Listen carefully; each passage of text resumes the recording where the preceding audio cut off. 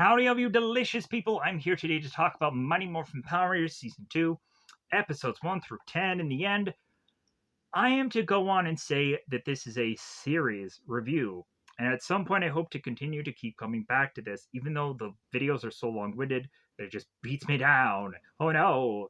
But here is where I'm to go on and state how much investment I'm going to actually take into this series. Because when honestly realizing that this is a series and most of my wardrobe comes from mostly Mighty Morphin stuff, I am to realize that, well, there are a number of other seasons that come somewhere later down the road, and I should probably go on and spruce up my Power Ranger wardrobe, shouldn't I? And a lot of people like, no. Don't do that. I know you like a lot of characters, but it doesn't matter. Only Mighty Morphin matters and nothing else. Because some people will go on and be purists. But I am to want to go on and expand my fandom to showcase that I do like a lot of characters in Power Rangers. And I hope to go on and obtain certain clothing, shirts, and what have you that are to go on and showcase that. So, and I know a lot of people are thinking like, well, hey, when is the GoFundMe going to come? Like, how many of these shirts do you want someone else to go on and yeah. Oh yeah, that's gonna happen. Here's the link right in the description. No. What I'm going to try to do my best to do, and then also when talking about this here is probably going to affect that because all of a sudden everybody's gonna be like, Timu, what now? I'm gonna go onto that thing and just buy it all. Just so I can get it away from you. And that's fine. Because a lot of this stuff is limited stock anyways, so I'm just thinking in my mind, like the quickest I can just grind this stuff could be a quicker way to hopefully get it. So, because I am not going to go on, and yeah, the avenue of which that I'll go into is very cheap, but free is even cheaper. So, with that said, I'm to go on and of course realize that there is, if money was no object, I would go through Redbubble and buy a load of Power Ranger clothes.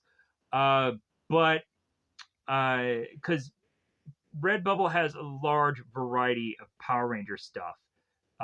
If I were to be asked by somebody where to go to get Power Ranger stuff that isn't Mighty Morphin, that's where I would tip the hat to go there. Because they have a lot of Sentai stuff, they have Kamen Rider stuff, they have a lot of really good, interesting shirts there. Um, Regardless of what probably Etsy is doing now, which I've heard from some sources, some mysterious sources. Uh, Beauty Baba Yaga, I believe, is the channel name. Probably mispronouncing that, but whichever. She goes on and does quite a bit of actual content that a lot of people tend to watch. So if you want to go on and find out which Power Rangers actually get paid or which is to be uh, characters in Power Rangers who are dragons, check out her content. But anyways, uh, Etsy, it seems, is to be an avenue of which that people are to go on and get Power Ranger stuff that actually looks really good in quality and what have you. So that can be an avenue for people to check out. But like I just personally just if money was no object, I would go to Redbubble. But here's where I'm going on. I'm going into Temu, TEMU, and grinding my way. I've already grinded to have gotten a Dino Thunder shirt. So I'm hoping in the future I will go on and possibly get like the Doggy Kruger SPD shirt because I actually like that character, even though some people don't like it. And I want to get a Captain Chaku shirt from Beast Morphers. Yeah, I actually really like Captain Chaku. Just because of the design of the Ranger, but I don't really care for the actual character. He's a robot from the future. All right, cool. But anyways,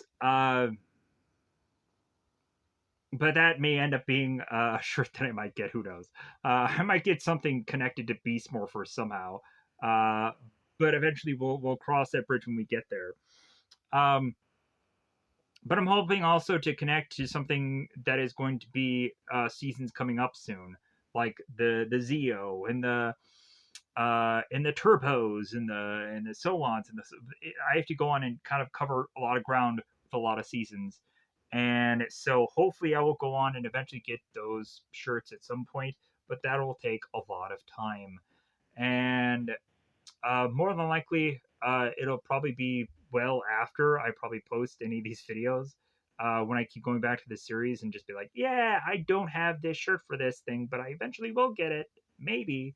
Um, and yeah, so who knows? If I keep going about how I'm going, it seems that the channel is continuing to go well, but I don't know if it's ever really going to get monetized. But regardless, like, really, I'm just hoping that I can just keep going on into Timu to get what I want, and I'll be happy with that.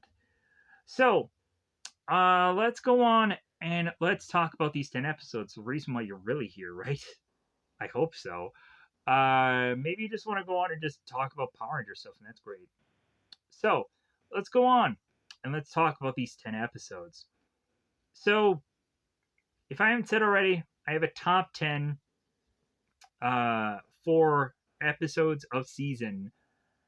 And story arcs end up counting as one slot, not three or four or how many ever that they really have.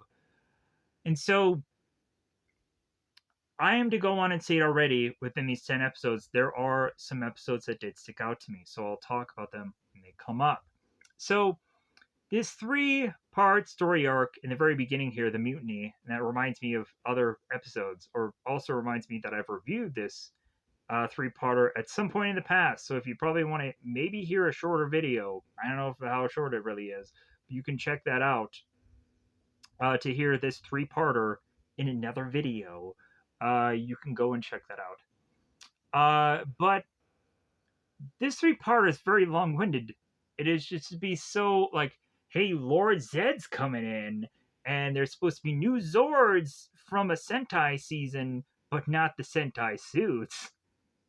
Hey, like, we're gonna go on and we're gonna have the Rangers just struggle against this monster for 3 episodes, which all they needed to do was just fight the freaking monster, and they could have easily just like had this 3-parter a heck of a lot shorter, but they just decided to just not fight against this monster. They instead called for the Zords, which made no sense, and then that backfired on them horrifically. But then also, speaking about Zords, Tommy doesn't get a new Zord. That sucks. But eventually he'll go on and he'll get his own Zord. And then also he'll get to be a new dope ranger. I had gone on and in my youth had gotten the Thunder Megazord in my youth, and also had gotten the White Tiger Zord because my parents were lucky to be able to afford these kinds of things when I was the young lad. And the only problem I had was just the fact that, like, man, these Zords were so cool, and I could kind of just combine them all. It was all just the process of just like, man, I want to go on and just adjust them and whatever. But the only problem is they had nothing to fight. They had nothing to fight. Like I had to go on and just kind of come up with like um, the ooze monsters would always have to come on and just be like against any of the other just Megazords. Because from the movie, like those were the only things big enough to logically fight off um, the Megazords, and that just kind of sucked. Um, but like you had to go on and just kind of really like suspend disbelief, and at some point, like you only have so many action figures, so you have to go on and just kind of like in your head, um, like there was fights against Power Rangers and Beetleborgs and all kind. There were so many crossovers, and and so many things that eventually had to be just combined together. And conveniently in the show, there at one point was a Wild Force uh, episode that gave us a technically Beetleborgs crossover, technically. But anyways, I'm getting far too lost in the weeds here. So we have this 3-part episode, and it deals with this charity rally, and also Jason. Jason from season 1 was the worst Ranger, obviously, in my mind. Probably not to a lot of others. And so when coming into season 2, man, is this character drastically different. This character is to be way better. He's an actual leader. He is to actually go on and really, even like at some points, just being like, you know what, Billy, like you did something good over there with that with that whole mirror you made. And Billy was like, oh, thanks, Jason. All right, yeah, like something as simple as that. Like, what a difference season 1 was from season 2. And it's just the small things that actually really did matter to me. But if anything, also like just like a lot of the other Rangers are just kind of lost in the shuffle right now, as well as also like Tommy is dealing with my powers. So like we're just like, well, like some other Ranger has to go on and step up and just kind of be better for these episodes. And like, yeah, we still have it to where Billy, he's still inventing a number of things for these episodes. But here's also the funny thing. So let's go on and let's talk about episode 4. So we have at one point in episode 4, and here's where to start to get all the goofy and fun things within these episodes. Kimberly goes on in episode 4 and states that she doesn't leave home without a mirror. But the mirror she ends up handing to the team has a Triceratops on it. You would think Tommy would have grabbed that mirror and just be like, hey, Kim, why is this mirror that you can't live without of have a Triceratops on it? Are we having some problems between us? Like, I thought our relationship was good from whatever this show decides to just show. Like, but maybe Billy is to have a little bit more of a science partner than just Trini, it seems. Maybe there was a reason that Kimberly had decided to go on and give Tommy a Dear John letter, and maybe it was because that Kimberly had gone on and done some body swapping with Billy and just being like, well, yeah, like I am haunted by the fact that I'd body swapped with Billy. Haunted in a good way, not a bad way. Not a bad haunted. So maybe Kimberly was just like, maybe I want some of that Billy. Who knows? Who knows? Conspiracy theories are to be plotted. But yeah, but like immediately when Kimberly handed that mirror and then Billy took it as like Triceratops, yeah. I was like, what? This makes no sense. So, but if anything, besides that, that was just kind of a funny thing in my mind. But in episode 4, we have Zordon that decides to deanionize. He decides to go a little bye-bye because the planets are aligning. Because this is like Thor the Dark World. And we have the Primitor that is seeking havoc upon this town. Coincidentally, while also Alpha is trying to go on and try to rescue a missing kid called Dylan. Alpha is to go rogue. Instead of giving the Rangers a jingle jangle like, hey, there's a missing kid named Dylan down by this park, rescue him. I'll teleport him, or I'll teleport you there. Instead, yeah, like Alpha just goes rogue, goes and does Alpha's own mission, and then eventually goes on to regret it because Alpha almost dies from self-destruct. But wait a minute, so Alpha also is to have defense mechanisms in programming of Alpha. We've seen that before in prior things, but instead Alpha is to decide to self-destruct itself.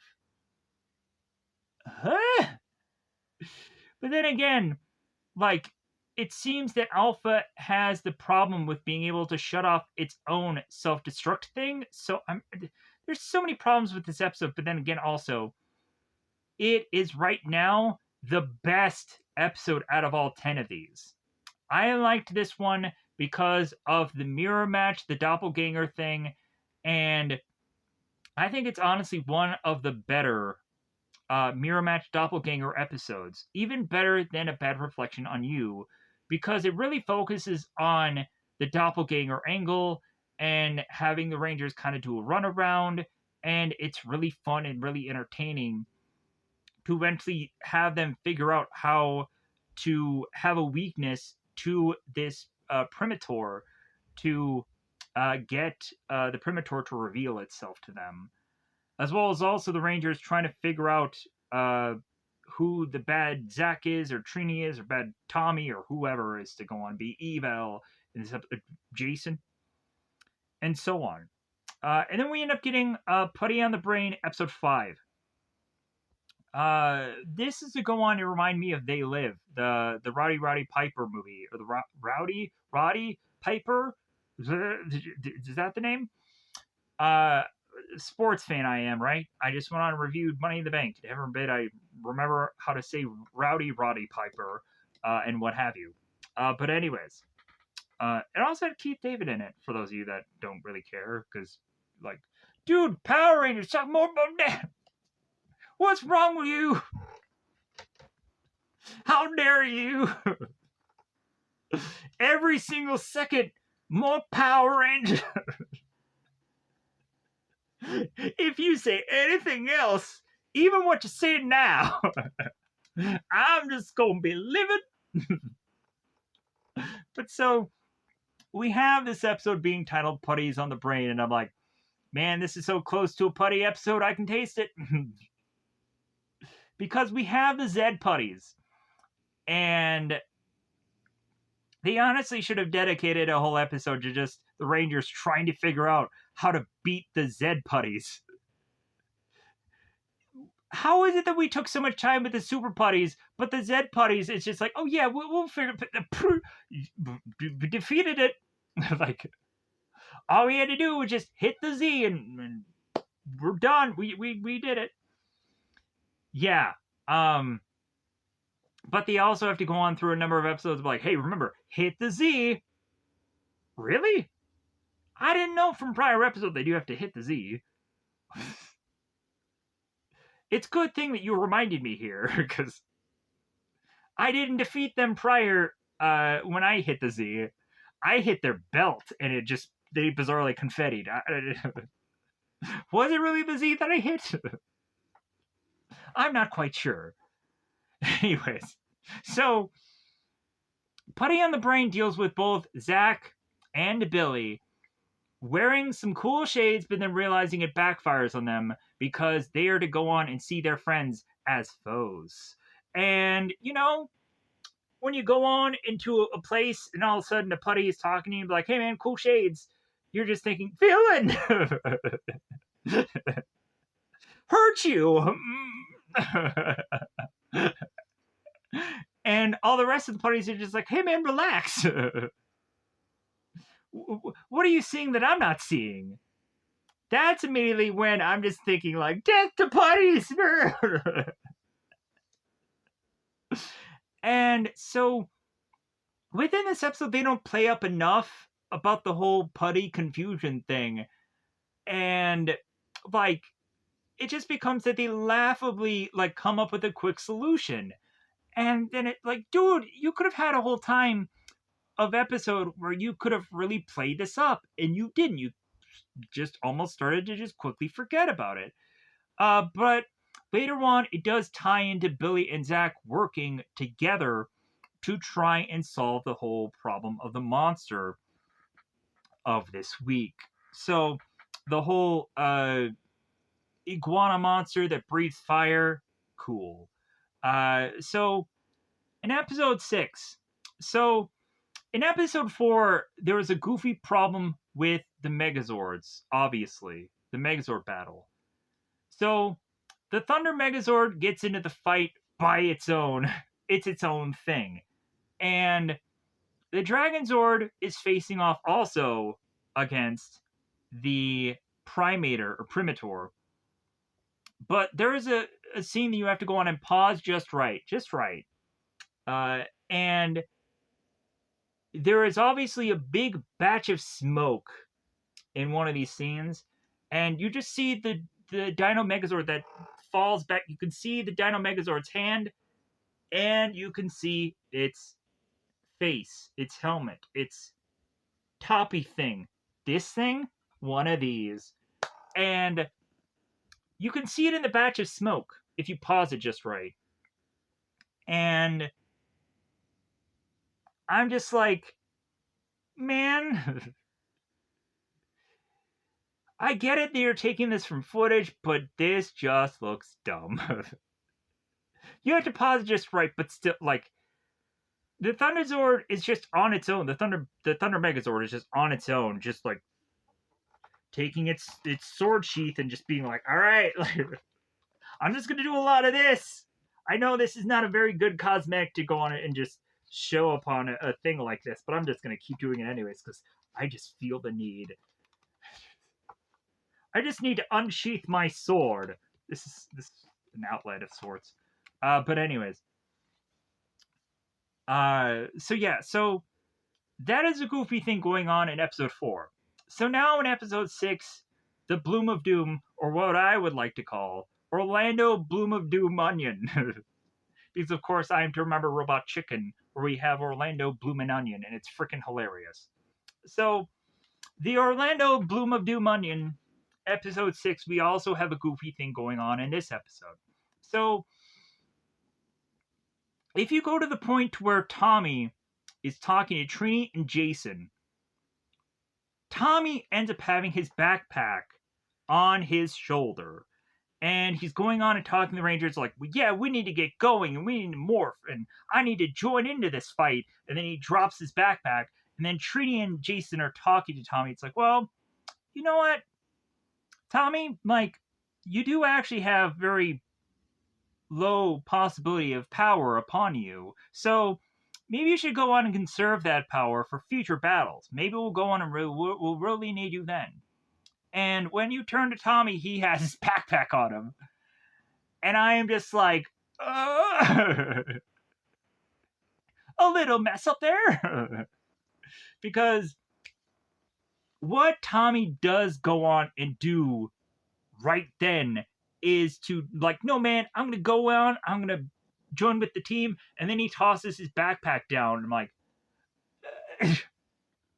did anybody not notice this in the editing scene? Or logically, there are some times where there are mess ups. Like in SPD, there's a blooper thing going on where the SPD Rangers all at one time try to morph, and like there's a piece that falls out of the one of the morphers, and it's like, okay, all right, well, like, let's just pan up a little. Maybe no one will notice it. And then also Goldar with his neck thing, and then they completely replaced Goldar, so we can't complain about that now. But anyways, the Orlando Bloom and Onion of Doom episode 6, is to give us a Kimberly that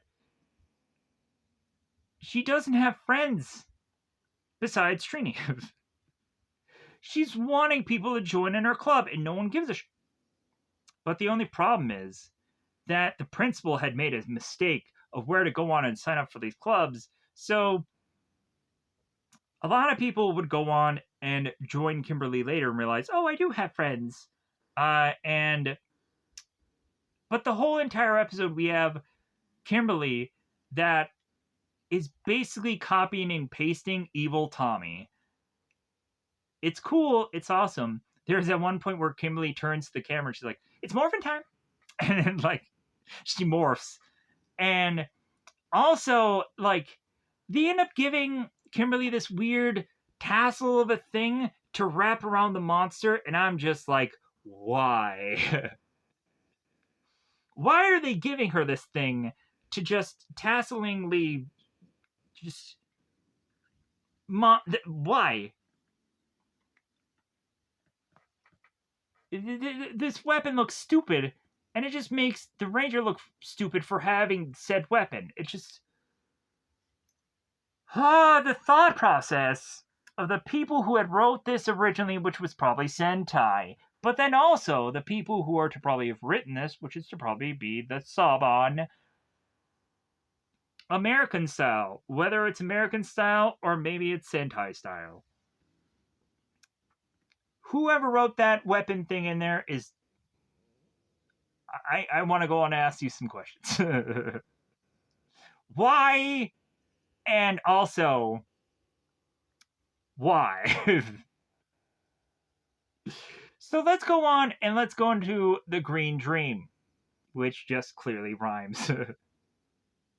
So, episode 4, I feel, is the top episode out of these 10. But the Green Dream, of course, because Tommy episode, is to really just be just fairly below it, almost tied in some ways. It's a really good episode.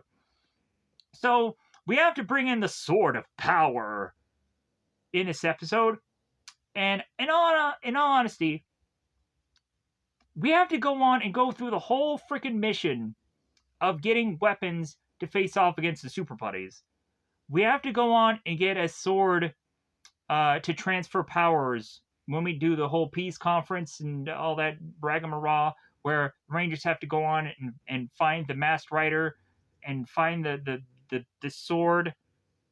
This is a good cosmetic, right? To go on and do power transfer when we get to the later part of this season. But man, if you just go on, you just slap your hands together in a circle, you can get a sword of power out of the command center. Does anybody have a problem with that? Does anybody just think logically that there should have been more thought put into it? Like, go on and have the Rangers actually have a mission to get the sword of power? That would have been dope. But no. Like, if you would have just had them go on and truck all their way to just some cave effing somewhere, I would have just been like, okay, that's fine. Like, if there was no obstacles for them to have to dance through and what have you, like, I would have just been like, okay, at least this, there would have been more thought put into this to then just hands together and get a sword power. Man, if I can go on and just put my hands together every day and then hope I get a sword of power, I would never leave my home, which I never really barely ever do anymore. But, anyways, so we go on to have the Green Dream here. And so in this episode, Tommy is dreaming and he's having this premonition that he's going to lose his power someday. And like, well, of course, he at some point is going to lose the power. Like, we can dance around the fact that, like, basically Zordon is consistently putting a band-aid over a bullet wound, and surprisingly, it's just still working with the whole re-energizing thing. But it's not a final end-all solution. Final end-all solution is White Ranger, because Tommy is going to be the popular Ranger here for most of the point. Even though he may not be the best Ranger for the season yet. But he'll eventually go on and be the leader. Anyways, and then Jason sadly won't be the leader anymore. It'll just be peace conference out of be deuces. But then again, eventually he'll come back in Zeo. So for those of you that are going on and hating for me, for how much I kind of laugh about Jason, I want to go on and definitely see Zeo so I can remember how good Jason really is. Because eventually, for how I'm to go on and crap on him now, he'll probably end up being the best thing about Zeo. So that's what I hope he will end up being for that show when we get there. When we get there. So, uh, which I hope we will. So, because I'm really investing in this series. So, we also if I haven't said already, in episode 7 we get RoboGoat. RoboGoat, like, the action figure of this thing looks so dope. Because it actually looks like the thing in the show. They like, this thing was molded as like we're making an action figure of this right now. It's just so good. Whereas the Z putties, like the arms are just so weird and wonky, to where it's like it does a really cool thing where you punch the Z, and the arms and the legs, they just plah. But I'm just like, man, you're gonna probably lose those things at some point.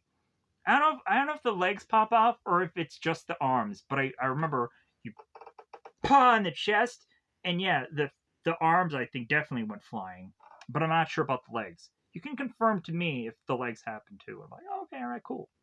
Because it's been I've collected action figures of Power Rangers. I have them. I do. Somewhere in the beyonds of what have you, but they're mostly just Tommy figures. Mostly just Tommy ones.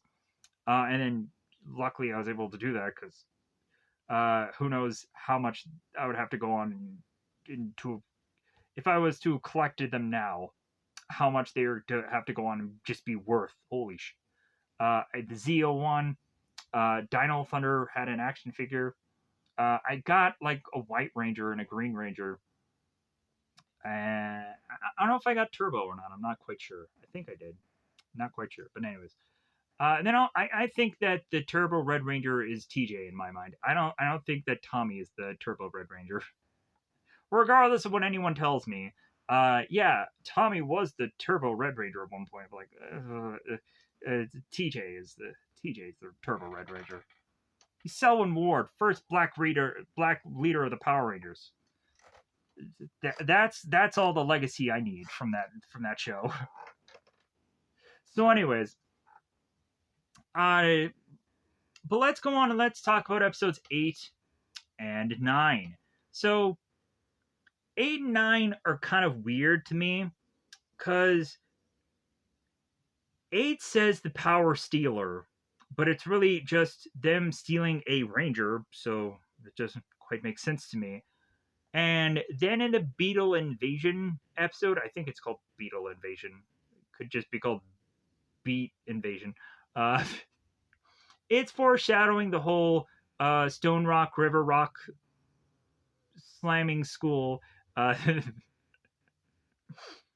is alluding to the fact that we're getting people coming in to replace and peace conference out certain rangers. It's foreshadowing to the fact that like we don't exactly have Aisha, Adam, and Rocky right at the gate here, but this Stone River Rock Canyon school that I hopefully will have an actual better name of because I'm kind of going off the cuff here right now. And you can go on and correct me in the comments if you want because I really won't care. Because I'll just be like, yay, comment. If you want to comment anything of my F-ups or screw-ups or whatever, go ahead. Because really, I'll go on and I'll just be like, hey, great to comment. But then also, maybe it might just have something that I might just have a response to, and that'll be cool too. As long as it doesn't offend myself.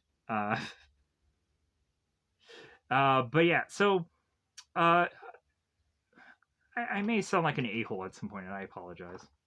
But anyways, so this Beetle Invasion episode is to bring in a foreshadowing element, but then also it's really just have the Rangers playing this stick hockey thing. I say stick hockey because like really, it's like floor hockey. It's not them on ice skates. It's really just them needing to do some kind of sport in the youth center, and for them to just practice this whole thing and be goaded out by this school. And I'm kind of wondering all along, like, if they were like planning on this or something, um, because a lot of the Rangers were going on, and they were kind of talking about their pay at this point. We also come to find in these episodes, the guy who goes on and does the music of said episodes, obviously does this song, uh, I Will Win. And come to find out, the reason why he was going on and doing that song is because, like, there were some problems with, like, him continuing on doing this job and whatever.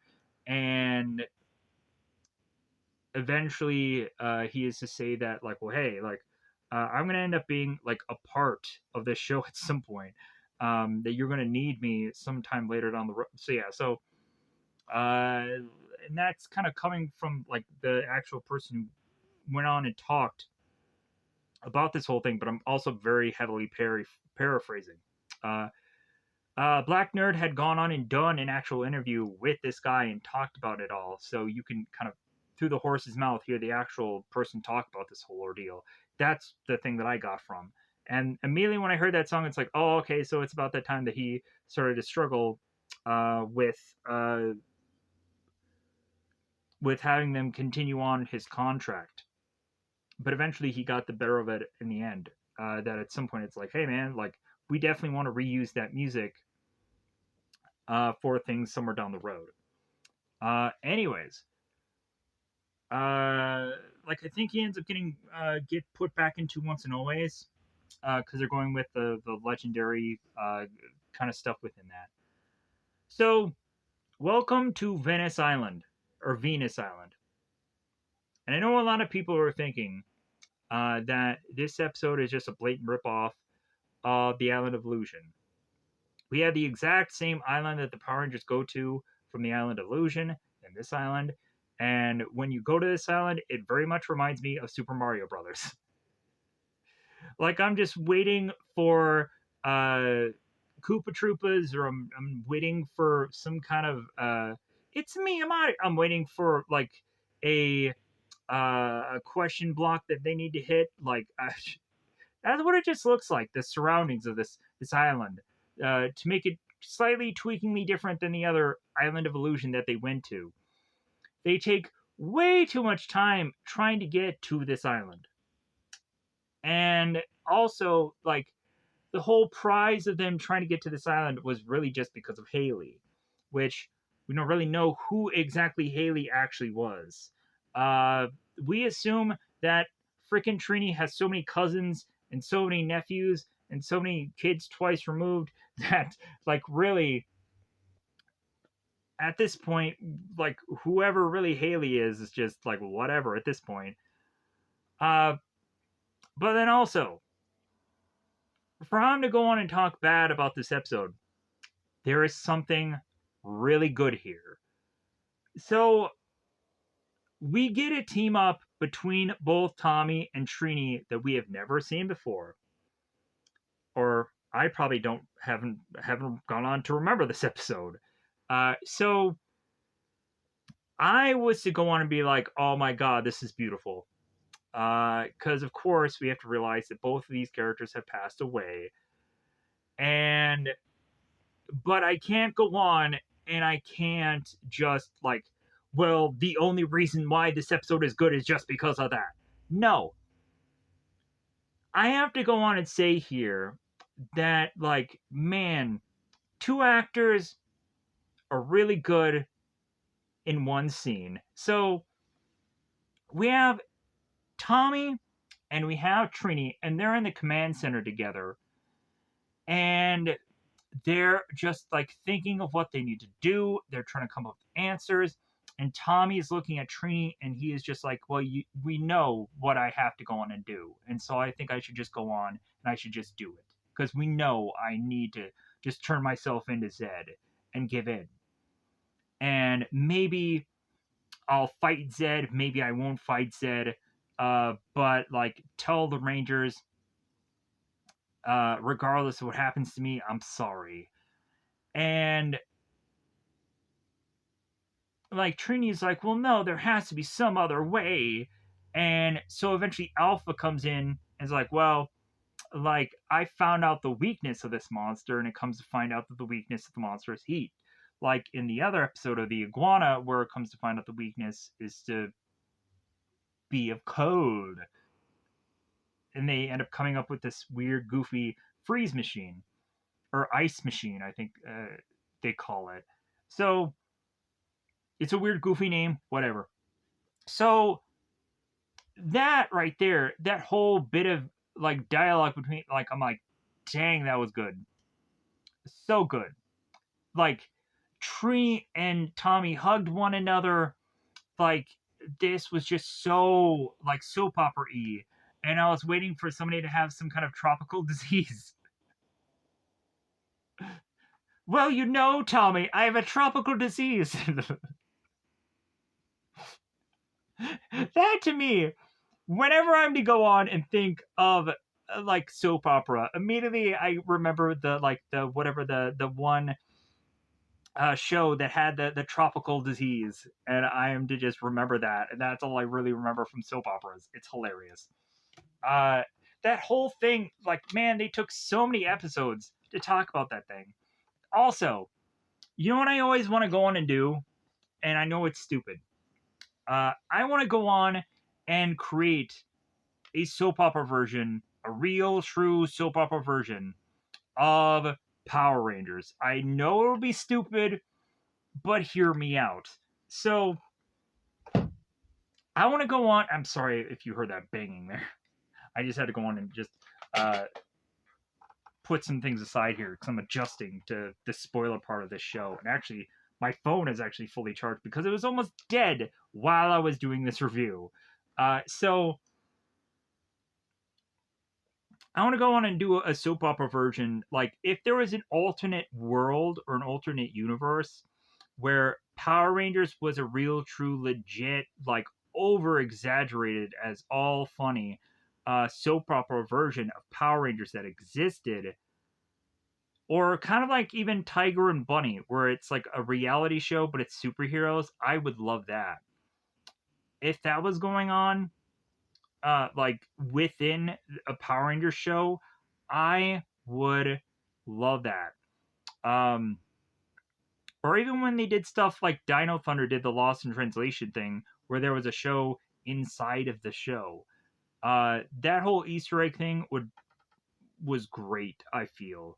I wish there was more of that. But anyways, let's go on and let's break down these episodes. And I'm sure this is a part where everybody loves me breaking down these episodes. So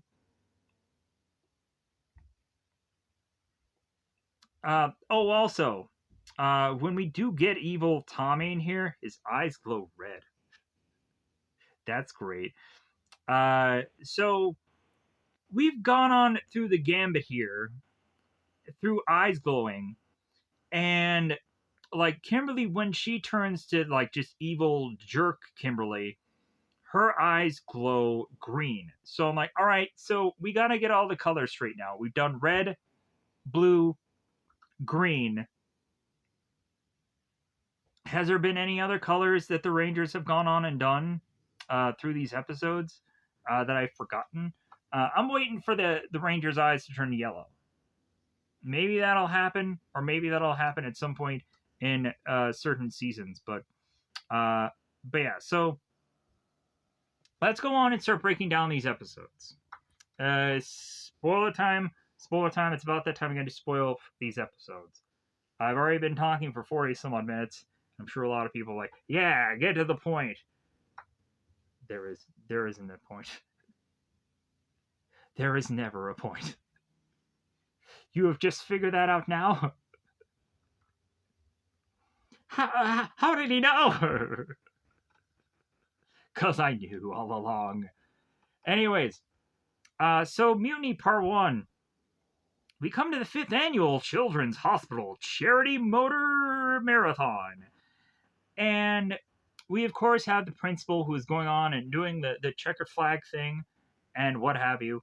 So, all the Rangers have the ability to just ride all these four wheelers. There seems to be like, hey, where's your ID book? And what have you.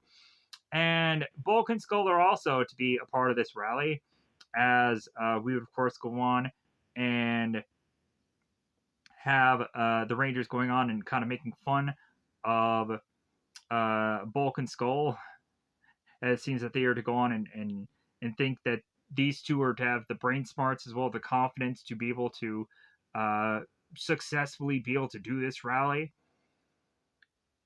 Which all Bulk and Skull just needs to do is just follow the Power Rangers the whole time, and then that's the cheating that I'm sure that they would love to do anyways. But they didn't. So Billy is to go on and talk about the map and then also the clues and all that stuff. So we now go to the Moon Palace. And Rita is to go on like, all right, here we go. All right. We're getting ready for another day. Everybody just start to get loose, start to get fly. And then all of a sudden coming flying through the skies of space is to be lightning. Lightning is happening in space.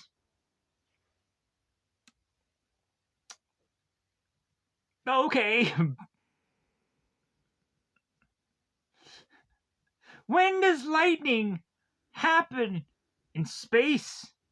Also, when did like space like get some cloud of space? But anyways, lightning is continued to crash upon the moon. And that is to have Golar be like,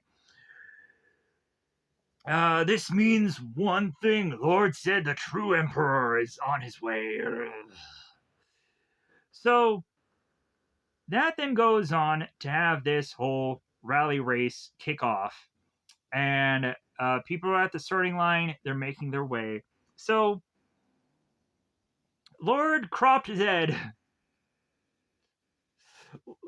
Zed is kind of from like here on up. You can see him, but like he's kind of missing his fin there. He's kind of missing something. We of course have Zed, who at this point has realized that Rita has failed quite enough, even though he's galaxy vanting in darker places and could not have probably given an F about how much progress or lack thereof Rita has really gone on and accomplished here. But so Zed is to go on and be like, well, hey, I'm to resume command because really at this point, like, I have nothing better to do but then to just come back here and to just kind of take over. I'm like, so is Zed really to have gone on and just been like Rita's superior? Like, then who is all anyways, so I want to go on and I want to understand how like per season like how exactly does the monster side of things, how does that work? Is there a comic book that can help me understand that? Is there a knowledge of somebody that somewhere has this? I want to understand the monster world of things. Like, we understand that there is Master Vile, then there is Lord Zed, and then there's Rita. And so I just want to understand, like, is there like some kind of like Green Lantern Corps thing going on with these monsters where there's a rotation, where there's always, when there's bad, there's good. Like, I'm just try to want to just understand, like, when there's a dimension that doesn't have villainy, there is always villainy. Like, because when looking at in space, and then we just turn around to just be like, well, now we're in another Power Ranger world or universe or whatever that still has villainy and monsters and what have you. I'm just like, wait a minute. Hold on a goddamn second. Like, how is it that there is always villainy going on? But whatever. But we wiped that bad boy out and in space, but I guess not. So we of course have Lord Zed returning. Golar is led ready to know. Like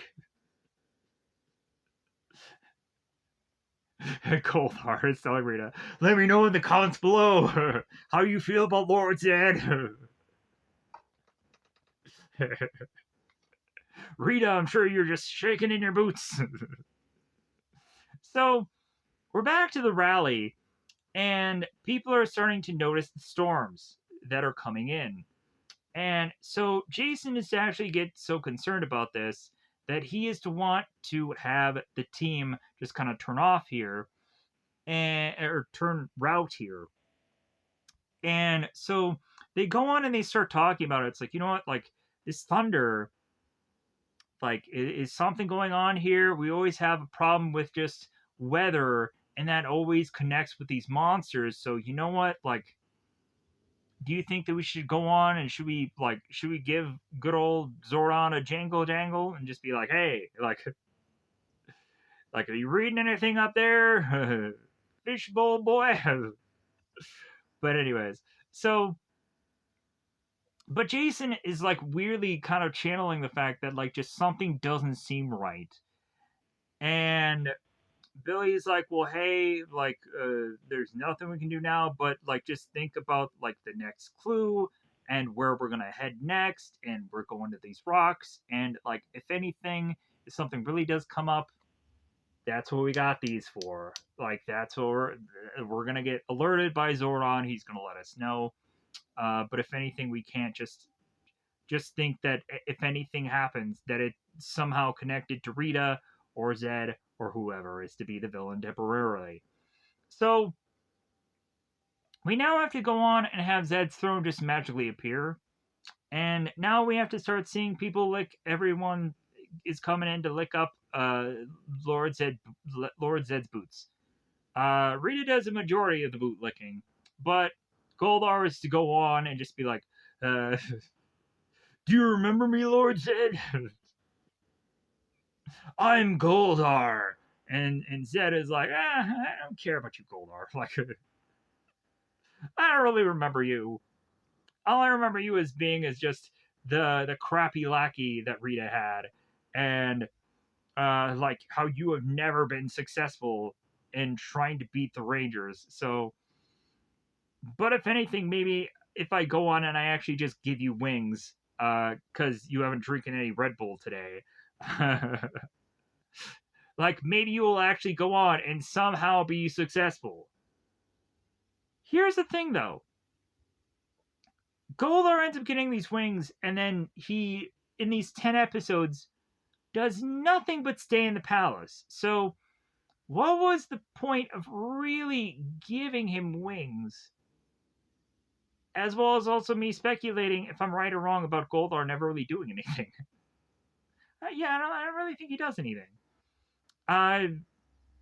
Because, yeah, Zed does all the heavy lifting.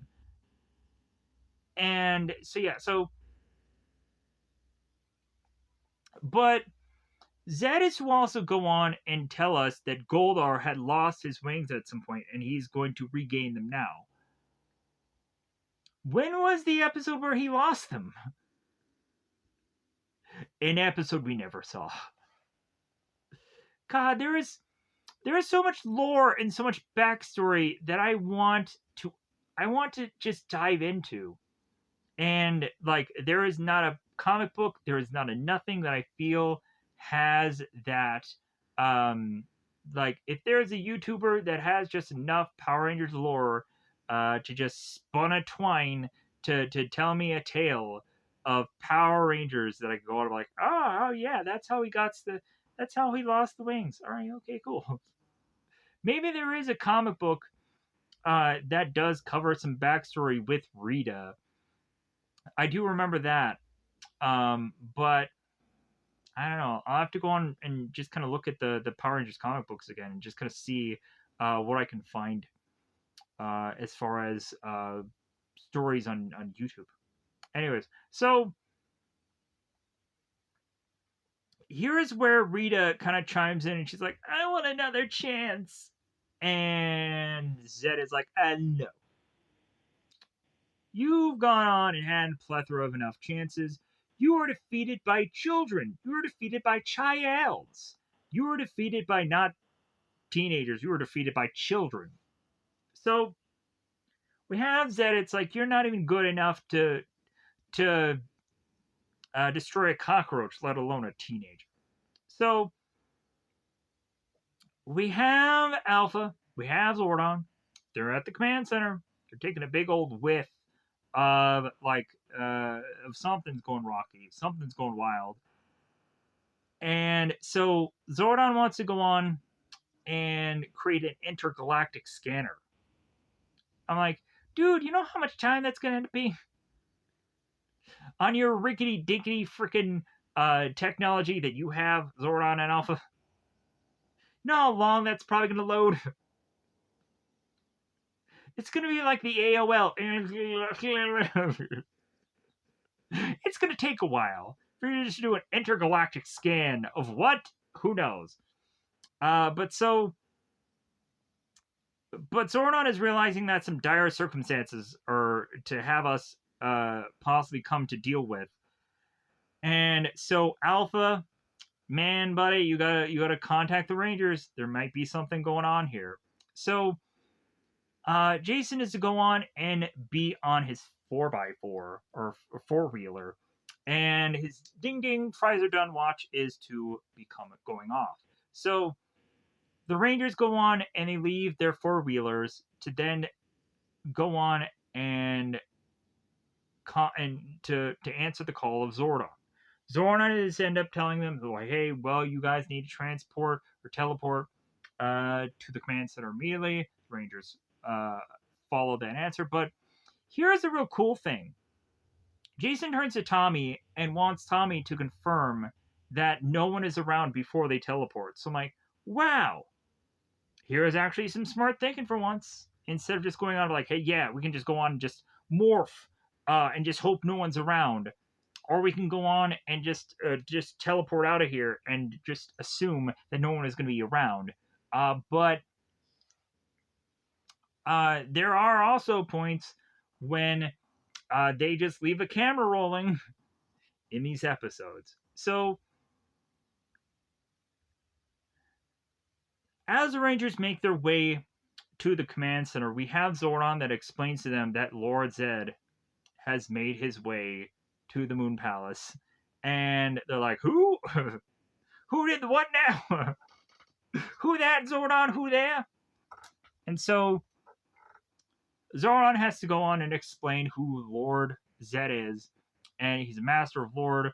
And of course the Ranger's like, well, he's worse than Rita? Yeah, of course he's worse. Because he's new flashy villain. And so eons ago, it seems, Zed had kind of left the wheels in his car keys to Rita to go on and take over because Zed was more focused on taking over some darker places. What those places were, not quite sure. So,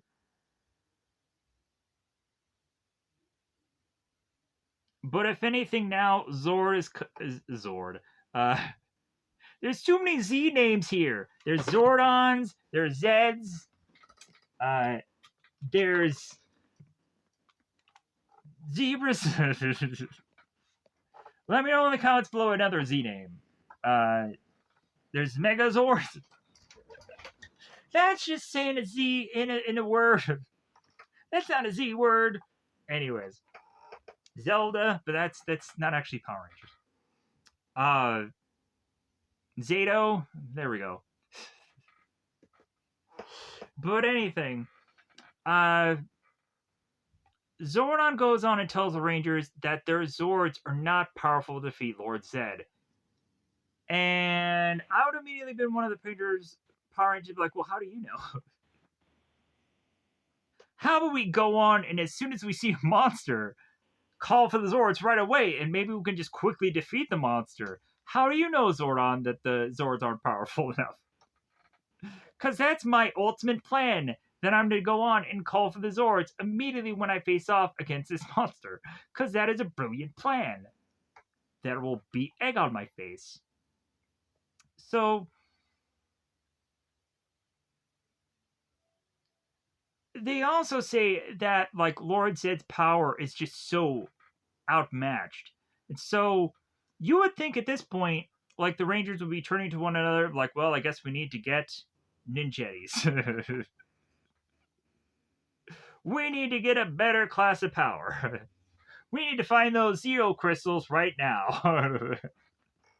You know, guys, are you thinking what I'm thinking? We need to go on and we need to travel in time and and find future Rangers. Anyways, let me pause here for a second. So now, back with Lord Zed, going on having Lord Zed be like, "Oh yeah, old Zordon, he's still kicking, he's still around." When you have a character in a time warp, he's gonna be around forever. He's never gonna die, it seems. Um, but then weirdly, they talk about the whole like time warping thing, but then actually, like, how do they make sense of the time warp thing in the movie? Like, God, I like, there's so many questions about Power Rangers that it's just like it doesn't quite make sense in some manners of things that they are to go on and just try to talk about here in the movies and shows and whatever. But anyways,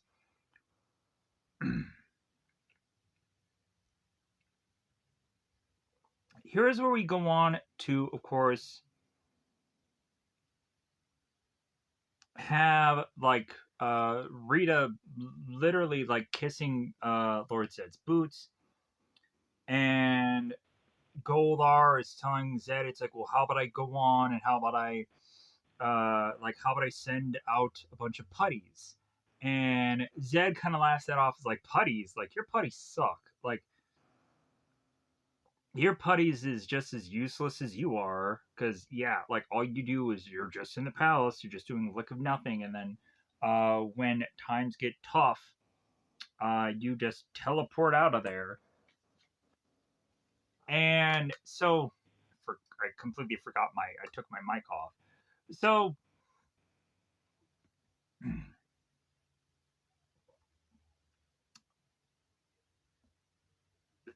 Zed is to go on, and he is to decide that he wants to go on and he wants to put out his own army of putties. And he energizes them and sends them out. So we have both Bulk and Skull and looking at the clouds, and so eventually they go on and they get lost. And then it also seems that there is trouble with their four wheelers.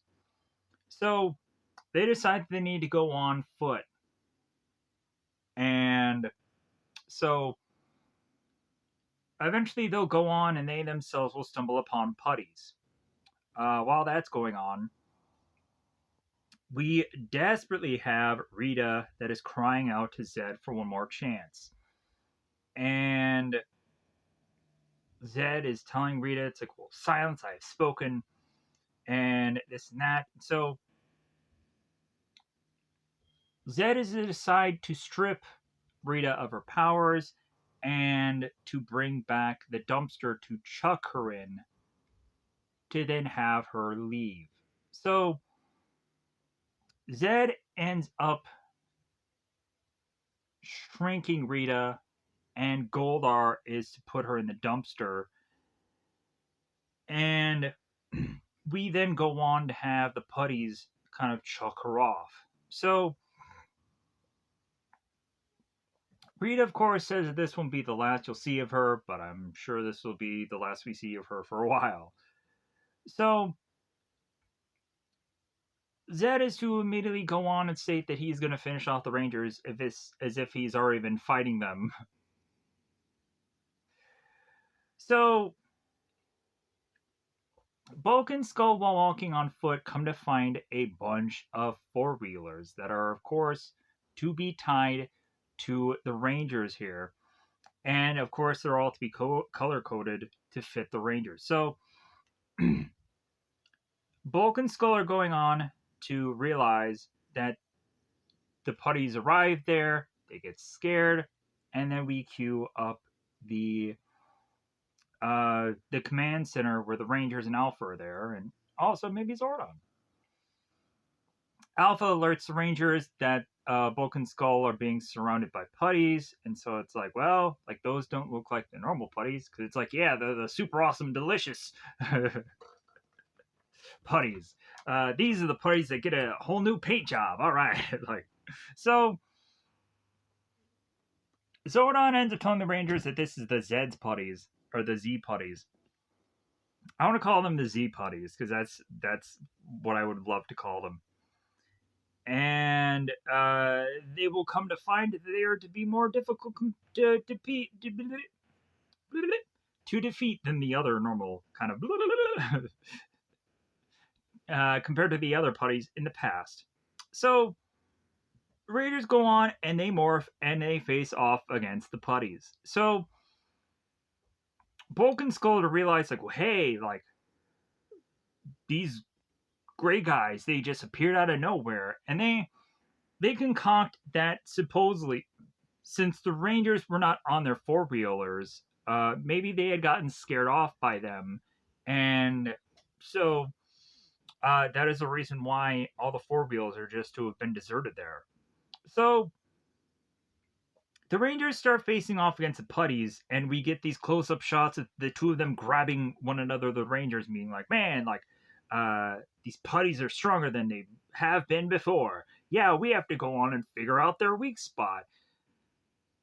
Even in this putty fight, we have Jason. We have Tommy. That's near Billy, and he collapses because he's like, "Oh, my powers, my chess piece. It's not the same as the Sentai footage. Help me." And so, as a putty gets ever so close to Tommy, and it seems that Tommy's powers is weakening, Jason jumps in to save Tommy and help him out here. So, as Jason is to have gone on and faced off against this putty, he realizes to hit the Z. And now we have a number of episodes where you better hit that G. You better hit it. I'm going to hit their ankle and see if that's the thing that works. I'm going to go for the head. The head seems dangerous. Oh, yeah, like the Z putties, I think what ends up happening when you hit them in the chest, like I think the head and the hands, like they pop off, right? I think from the action figure. But it always kind of made me groan just because of looking at the action figure, like the hands were just like, ugh, they're just gross. Anyways, so I don't know if I've said any of this already. I'm very confused. I had to take a good long break to just get a meal and get some food in me because I'm really just but anyways, so here's where the Rangers start to go on and start to figure out how to beat the putties. Kim and Zach Kapow do a little face palm in action into the Z's putties. It sounded like I said disease there. The Z putties, Chess and Trini and Billy start to figure it out. Then Jason ends up getting another pop to take down one of the other putties. So Jason calls out to Bulk and Skull, "You guys okay?" Of course they are. So the Rangers, maybe it is Trini and the Power Rangers. So the Rangers decide to make their way to the command center, as well as Bulk and Skull are to concoct a plan to try and solve the identities of the Power Rangers, because that is going to be a long-winded thing that they're going to try every episode. Like, that's our plan, to just figure out the identities. Because they are to say here that they had heard the voices of the Rangers. Now it's time to figure out who they are. So, back at the Power Command Center place thing, chamber. I wanted to just say Power Chamber, and I got so confused. Back at the command center, Jason is to go on and tell Zordon the putties were pretty strong, and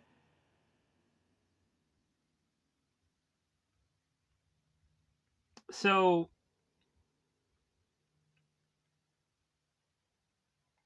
Zed is to now want to go on and rely on Finster or anybody to go on and concoct some monster for him this week. That he is to go on and concoct a monster himself, a much more superior one. And I'm just like, man, the way that this piranha head like comes out of this water, I'm just like, man, that was pretty awesome. But then again, like, man, what do they have to do to get this monster out of the water there? And also, like, it seems that one of the ears was like messed up the whole entire time of this episode. So I was just kind of curious if like there was any issues with this monster getting out of the water. But anyways, we then have Zordon letting the Rangers know about Zed creating a monster, and that this fish is to be coming out of the Rampoon River. And it, of course, is to go on and have Zed come up with the piranha from the water that he turns into a monster, bizarrely. So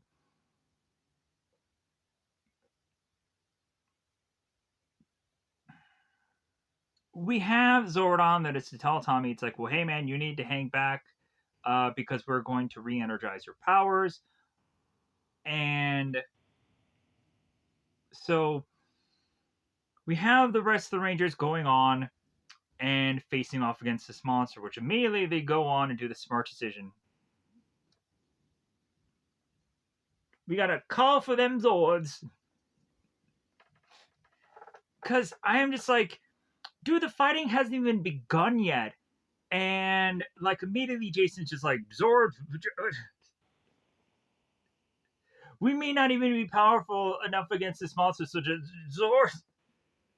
The knee-jerk reaction is just Zords. So, the Zords end up starting to appear one by one, and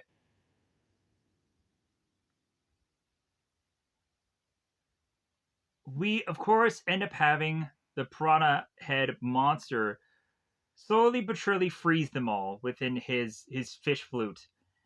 And Jason goes on and is like, oh my god, I can't believe he just froze the swords. What are we gonna do?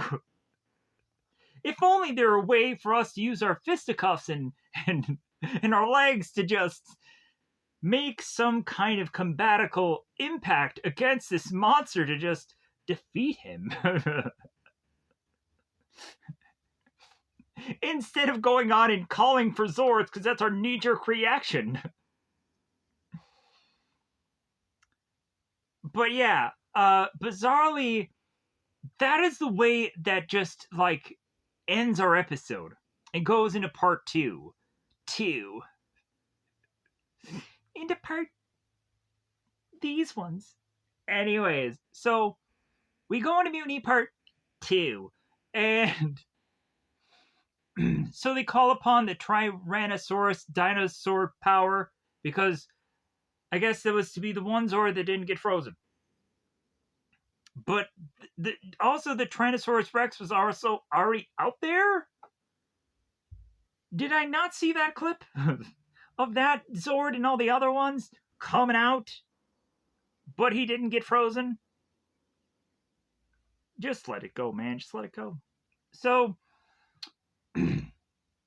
we have Zed that concocts a plan and then takes his staff and just gives his monster power to be able to use his fish flute to go on and control the Tyrannosaurus Rex sword. Tyrannosaurus sword. Tyrannosaurus. So we of course go on to have Piranha Head that goes on and does that.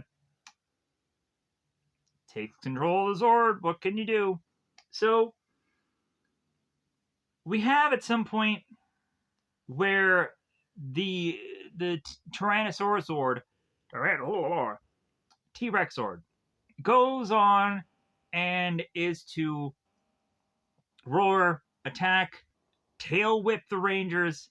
Like, it's just going on and just being like, you know what, I'm just so ticked. I am so upset that you're replacing me with new Zords that I just want to go on and I just want to attack you. How dare you replace me? Like, I'm freaking legendary, baby. So,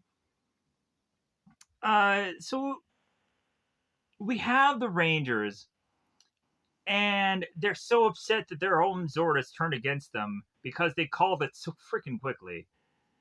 And they're like, well, hey, like, we can go on and call for another Zord, which is the Dragon Zord, and see what happens there. Because, of course, Tommy is back at the command center just getting juiced up. Because he's using performance enhancing lightning. Green lightning. So Zordon ends up telling Tommy that there is not much more juice he can go on and give Tommy. But definitely take that needle out of your butt.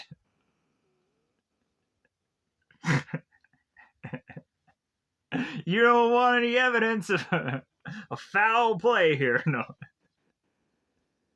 Anyway, let's keep moving on here. So Tommy goes on and he tells Elf and he tells Zordon, like, hey, I'm out of here. Let's get out of here. So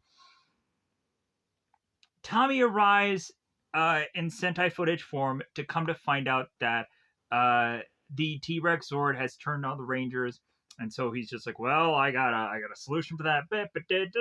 And so Dragon Zord ends up getting called, and then of course we go on and just be like, Zed is like, Dragon Zord, I might as well commandeer that Dragon Zord. You know what I'm saying?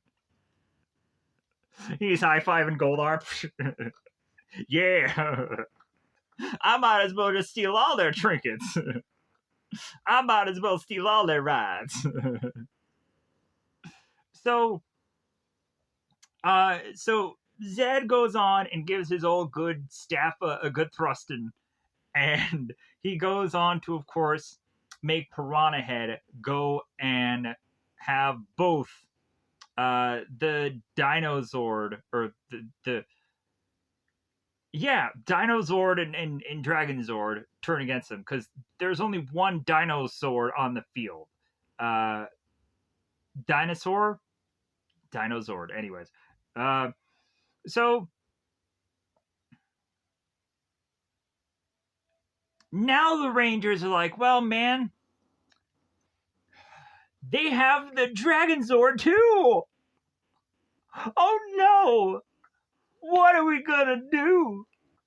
If only there were ways for us to go on and just battle this monster besides using Zords. But I don't think there's any other solution. Clearly. Man, we're just so outmatched here. If only we knew anything other than Zords. So, the Dragon Zord ends up whipping its tail to the Rangers, making them fall. And so, the Prawn Head is like, oh, what fun. I'll just make lunch out of you. I'm hungry. No, he says it later on, where he's like, I'm hungry. I'm going to make you lunch. Blah.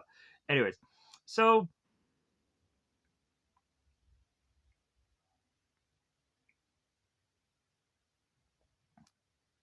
we have the Prawn Head who's like, well, like, your Zords are going to finish you off. And so now we're going on with Alpha and Zordon.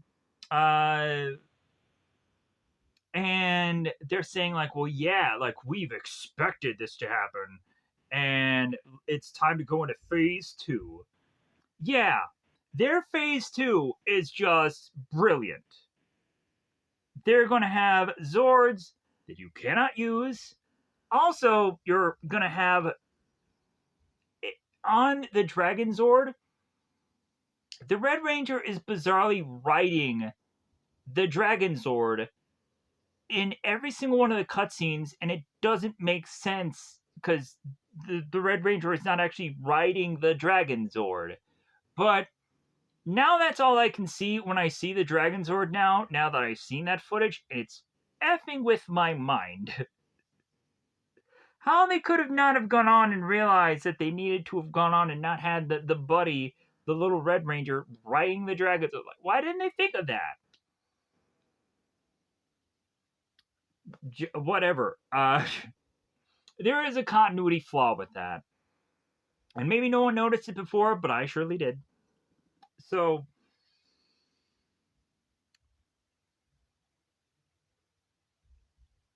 Zed is going on, and he is, of course, using more juice to put upon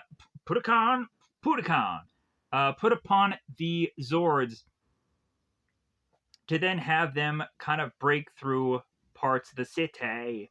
And we again have the Rangers needing to watch out for another Dragon Zord tail. So Tommy comes up with a plan because he is the man that has a plan, because at least Jason doesn't. So Tommy has to come up with something.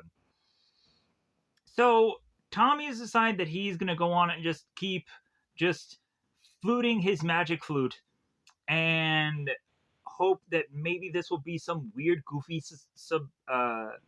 like distraction that is to go on and then force uh, the Rangers into somehow getting their Zord back. So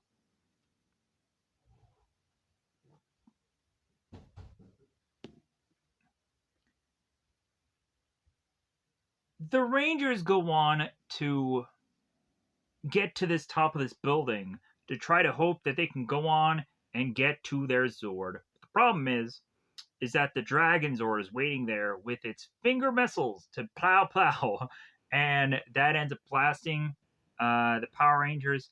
And so Jason is like, okay, we need to regroup, and we of course have the Dragon Zord's tail that comes through again. So they decide at this point too much destruction has been had this day, that they need to go back to the command center to just think of some kind of plan. So the Rangers make their way to Zordon to, of course, explain to him, like, yeah, we lost those Zords. I'm sure Zordon like, yeah, I saw. Like, what a just egg on your face play there, Jason. So, because you would also think that if one Zord getting controlled wasn't bad enough, wouldn't you think that the monster would be able to do it again to another Zord? But that's just the knee jerk thing that the Rangers just do. That is to just create a lot of problems as far as just logic is to just go into their brains. But again,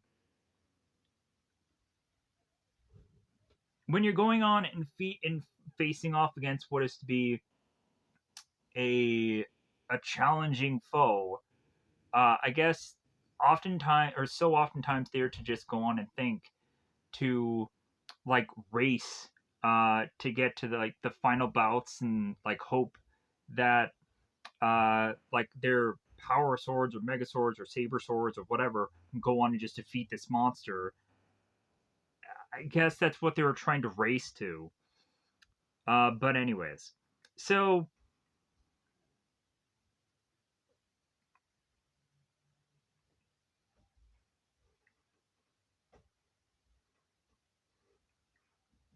here is where Zordon goes on and tells the Rangers that the only thing they can do at this point is to have the power of thunder to defeat Lord Zed. I'm sorry, but like, shouldn't you go on and state that, like, the whole lightning bolt thing, like, we're really just going on and having the power of thunder, lightning bolts, and like, it's just very to be symbolic here. But shouldn't like shouldn't a thunder megazord, like, how is it again that a megazord is going to defeat Lord Zed? They've already queued up so many Zords already. And they've got an egg on their face. But again, they were already told that the Zords were going to be too weak anyways. So, yeah, it's just logic gap.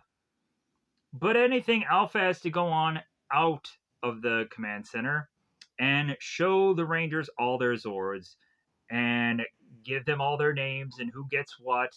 And eventually Kimberly turns to Alpha. It's like, well, what about Tommy? And Alpha's like, well, F Tommy. No. Alpha goes on and tells Kimberly, it's like, well, we don't know how stable Tommy's powers are is right now, so we are not to be quite sure if he's going to go on and actually get a Zord. And then also, we don't like him anyways. We clearly don't like Tommy the Green Ranger, so we're not going to give him a new Zord. Because we want him to be the White Ranger. We want him to be cool and white. And White Ranger. Anyways, so...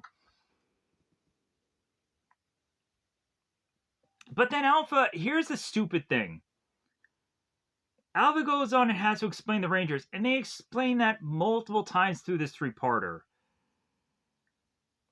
That the Rangers have to somehow regain their old Zords before they can get the newer ones. So I am just like, what does it matter? Like, I guess technically the Morphin grid could probably only handle one Megazord existing at one point in time, right? But still, like, but also they say that they have to kind of like recycle the the stuff that was used in the old Zords to make the newer ones. But the newer ones are already existing. Whatever. Just whatever. Is it like a signal or something? It's just, you would think if Billy could come up with any number of gadgets, you would think Billy could come up with a way to jigger those new Zords to have them defeat the old ones. And then also, he comes up with the whole signal beacon thing that goes on and blocks the signal that is going from the Zord to the Piranha Head. So we come up with that. So we have the Rangers and they're in the command center, and Kimberly just kind of turns to Zach. It's like, hey, you got any plans? You got any ideas how to defeat this monster? I'm sorry, if I'm going to go on and if I'm going to turn into anybody to think if they are to have an iota of a plan of how to defeat this monster, I'm turning to Billy. I'm turning to Zordon. Maybe even Alpha. Alpha, have you done some analyzing and have you printed out any papers lately that is tell us how to beat this whole thing? Maybe Zach can go on, and if everyone was to go on and just be very busy, maybe Zach had a plan. Zach did have a plan in the bird episode where he used to bring in those balloons, but I think this is outside Zach's realm of of coming up with a plan here. I would like to be shocked that Zach really had something to be like, oh yeah, I have a plan. How about we shouldn't have used swords ever? But so Kimberly is looking at Zach and just being like, oh, of course, you don't have a plan. So then she turns to Jason, like, hey, Jason, you got a plan? And Jason doesn't really have anything but just saying, like, well, Lord Zed shouldn't be in control. So here's where Alpha comes in with an analyzed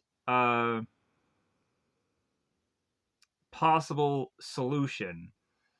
And so Billy's like, okay, we'll go on and we'll build this device and it'll interfere with Lord Zed's signal. So that's what they concoct. So and Billy and Trini like go on and they teleport out of there because Trini's like, well, hey, two heads are better than one. Let's go together. Let's teleport. Well, she says, oh, two heads are better than one thing later on, but you get my point. So they both leave, and Zordon is to like tell the Rangers like, well, hey, we have no time to lose. Lord Zed's monster must be stopped. How about you have the Rangers face off against them? How about you go on and just, God dang, just catch the monster from behind and just pow, knock the monster out. Just come on, Rangers, do something underhanded for once, just to save the planet. So Zed is just like, well, hey, since the Rangers are just completely out of the way, let's go on and like let's wreak havoc. Come on, let's have a good time. So we have Babu and we have Squad who's like, oh my god, like what would Rita think of what Zed's doing here? Yeah, like she'll turn purple or green or whatever. Speaking of which, there's one episode where I saw where Zach has a purple shirt on. A just plain purple shirt. I don't care that he has black shorts on. Doesn't matter. He wore a purple shirt. He's outside of his color zone. He is no longer a Ranger. He has lost his ability to morph because he is not wearing the right color. He is done. He is done, sir. That's why they peace conferenced him out. You have been wearing more than black, sir. You are to go on and just lose your Ranger card. So, also, we see here, Billy, I think, is wearing like a black coat, it looks like. But who knows what he's wearing? I can't really see what he's wearing underneath. But Trini is actually wearing a yellow coat.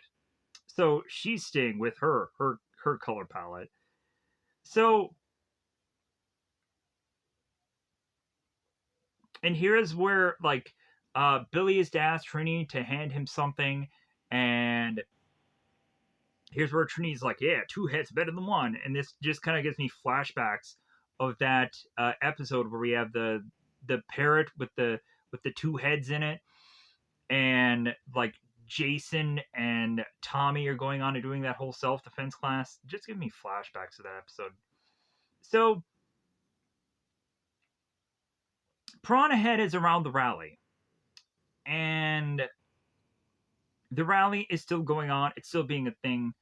This rally has been going on for months now. Jason and Tommy and Billy and Zach, and they've grown full beards while this rally is going on. And they're still just like, Zordon, what do you got for me today? I have nothing for you, Rangers.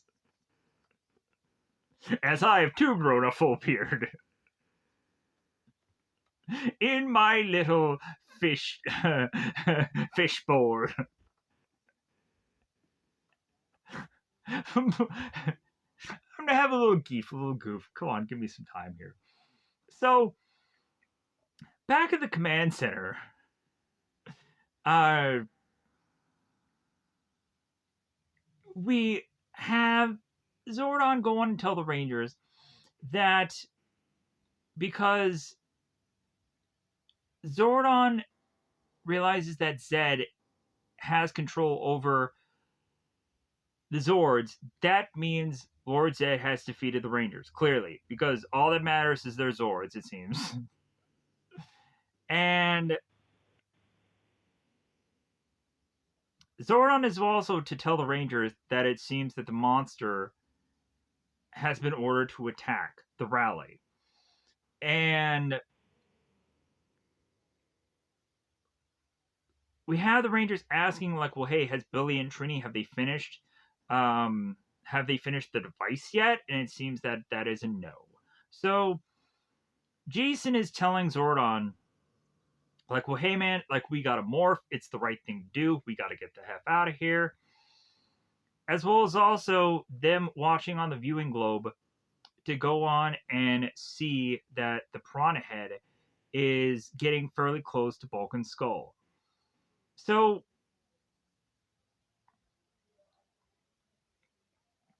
and at some point, the Piranha Head makes its way to Vulcan's skull and then controls their four wheelers and makes them go backwards forever until Billy can come up to find with the signal blocker to stop all that. So, the Rangers get out of the command center, they morph. Uh, Zed's game plan is to put a little bit of the cat and mouse. And instead of having the Piranha Head face off against the Rangers are going to face off against Putties instead. And so the Rangers may make their way to face off against Piranha Head to just be these, like, just to be a decoy, to be a stalling kind of thing for Billy and Trini to get more time. So the Rangers go on and they're harassing Piranha Head, and Piranha Head will go, "Hey, I have all these Zords. I can just take control of them at any time of my will." And so, but as the Rangers go on and they try to get closer to the Piranha Head, here's where the Z putties come in instead. So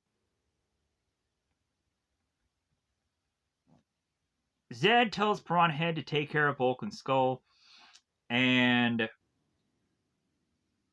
the Rangers are, of course, distracted by putties. So we have some really good ways of the Rangers trying to like Zach does like kind of the weird back dove to hit the Z. Uh, Tommy ends up doing this like flying Superman punch, hit the Z. Tommy leg Z. We also in these episodes go on and do some like Mortal Kombat Liu Kang freaking kicks here that I think Kimberly ends up doing here. And so we then get the Piranha Head to go on and recontrol the Zords again. Because again, we just got to keep going with this. So, whew.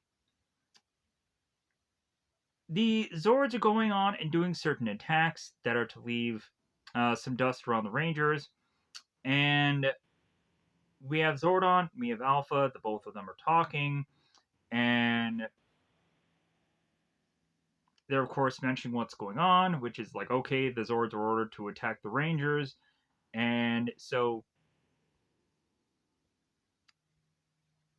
Zordon is to try to want to go on and call the Rangers to just, just kind of just do some catch up. Like, hey guys, like, how's it going?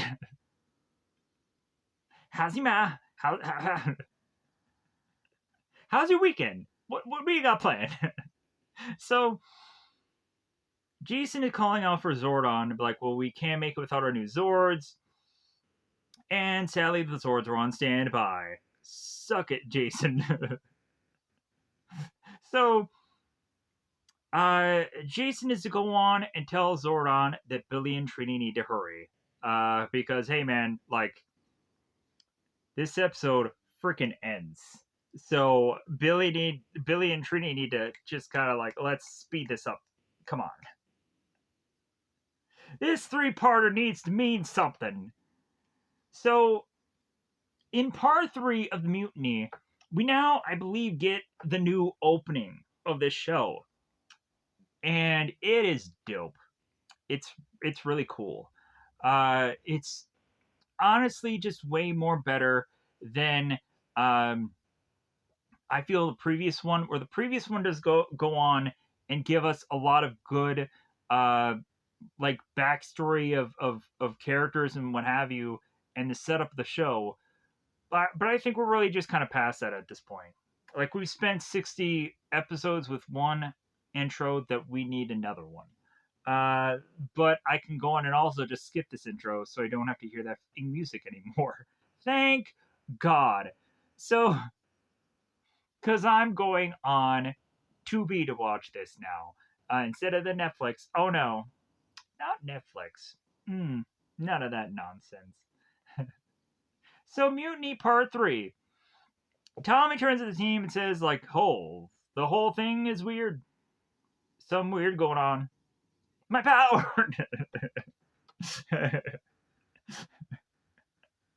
so, uh, so they're going on and they're talking about the signal blocker.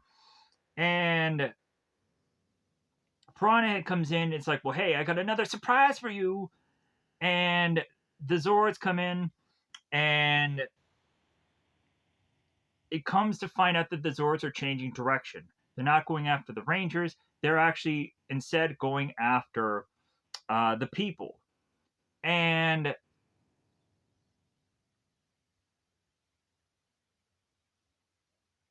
the Rangers are coming up with a plan that they need to go on and they need to do something. They need to act. So the Rangers are thinking that they need to go on and be baiting these Zords out so they won't go on and hurt the people, and they'll just be the distraction uh, that they'll need. And again, they're eating up more time here. So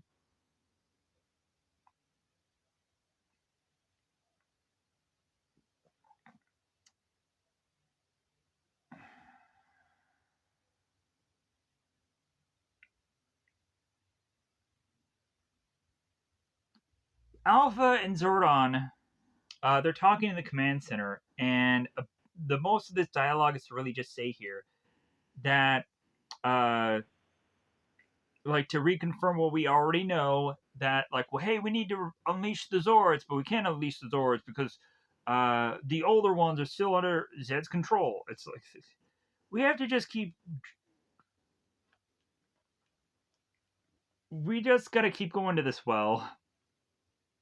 So, fine frickin'ly, Billy and Trini are done with the device. They teleport out, and so Zed is to go on and look at Billy and Trini finishing up this device, but like, well, hey, like, I have the world at the palm of my hands, and and this and that. So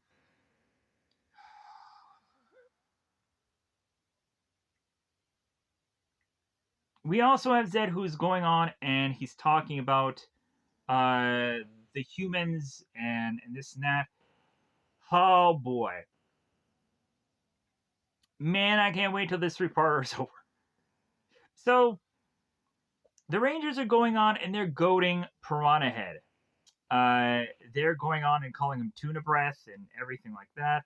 And so Piranha Head is turning to the Rangers and being like, well, you don't stand a chance against me with my Zords protecting me. And now it's time to play. So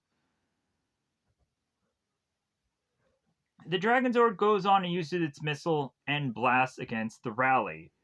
And so we also have the the T-Rex going on and using its ground attack, and then it's used its energy blast of its eyes to go on to the rally. So Zed ends up turning to Golarb like, well, yeah, I'm so freaking brilliant. So Like, just telling Goldar, it's like, does my brilliance astound you, Goldar? Yeah, I'm sure. Like, I'm just the greatest thing ever. So, uh,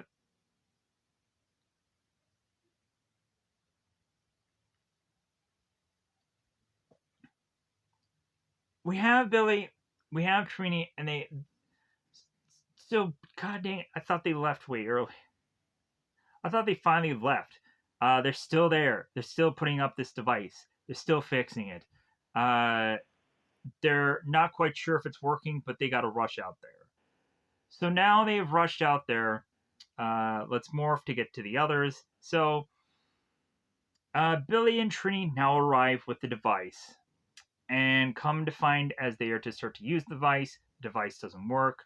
Come to find out, Billy ended up putting the batteries backwards. So, because this is a new machine, it's not perfect. So, Billy ends up eventually going on to figure out that he needs to adjust the batteries.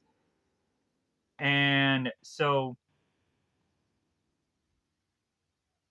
that's of course what makes this whole mechanism work. Also, the Rangers would be like, well, hey, the only thing we have left to do is to use the power blaster. So they combine all their weapons together, and they have us assume at first that they're going to use the power blaster against the Zords. But come to find out, they then shift the power blaster to then have it blast Piranha Head. It's like, all right, that's pretty smart. And also, Billy gets the thing to work. It gets the Zord to work. So as soon as the Zords start working, they then grab all of the Zords to then like try to scramble and to try to get them. And Zed goes on and takes all the Zords underground. And it's like, dude, they're just gonna go underground and they're just gonna go into the safe place to eventually just get recycled and just to be reused. Like you're stopping nothing. So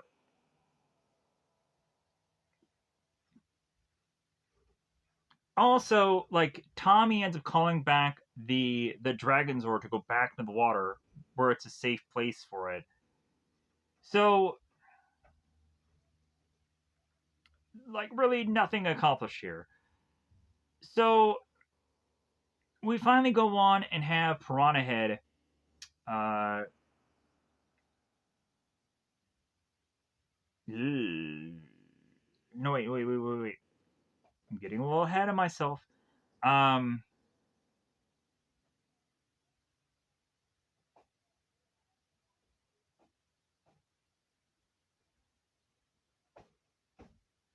oh, here, yeah. So I obviously just did not go on and didn't, like, didn't do my due diligence here. Zed goes on and takes his Zed potion, chucks it to make Piranha Head grow, and the Rangers are turning to one another like, well, problems are getting bigger. Everyone stick together. They realize that they don't have their Zords, so they're like, oh, what are we gonna do? So they of course make their way back to the command center because that's what they always do. So the Rangers are going on and talking to Zordon about how the Zords had all sink down onto Earth, and Zordon ends up telling Trinity, it's like, well, not quite. Uh, Alpha managed to save enough of the old Zords uh, into uh, getting to the new Zords. So, uh,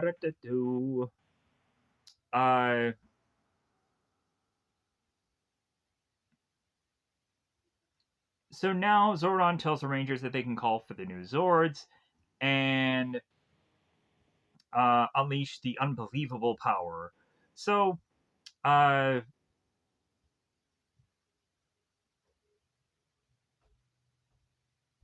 so they end up going on to go back into action, and they end up calling for their new Zords, and Zordon ends up having to tell the Rangers that they need to form the Thunder Megazord, and or the Mega Thunder Zord. I think the Thunder Megazord sounds cool. You know what I'm saying? The Mega Thunder Zord. That nonsense. So they form the Megazord, and Zed is just like, well, hey, yeah, Zordon and his surprises.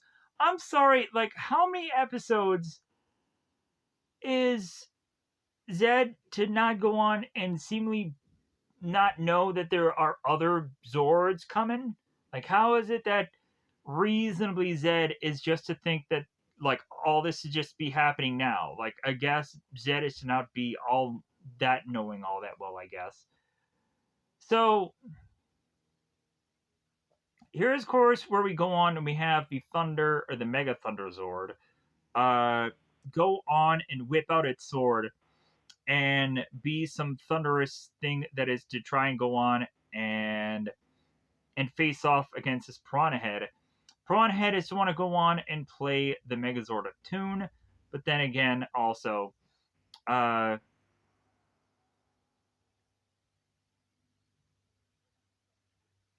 the Megazord goes on and attacks this Piranha Head and is to, of course, uh, go on and slice and take it down. In the meantime, we also go on and have Tommy, and he's watching along. He's like, man, the new Zords, they're amazing. And Alpha's like, don't be sad. We'll come up with an answer for you eventually. Like, it's okay. So, uh, so Zed is to go on and be hopping mad. We start to see his entire body glow red. And we of course have Zed taking out his pain against everyone else. He's blaming everyone else but himself. And we have Finsta that's going on like, well, you didn't use any of my monsters, so uh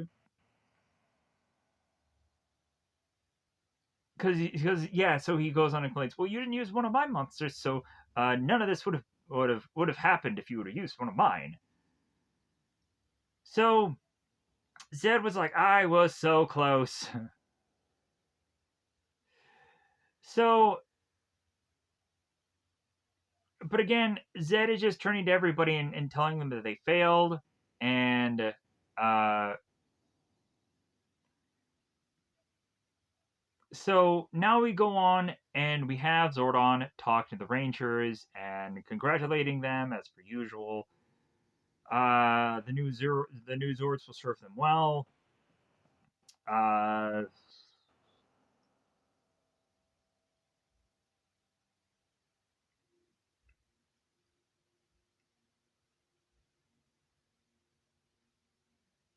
they also go on and again talk about Tommy and his powers of the Dragon Zord, and so the rest of this is to go on and what is to be left to ask with this episode is to be what happened to Rita.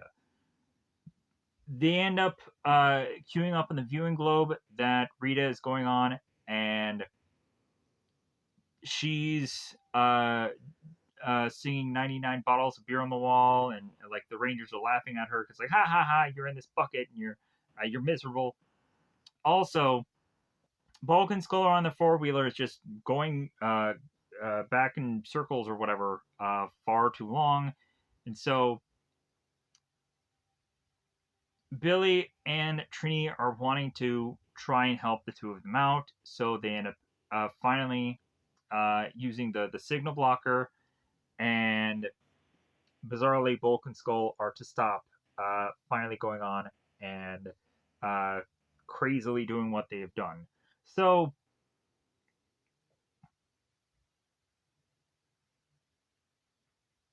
we have Jason that tells both Kimberly and Tommy to make their way to Bulk and Skull to see if they're okay. And so at some point, we then go on to have the Rangers need to finish this rally because this has been going on for 2 years now. So the Rangers finish the rally. This ends the episode. Huzzah. Finally. So let's go on and talk about the I Wanna Be Ranger. So now we're in episode 4 now. Great. We're almost halfway there. So the Ranger team is going on and playing basketball. And Kimberly ends up getting scared by Zach, who's in a gorilla costume. And come to find out, Zach is to go on and to have performed at his cousin's party. I at some point had, I think, gone on and reviewed this episode at some point, so you probably guys can go on and to have heard about this episode somewhere. Let me know in the comments below what. I'm sure I have gone on and talked about this somewhere. Um, so Jason is going on and saying to Zach, it's like, well, hey man, like, get out of that monkey suit and let's play some b-ball. And we all of a sudden have the Rangers needing to teleport to the command center. So the Rangers seem to be ready to take on Zed, but Zordon isn't. I'm just joking. So, because Zordon is because of a linear alignment going on, he is going to need to disappear temporarily and deionize, whatever that means. So, uh,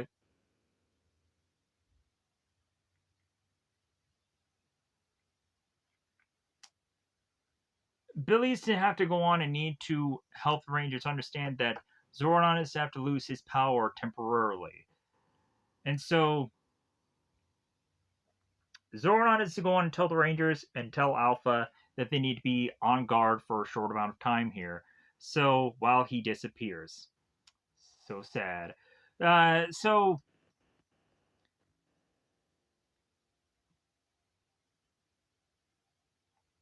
we have the Rangers going on and telling Alpha that they are going to leave him for a short time and contact them the minute anything is to be happening.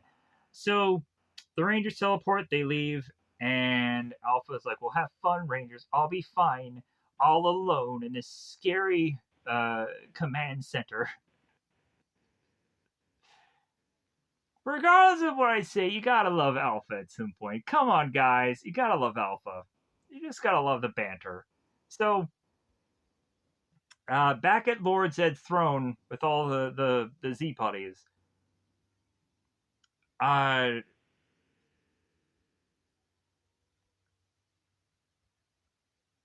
we have Zed that is going on and talking about the Premator and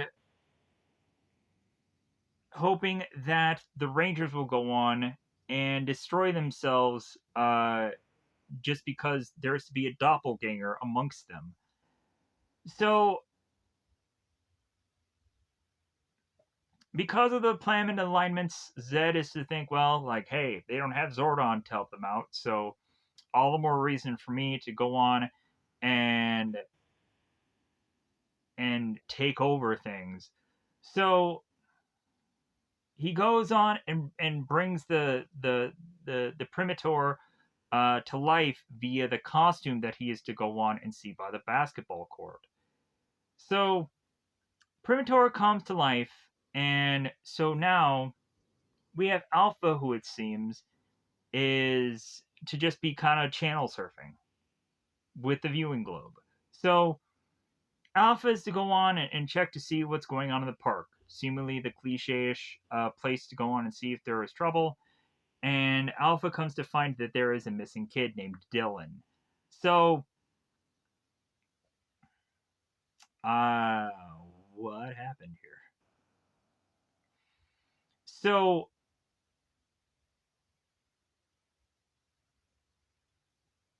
oh, I got a little ahead of myself. So, Alpha is to go on inside at first, like, well, I better contact the Rangers, but he's like, wait. But Alpha's like, wait, I don't need the Rangers to save a little boy. Like, Pasta la pizza, baby, I'm getting out of here. So Alpha goes on Alpha's own mission, and we have both Bulk and Skull that are going on, and they're having these weird, goofy headsets. And all of a sudden, Alpha just appears right in front of them. They end up getting scared about Alpha. Bulk and Skull run away, and Alpha is just like, "Hey, you, ho, yeah." Like, well, hey, yeah, it's time to do my thing. So Alpha ends up getting up to find Dylan, and so the two of them are having a conversation together, and Alpha decides the best strategy to help find this missing boy is for them to just stay put. And I'm like, you would go on and be better off if you just retraced your steps and to retrack where this kid was originally, to then have it probably better to have this mother go on and find its kids, because that's what I like to do, is kind of just retrace my steps, or also just kind of keep wandering and wandering until I find the person that I was with. I'm like, oh, hey, yeah, all right, cool. um but I go on and I realize like where the person, like I would see where the person is going, and then eventually I would just kind of follow where they had gone on and went, and just continued on that path until eventually I saw the person that I was with. I'm like, oh, hey, yeah, all right, well, so uh but the two of them are going on, and in the meantime, they're going to play soccer, and Alpha is not that good at soccer.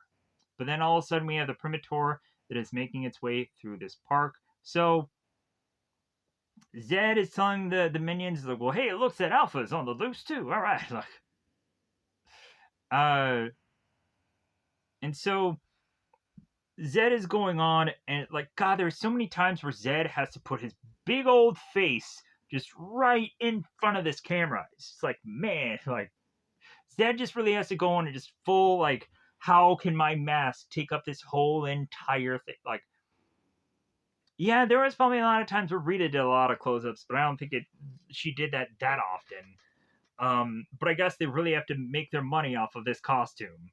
So,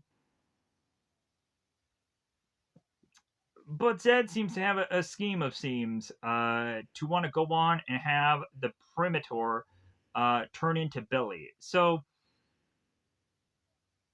yeah, I really have gone on and probably, like, every time weirdly that Billy ends up turning evil, he sounds very weird. He does. You naughty, naughty Alpha. So, Billy goes on and is to get the soccer ball as Alpha had gone on to kick it. And Billy goes on and calls Alpha a little boy. So, can we confirm that Alpha is boy? Can we now confirm that? Jesus. Because I don't know what to call Alpha. Girl, boy, robot, thing. I don't know. But it seems that we can confirm now that Alpha is male. So, all right. So I guess I'll take that into mind whenever I'm to just say Alpha in the future, and I'm just to call it a guy, I guess, or dude. Anyways, so because it's technically voiced by a guy, but like that doesn't mean anything. The person I think in the suit is a girl, so again, like the backtracking of figuring out. To me, like Alpha is like the Saturday Night Live character Pat, like trying to figure out the whole time, like like trying to like go on and consistently ask this person questions to see what answers they would end up saying. So we have Billy that goes on to tell Alpha, like, well, hey, like if you're here and if I'm here and Switzerland is in somewhere in this direction, who's who's helming the command center while you're here? And Alpha's like, oh yeah, like, so Billy goes on and tells Alpha, it's like, well, hey, we need to go on and we need to make our way back to the command center. Like, both of us. Let's get going.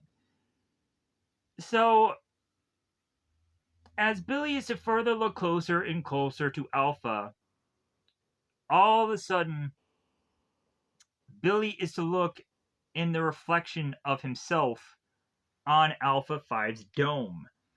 And all of a sudden, we are to see Primitor in the dome of Alpha. And Alpha then is to go on and look at Billy and realize that you're not Billy. So the Primitor ends up grabbing Alpha. It's like, take me to your command center. Take me to your command center. And Alpha's like, run, Dylan, run. And so Alpha's going on and saying, I will never give up the command center. Never. And so Alpha goes on and hits a bunch of buttons because she doesn't grab his chest like Billy does, or Billy does. Maybe Billy does. I don't know. Like Tommy does, like, oh, my powers. Oh, my alpha powers. Ay, ay, ay. Alpha goes on to self-destruct. And then so the Primitor decides to just leave Alpha alone because it seems that Alpha has kind of gotten all the answers that he could to stay out of Alpha. So he leaves him. So, and then also, like, Zed is to tell Primitor to just kind of leave that piping metal junk alone and to go after the Rangers instead anyways.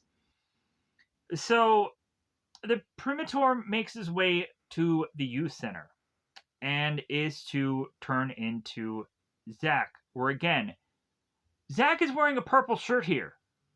I don't care if he's wearing black shorts, he's wearing a purple shirt. We need to go on and just say that Zach is to not be a Power Ranger this day. He is wrong. He's wearing purple. Point that out. Anyways, so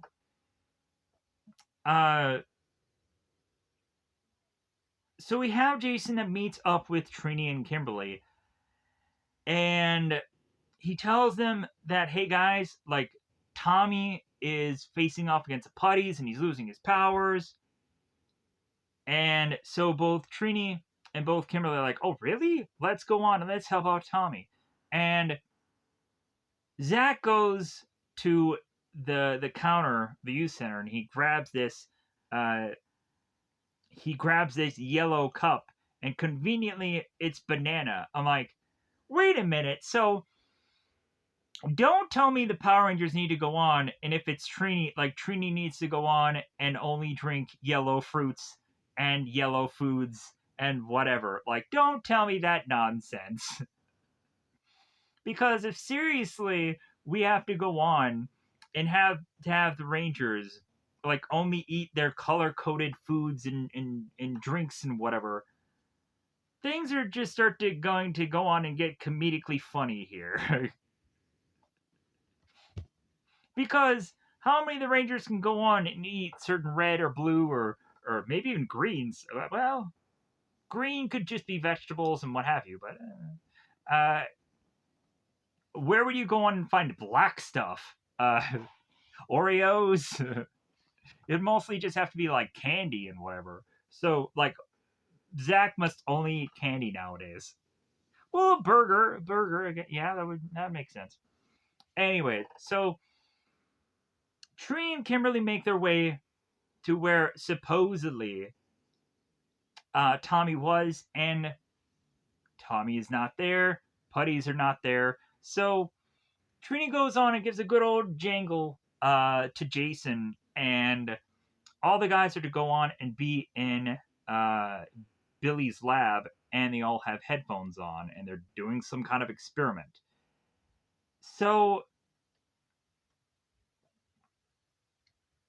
Zed is to go on and state that this is a perfect time to take out Yellow and Pink. So there are putties that arrive, and so they're like, all right, watch out, putties. And so Trini ends up telling Kimberly, remember, hit the Z. We get it. We already had a number of episodes already to hit that frickin' Z.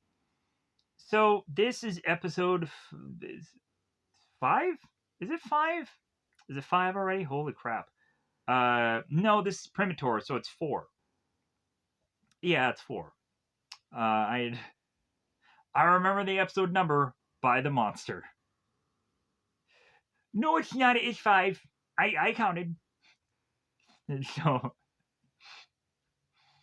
there is some good tree smackling and some flipping that is going on within this fight, and we also are to go on and have Tommy, who is at the youth center, and he is just doing his seizure. Tommy is fighting a bee. Yeah, he's fighting a vicious bee. And so Kimberly and Trini make their way back to the youth center after facing off all the Z putties all alone, and they're just the bestest. Any of the other times we've gone on and we've had to see a full scale team face off against these Z putties, Kimberly and Trini, they do a good job by themselves. Maybe there is some hidden powers that we don't know about that Trini and Kimberly have. You know what I'm saying? So Kimberly and Trini make their way back to speak with Tommy. They're like, well, hey, uh, Tommy, are you okay? And Tommy's looking at Kimberly and Trini's like, I'm better than okay. What are you talking about? And so Kimberly and Trini then turn to Zach like, hey, what was the big deal? Like, you had gone on and told us while wearing a purple shirt about Tommy losing his powers. What was going on with that? And Zach should have just gone on and said, well, Tommy's losing his powers all the time. It doesn't make a difference whenever I tell you that he's losing his powers. He is just losing it just every second of the day. When he's not even losing it, he's losing it. Just but Zach is to go on and tell the girls like, what? What are you talking about? So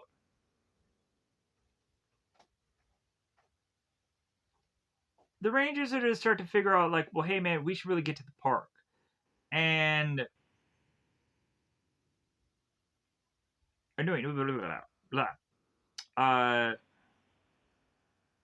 I really messed up here.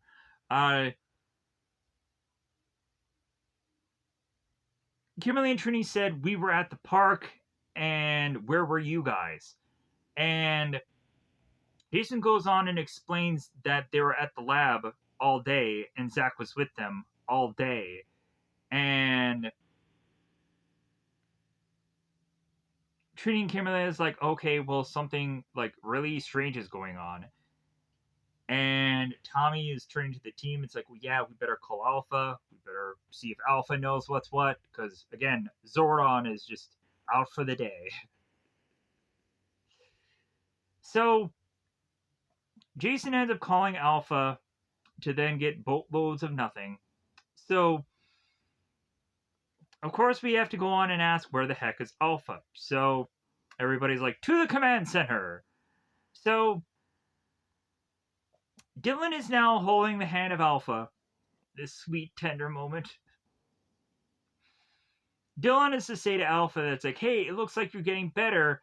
And Alpha's like, no, I'm not getting better. I don't think so, Dylan. So the self-destruct is to commence within 10 minutes. So Dylan, you better get the heck out of Dodge. So the Rangers make their way conveniently back to the command center, and it seems that this time around they didn't have to go on and get the bug car to get there. Shockingly. How is it that what happened? How is it that they didn't need the bug this time around? What kind of nonsense is that? So, as the Rangers make their way back to the command center, they realize that Zordon, he's back. He's awake. He's there. He's deionized. reionized. He's ionized. So Zordon is to go on and tell the Rangers that there is a crisis afoot and that they need to go on and look at the viewing globe. They look on in the viewing globe to see Dylan, and they don't see much else. They're like, well, like, crisis averted, I guess. Just one lost kid. Who cares about that? No. Zordon ends up explaining to the Rangers that Alpha will go on and self-destruct here within a number of minutes, and the Rangers need to go on and need to make it to Alpha to defuse this bomb. So, and then also, they do state that there's no technically time for that crisis, that there is another thing going on with the Primator. So, or the Primator. That Primator. So the Rangers have to go on and realize that the Primator is to be able to disguise itself as other humans or other Rangers or other men and, and women. And so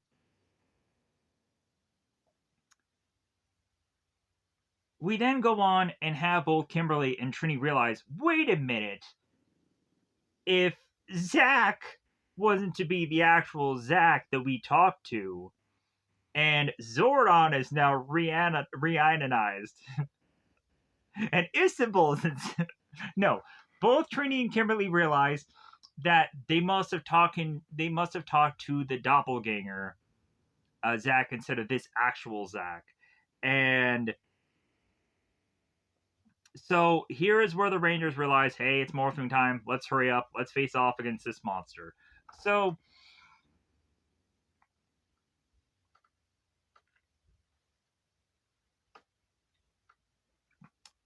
as we go on and have the Rangers that are getting prepared for this fight, we realize that they are not quite prepared enough as they go into their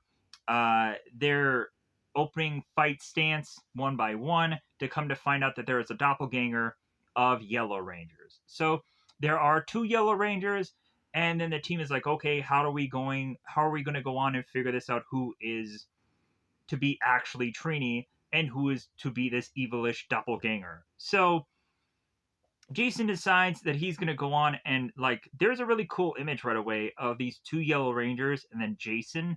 Like, I kind of wanted to use that as the thumbnail originally, but then I just started to see other stuff just kind of come up within these bits of episodes. And I was like, all right, well, like, I'll just kind of maybe keep that in the back pocket to be like, well, hey, if anything, I can maybe adjust the thumbnail at any point in time. But like I think the thumbnail will be cool enough to just see both Trini and Tommy together, so that's what I kind of stuck with.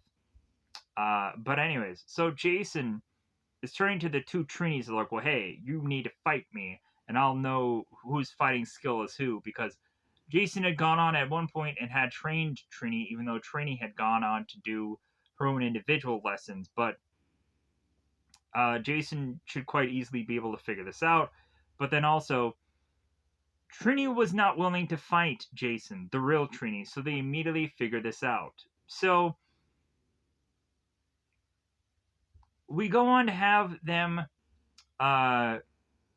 blast away the doppelganger Trini, and so the Primator reappears with this staff, and so the Primator goes on to attack Jason, and I think the Primator staff ends up breaking. Man, the monster's weapons are just so freaking flimsy. But could you just imagine probably what they ended up using for any number of these weapons? Just because, like, the villain's weapons are to not just be like really thought well of, they're just be such flimsy crap that it actually is to probably just be interesting to just see the behind the scenes of just the villain weapons. But then again, like, that would probably be so boring. I'm sure a lot of people would want to know how, like, the actual hero villains or how the hero weapons get made than the other side of things. But anyways, so Zach ends up fighting with the Primitor, and he ends up getting out of frame of the rest of the Rangers. And then so as what is supposed to be a Zach coming to the group and and saying like, yeah, I faced off against him, I'm okay. And we have all of a sudden Zach that comes into the fray of like, hey, it's Primitor in disguise. So they go on and they figure out the Primitor, and the Primitor ends up starting to turn into all of the Rangers and ends up starting to do these monkey dances. So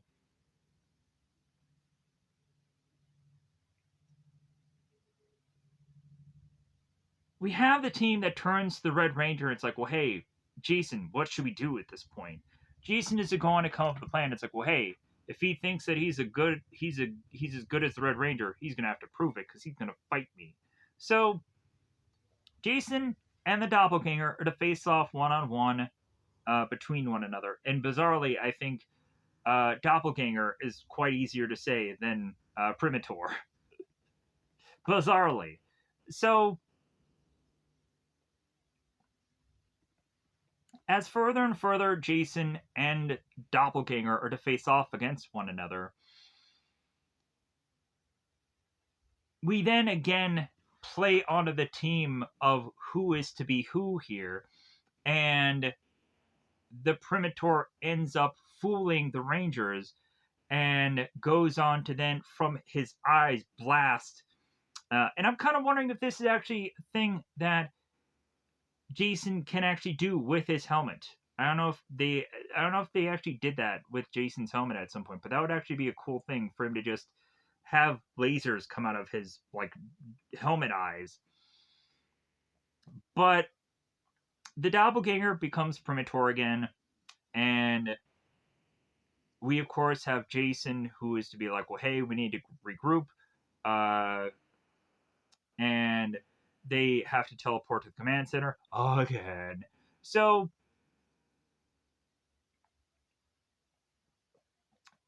here's the problem here. Whatever happened to them going after Alpha, they could have gone on and teleported out of there against the Primitor to then go after Alpha and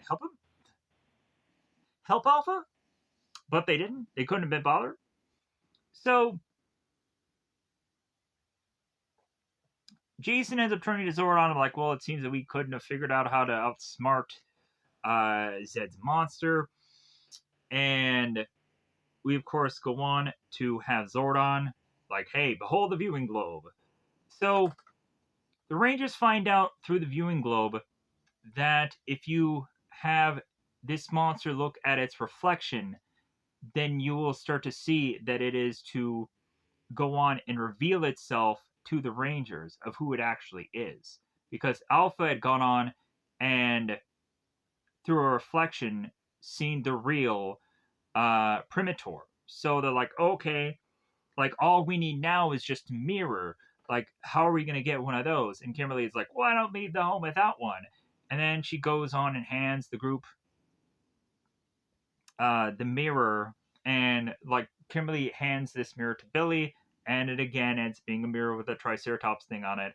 And Tommy's like, I want a divorce. I thought you loved me. We kissed. Yeah. So they make their way back to where is supposed to be the monster. And it seems bizarrely that the Rangers had like separately teleported to where they all didn't, I guess, teleport together for once. That seems very weird and very strange. But that's what happens here. Tommy, it seems, had already been in the battles of Primitor, and we again have Tommy. Oh, my powers, my powers. So Tommy ends up telling the Rangers as he used to go on and meet them and clutch to them. He's like, you know what, that ape is far too strong. Why don't we just give up? And Jason just puts the boots to Tommy. He's just like, "Pah!" Like the real Tommy wouldn't go on and sound like that. What if you were wrong? What if you were wrong, Jason? No, no, no. I wouldn't believe that would have been Tommy either. But then again, also, I would also just like to kick a ranger when it's down. Pah! Whoops! He slipped on a banana peel, right? You saw that, right? He slipped. So here is where Billy brings into the mirror to force the Green Ranger to look at its reflection.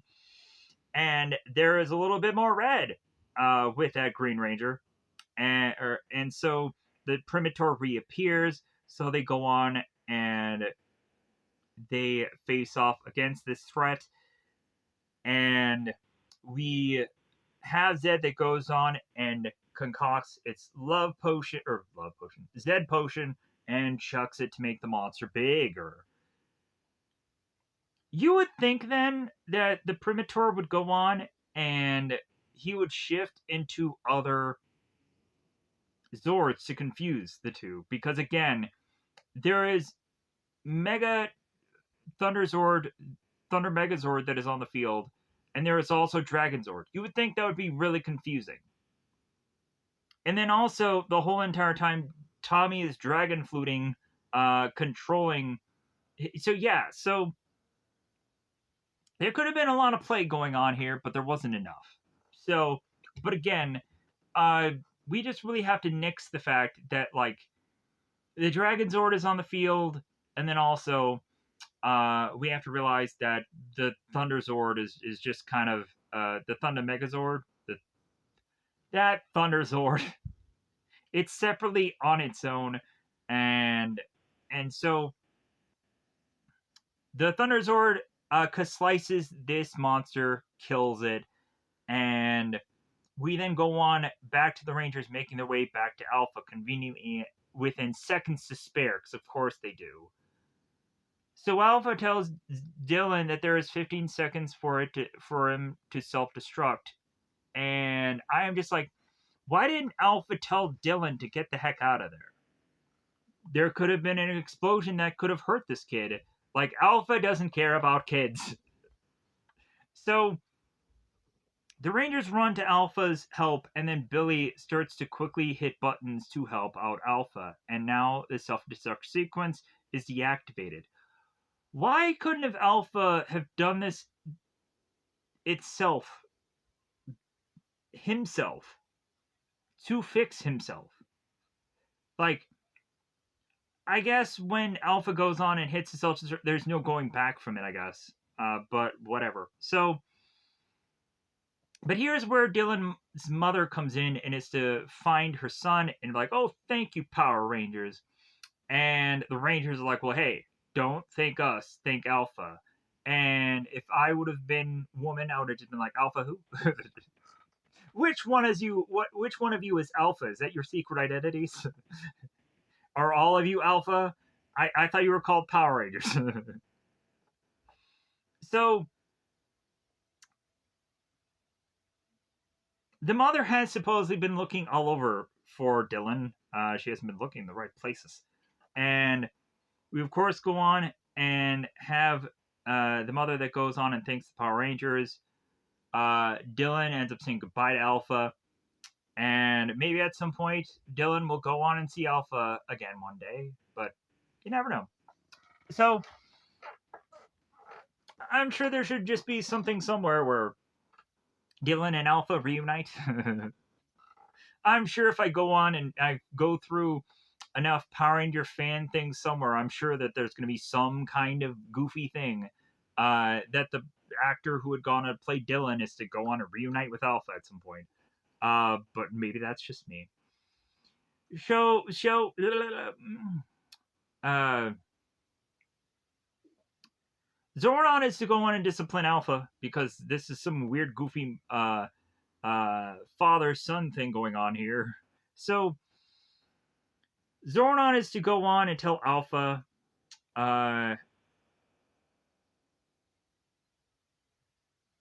that Alpha has responsibilities and should have been at the command center to make sure that uh, the Rangers knew what was going on, as well as also like Alpha actually should have gone on and give the Rangers a good old jingle. If like he was to see that this missing boy was something that he really wanted, like for the Rangers to do, yeah.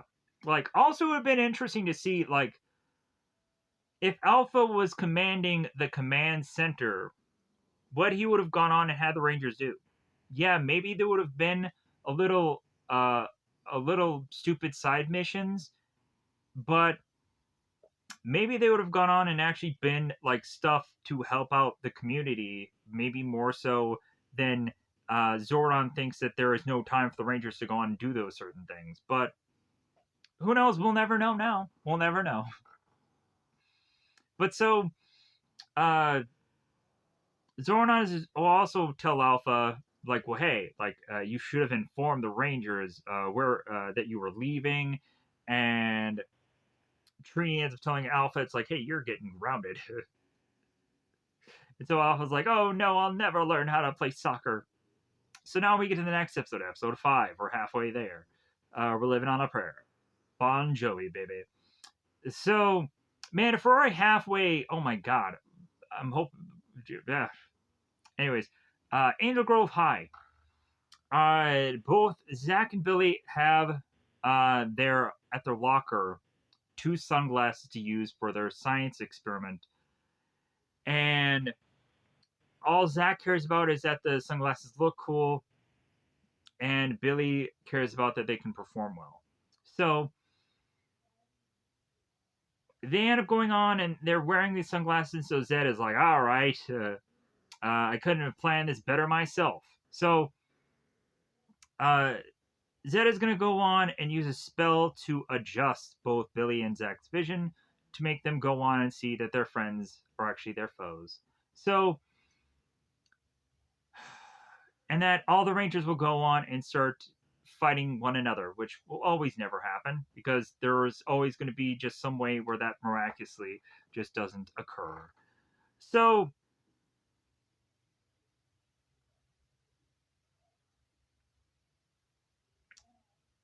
at some point, Golar does go on and mentions, like, well, can't they just take the glasses off?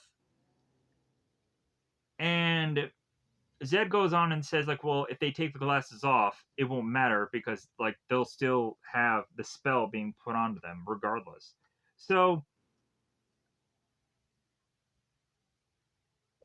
and plus, like, Zed has kind of just thought that through and that the spell, like, just won't, um, or will affect more than just them having the glasses on. So, Zach and Billy make their way back to the locker. They put their glasses on, and then all of a sudden, and I'm like, wait a minute, shouldn't they have gone on in the class and put the glasses on? Why are they putting them on now? But anyways,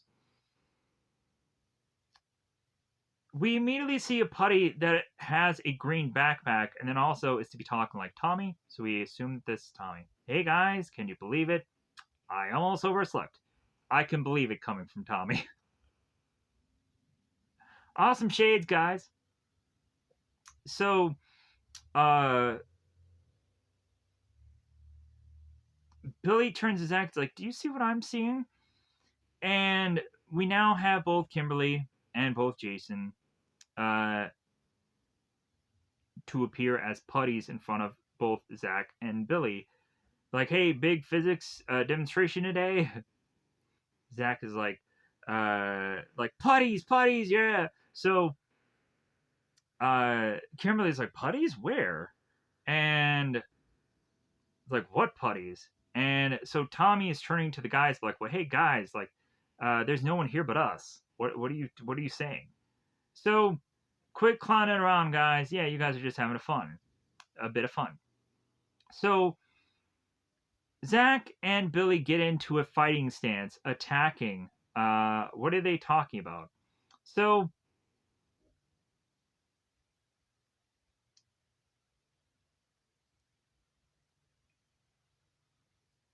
we go on here. Ooh, getting a little ahead of myself. So the principal goes on and is to turn to the putties, and then so the putties are to turn to the principal. So both Zach and Billy interfere with the putties and or what they think is the putties to then almost knock over the principal. So the principal goes on and forces both Zach and Billy into detention, and we also see the principal's slightly bald head. Sadly enough, R.I.P. bald head. R.I.P. not bald head. Toupee wig head. Yeah, whatever. It's so weird to not like. It doesn't really seem like we have much going on with Bulk and Skull enough in these episodes. Man, I miss the days where Bulk and Skull were in a heavy amount of these episodes. Because I don't think they're here enough. But then too, like, like what they have them do is in these 10 episodes are really not good enough.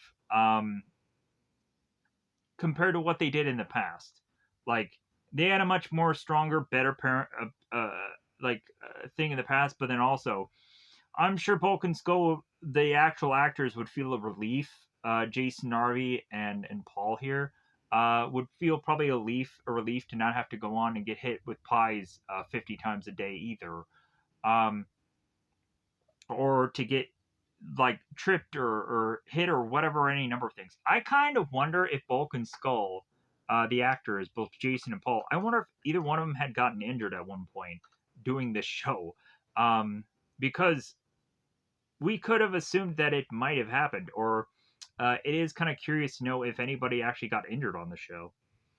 But anyways, moving on. So as Bulk and Skull make their way through the school, we have Mrs. Appleby asking Bulk and Skull to do something for that, do something for her. And I'm like, Mrs. Appleby, you're gonna rely on Bulk and Skull to help you? You're lucky if these guys can go on and find an A in the dictionary if they went and looked at the first page of it.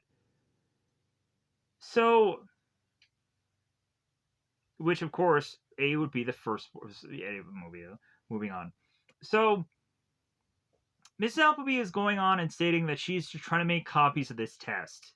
And while she's going on and doing that, she's hoping that both Bulk and Skull will feed her iguana. So, uh, the monster of this episode is to go on and be Saliguana. What a goofy name. I guess a combination of salamander and iguana. But anyways, so Bulk and Skull go on and feed this iguana to then have Zed realize, like, well, hey, that iguana should finish off those rangers. So all of a sudden, the iguana, or the saliguana, goes on to appear in front of both Bulk and Skull. They end up getting terrified. They run away.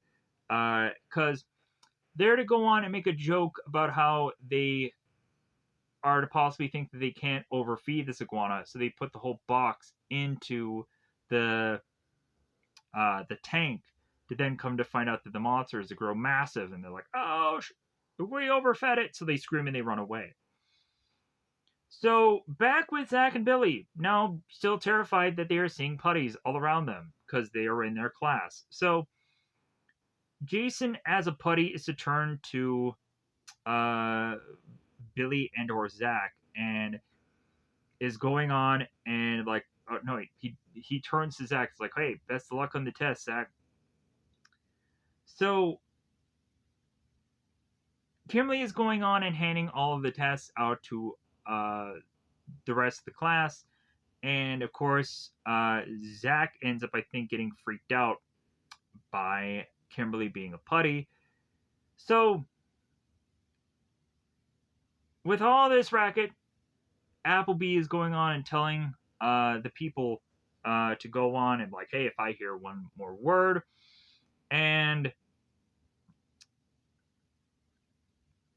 Skull seems to have a tape recording, and he is to kind of accidentally hit the tape, and he, of course, is going to go on and get detention. So at detention, Bulk and Skull and Billy and Zach make their way to detention. So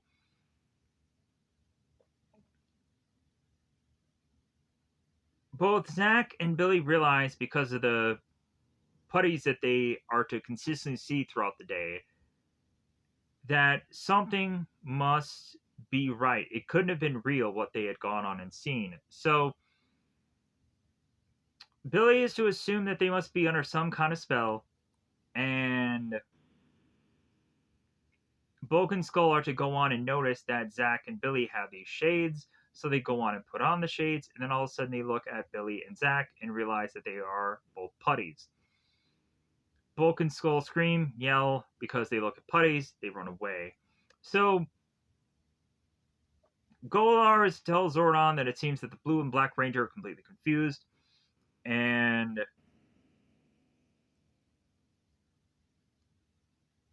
Zed tells Goldar that I think it's about the time to send down the real putties for the Rangers to get even more confused, and that they will finish one another off.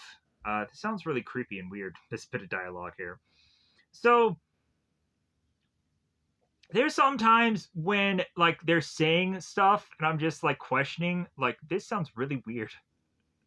So especially at that point, like they're gonna finish one another off. Yeah. So both Billy and both Zach make their way to this park, and they're looking around at the putties, and they're just like, well, like, uh, it appears that there are putties here. It's like, well, okay, uh, like, are these guys our friends or are these guys our enemies? And it's like, I don't know. So eventually they start a line of dialogue with them to be like, hey, yo, how's it going? And of course, the putties do not answer. So the putties do go on and attack both Billy and Zach, and Zach's like, okay, I got the message. These should be our foes. So Zach and Billy are having a rough time at the park. So Zordon and Alpha are to be aware of this occurrence. So Zordon ends up telling Alpha, yeah, alert all the rest of the Rangers so they can go on and make their way to this park. So eventually Billy and Zach will just smack them around, right? So Kimberly, Jason, Billy, Trini appear at this park, and we all of a sudden are ourselves starting to get confused of who the actual putties are and who the Rangers are. So,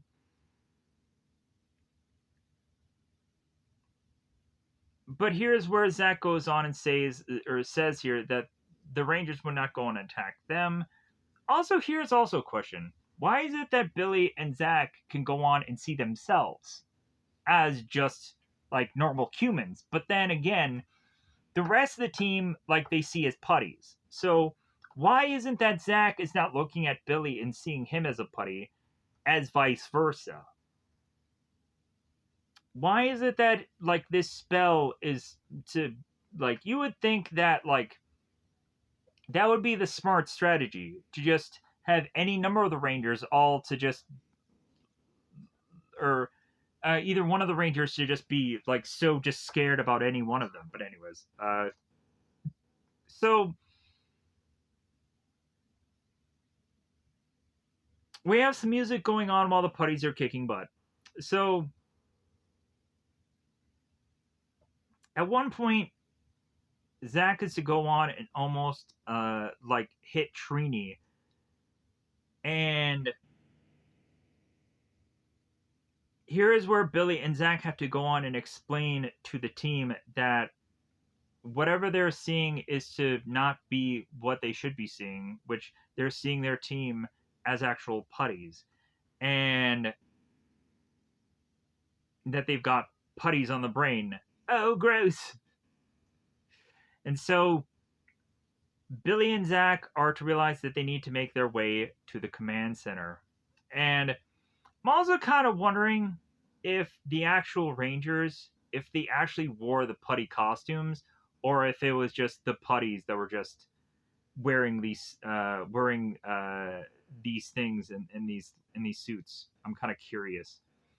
So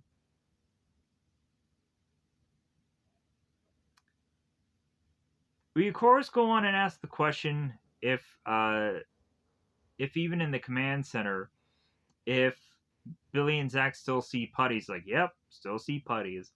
So Zordon is to let the Rangers know that this is a strategy that Zed is to put together, and it's all to keep them guessing, and who is a foe and who is an enemy, or who is a friend and who is an enemy.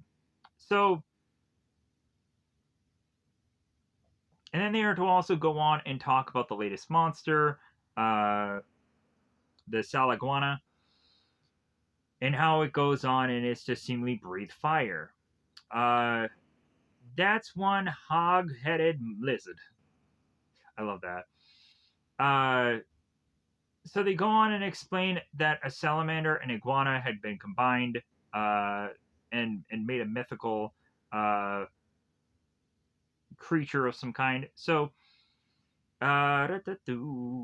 so this monster can, of course, breathe fire. So they have to go on and create a device that can cool it out or cool it down. So Zach and Billy will go off on their own to create this device, and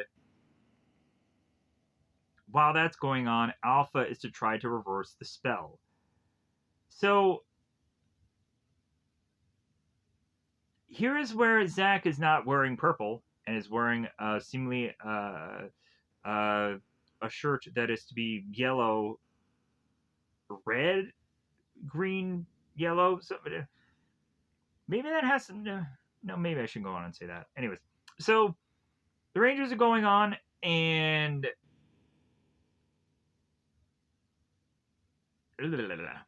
so Billy and Zach are going on and making this ice device, and we finally have Alpha that is to try and figure out the spell that is to conflict with Billy and Zach. And so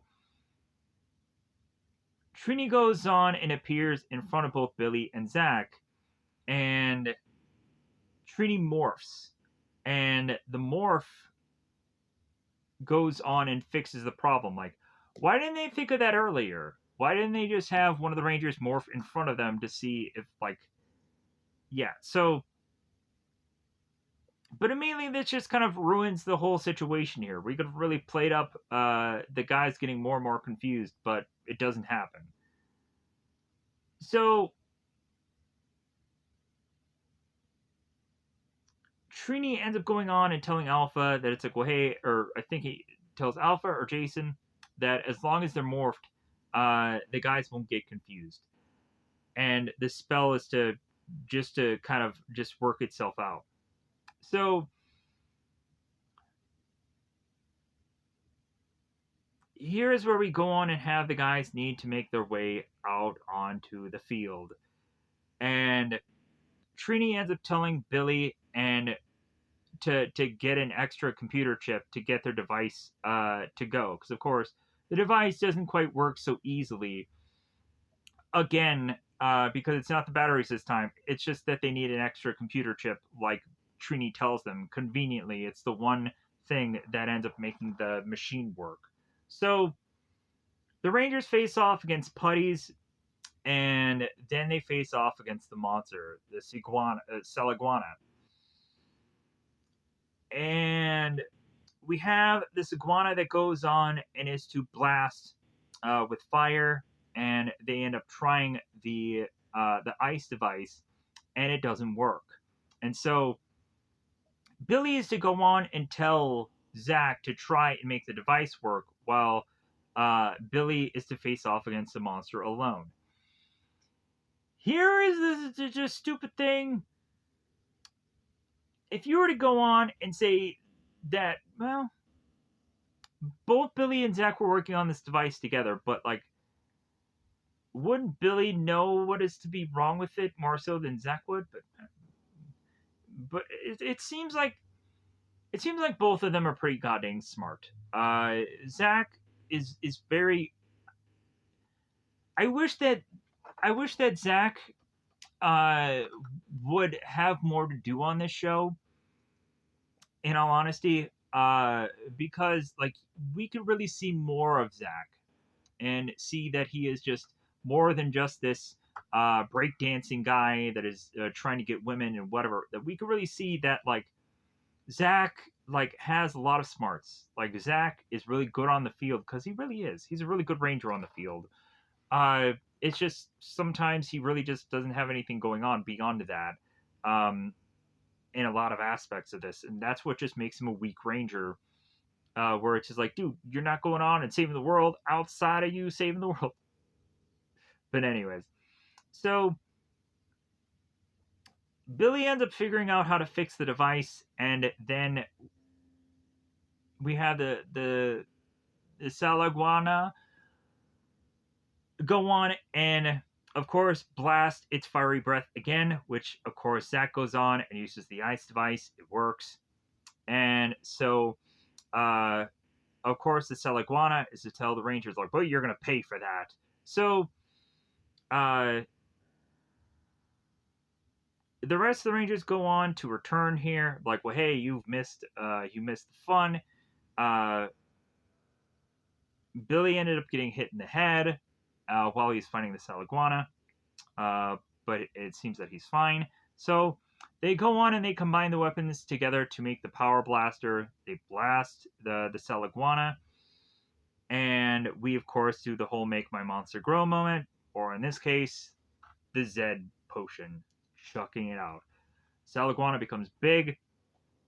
The Rangers go on to call upon the Zords because they're still doing this thing. They're still doing this. So the Salaguana goes on to face off against the Thunder Megazord, and this was cool. So the Salaguana goes on and just uses its tongue and stretches it out, and just grabs the Thunder Megazord, and the tongue is kind of red, and then it's black, and then it's whatever it needs to be. It's weird. And then I'm also just kind of thinking that like did the Salaguana, was that actually on like this season? I'm actually kind of interested to just know if like a lot of this Megazord footage, like none of it actually matched, so maybe they either had to reshoot a lot of it, or uh like I'm kind of curious what they had to do here, because the the footage of like the Mighty Morphin Power Rangers facing off against the Salaguana, I'm like, how much footage could they have used? I'm just so curious about just the footage process of this whole thing. Like, what did they do? I would love to like hear the commentaries of every single one of these episodes to just know the behind the scenes of everything. It would just be so curious to me to just see like how they had to go on and make adjustments throughout this series, footage wise. That would just be such an endeavor for me to just find that out, or eventually even ask the actors, like, man, like for the show, like when did they have to adjust the footage? But I don't think the actors would probably have those answers. Um, but it would just be kind of interesting to see if they had something of some kind of answers. Or if anything, if there was commentary tracks on every single one of the episodes. I'll have to, like, if I ever one day got like a complete series discs of the Power Ranger series, that'd be something in special features to look into, or maybe YouTube on one day just has through the Power Rangers official to just have the commentary tracks of every episode. I would watch that. I would legit watch those episodes with the commentary tracks if they ever did that. But anyways, let's move on here. Let me adjust this a little bit also. Yeah. I don't think it's straight. There. There we go. So, holy crap, we're almost at 3 hours. I hope to God that this is not going to be a 4 hour thing. I hope. I really hope I do not have this 4 hours. So Thunderzord comes in, Kaslice, Dunzo goes the monster, Zed glows yet again. Your weakness has cost me another battle, Goldar. What has he done?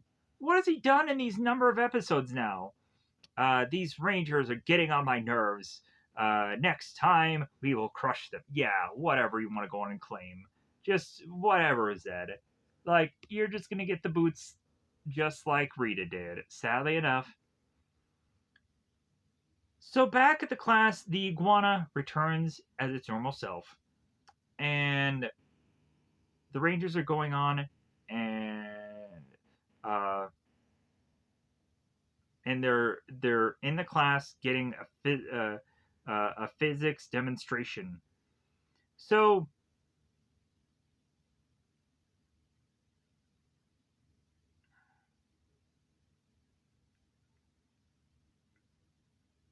this time around, we are to go on and have Jason, Tommy, and Kimberly come to both Zach and Billy and hand them over the glasses and say, "Hey, this time around, when you guys go on and put on the glasses, the spell will break." So Zach and Billy put on the glasses, and they, of course, go on to see their regular classmates again. So the spell is broken, and both Bulk and Skull, it seems, are not freaking out about the putties being near. So evidently, uh, it seems that they may have had just some weird breaking of the spell also. Let's try and figure that out. So yeah, there is no evidence that the spell broke with them. But anyways, instead, both Bulk and Skull are to go on and seemingly find the iguana, and the Rangers are going on and asking why is it that Bulk and Skull have the iguana. And so Bulk and Skull are going on to use the iguana as to try and track down the Rangers because they assume that the iguana has some tie to them trying to find the Rangers. So the iguana starts to get loose in the class. All the students end up going wild because of the iguana getting loose in the class. That ends up the episode. Everyone laughs. Ha ha ha, good chuckles. So we have the Bloom of Doom. This is episode 6. So, la, la, la. Yeah, Bloom of Doom is actually the episode title. Great. So we go on in episode 6, and we have a bunch of clubs that are being uh, presented in the juice bar or the youth center. Of course, Billy stereotypically has a science club. It seems that Zach is going to put on some dance class, well, dance karate class, because he, of course, have gone on in the past in season 1 and taught people how to uh, do breakdance fighting or whatever. I'm trying to think of just stuff to just say here. So maybe Zach, it seems, is going on and just teaching people how to just dance here. So Trini is to go on and have volleyball club, and it seems that a lot of people are heading her way. So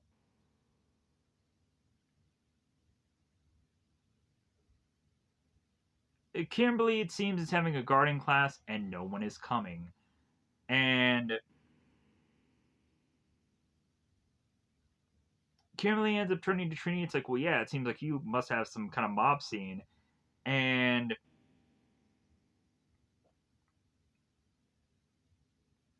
Trini's going on and telling people that the volleyball court will be open in 15 minutes.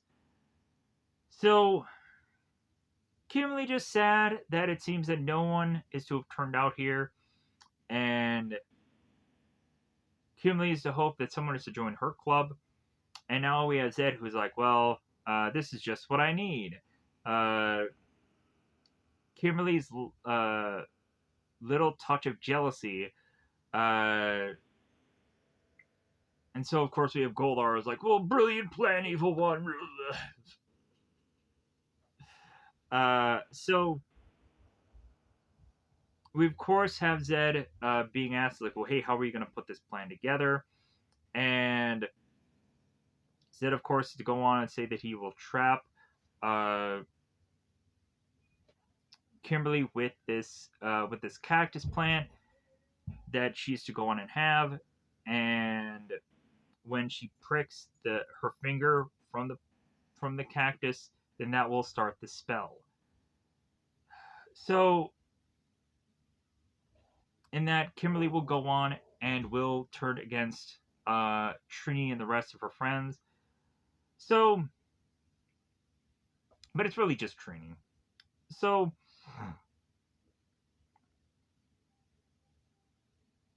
it seems bizarrely that they're like thinking that somehow like Kimberly's jealousy is going to turn into this explosion that is just going to ruin her team, but like that doesn't make any sense whatsoever. If anything, like I guess like the jealousy could go on and eventually turn Kimberly crazy, but like even I don't think that the jealousy can go on and be that harsh, but maybe I could be wrong. So Zach is to go on and start demonstrating what the people are to go on and learn for the class, as it seems that Bulk and Skull are going on and putting together some unsolved mystery club. And the principal goes on and talks about how there are some people that were supposed to come here, there's some people that are to come to the auditorium, and the principal had gone on and gotten a lot of things just confused when putting this whole thing together. So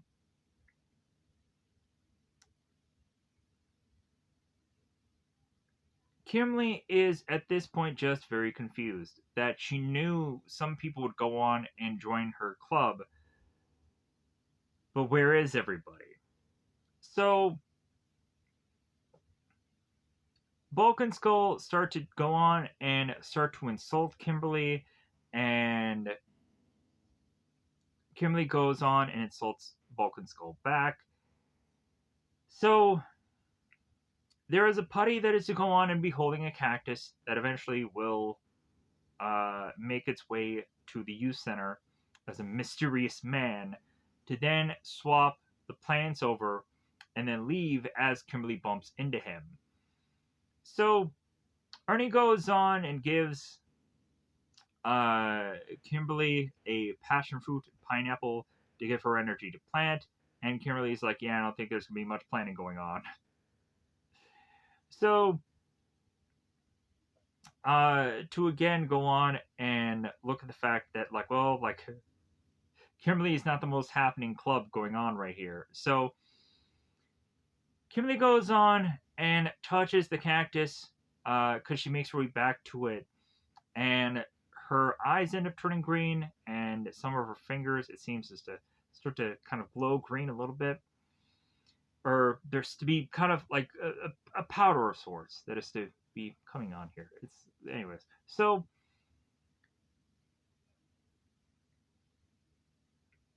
here is where Kimberly starts slamming Trini. So we of course have Kim that turns on Trini. It's like, well, hey, nice going, Trini. And Trini's like, I didn't do this on purpose, Kimberly. And like, hey, don't take it personally. Uh, and Trini's turning to Kimberly. It's like, well, I'll try to get you members after practice. And Kimberly's like, well, I'll do better myself anyways. So Kimberly then goes on to ask both Bulk and Skull if they actually do have members in their club. And Skull's like, yeah, we have members. We had to go on and bribe them with food anyways. Uh, but yeah, we do have members. So and of course we have Bulk who's to go on and state that like, well, yeah, like the thing that they're going to go on and focus on is to try to find the true identity of the Power Rangers, because they go on and they because all they have to do is find the voices that match what they had gone on and heard in the past. So La, la, la. So Tommy tries to go on and butter up Kimberly by giving her flour, and it seems that probably Kimberly at this point is probably just sick of looking at flowers at this point. So, but they're also going on and trying and both. So Tommy and Jason are coming to Kimberly. It's like, well, hey, like, uh, why is it that you're like that you're arguing with Trini like she's your best friend? And Kimberly is like, well, Trini's not my best friend, okay? So Zed is going on and just being so happy with this plan. He's realizing that Kimberly is green with jealousy. So Trini is at the volleyball court and she's going on and like finishing up with practice for the day. And it's like, well, hey, see you sometime next week. Next week? Like, I guess if this is the end of the week that they just started this club, like, yeah, I guess maybe they only meet during the week, maybe. So both Tommy and Jason ask Trini, hey, what's going on with Kimberly? And Trini ends up telling the guys, like, well, hey, like, Kimberly's just upset that she's just upset because of my club. And the guys are like, well, yeah, like, she should just be happy for you. And it's not like her to be jealous. And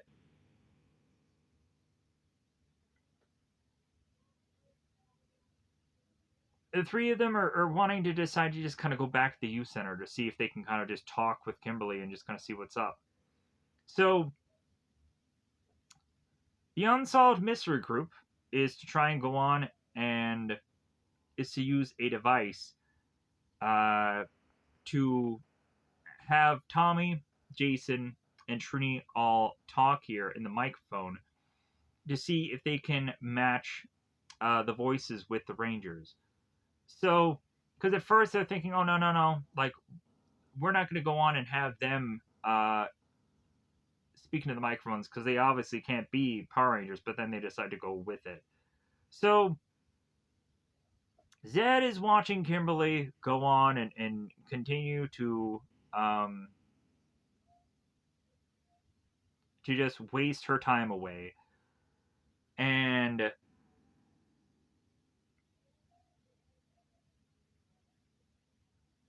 Zed decides to go on and create his monster to go up against Kimberly. So, and there seems to be some poisonous pollen that is to be uh, in this monster also. That seems to be a consistent theme here.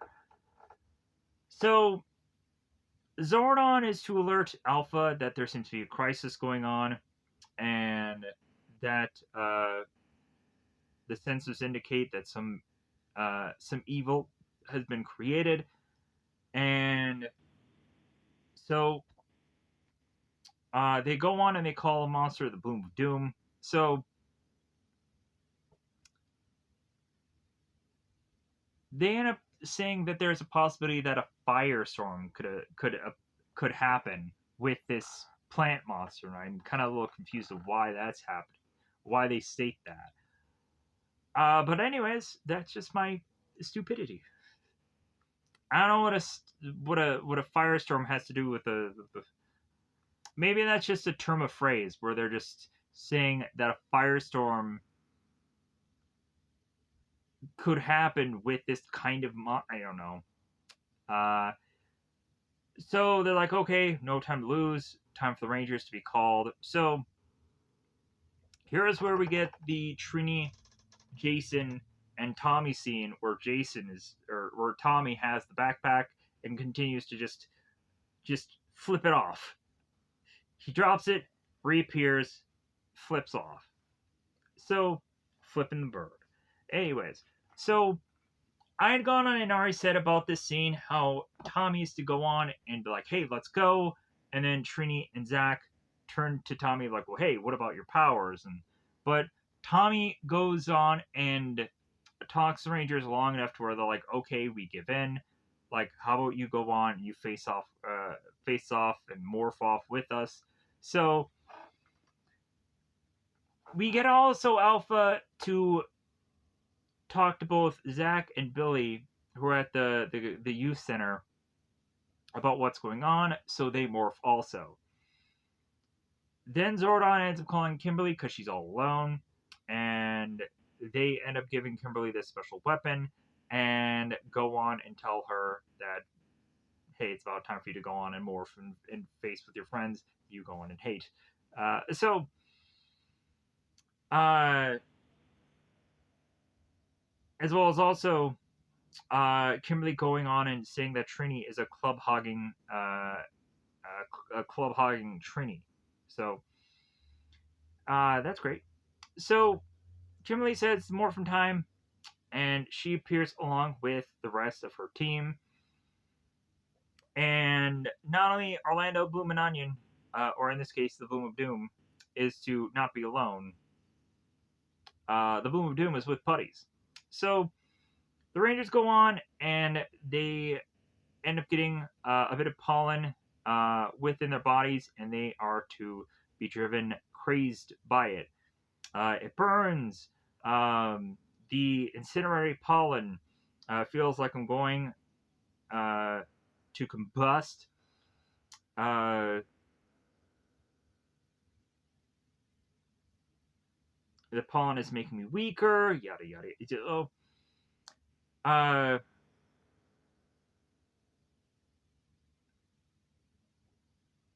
we have Kimberly that goes on to use the specialty weapon, and we have Trini that is telling Kimberly that's like, well, hey, like, way to go, Kim. All right, like I'll finish her off, and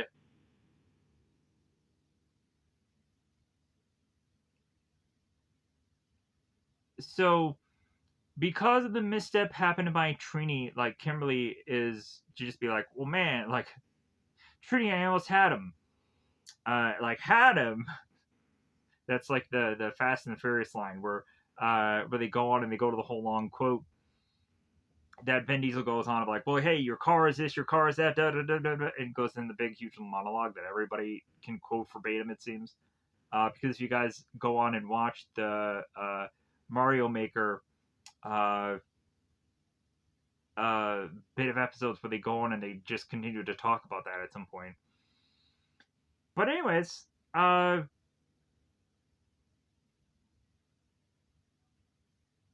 we have at one point where the Bloom of Doom is to go on and have a certain bit of eyes, and the eyes are to trance upon Kimberly, and Kimberly is to be so deeply and dazed and confused, and all of a sudden, Kimberly, it seems, is to be appearing in another dimension.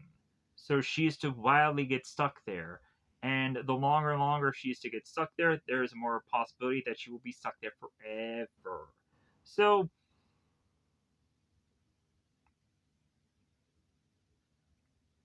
the Rangers are all going on like, well, hey, we need to go on. We need to smash this doom and gloom. Uh, but if anything, it seems that they are to uh, what the fluff? They have to go on and they have to make their way back to the command center. Uh, while Kimberly's going on and facing off against this Bloom of Doom. And she ends up getting attacked, she ends up getting beaten down, so on and so forth. So the Rangers are back at the command center. And so uh, the Rangers go on and tell Zordon as they're kind of just adjusting themselves because, like, oh my god, this pollen, it's driving me crazy. So Jason ends up telling Zordon that Kimberly is to have been taken by the monster, and so it's like, all right, all right. So, here's where Zordon tells the Rangers that Zed put Kimberly under an evil spell of jealousy, and Kimberly has gone on to need to uh, go against these Rangers, and they go on and figure that out. So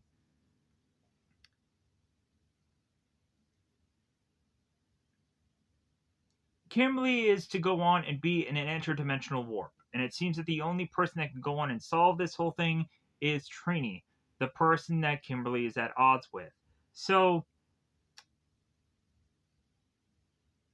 it seems that the interdimensional warp thing is very difficult to penetrate, but it seems that there is a possibility that if Trini can go on and be able to just perfectly hit her weapons in a certain spot, that it'll go on and break the interdimensional warp, which will free Kimberly. So, and also the power of friendship. So, because Alpha is to go on and figure out some kind of solution, and that's what she will go on and figure out. So, as Kimberly is going on and still in her interdimensional warp, where she is getting tethered and getting grabbed and getting just uh, to the point to where she is going to go on and uh, get defeated, let's say. Defeated. Uh, we have the Rangers and Alpha going on and trying to come up with the calculations of what they're going to need to do.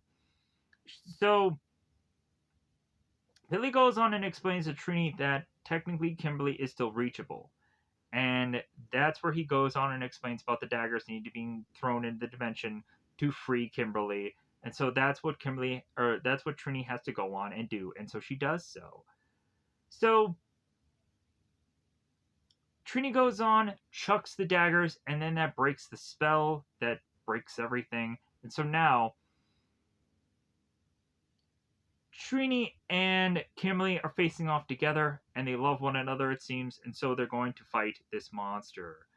We have at one point where in these episodes we see just some weird camera angles where it seems that the Rangers are far too dang close to the actual screen. Um, and there is obviously some like there is some shots where if you go on and there's some shots where you're just going on and you're just seeing them just like huh? And yeah, it just looks weird for a number of reasons, but let's not go on into that. But so anyways, let's push on here. So Kimberly and Trini are working together. So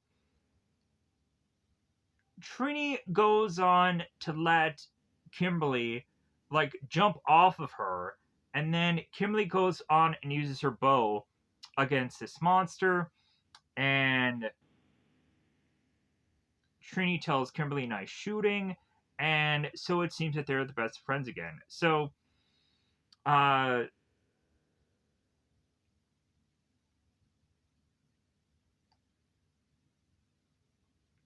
there was a possibility that the Rangers were going to go on and use or no, there was a possibility that the monster was going to go on and do another pollen attack, but Kimberly ends up calling for the power blaster to wipe out the monster, and so that ends up quickly beating this monster. It seems so. Uh, Zed, of course, is still very upset. Uh, he's questioning whether he should go on and just turn all the minions into snakes, and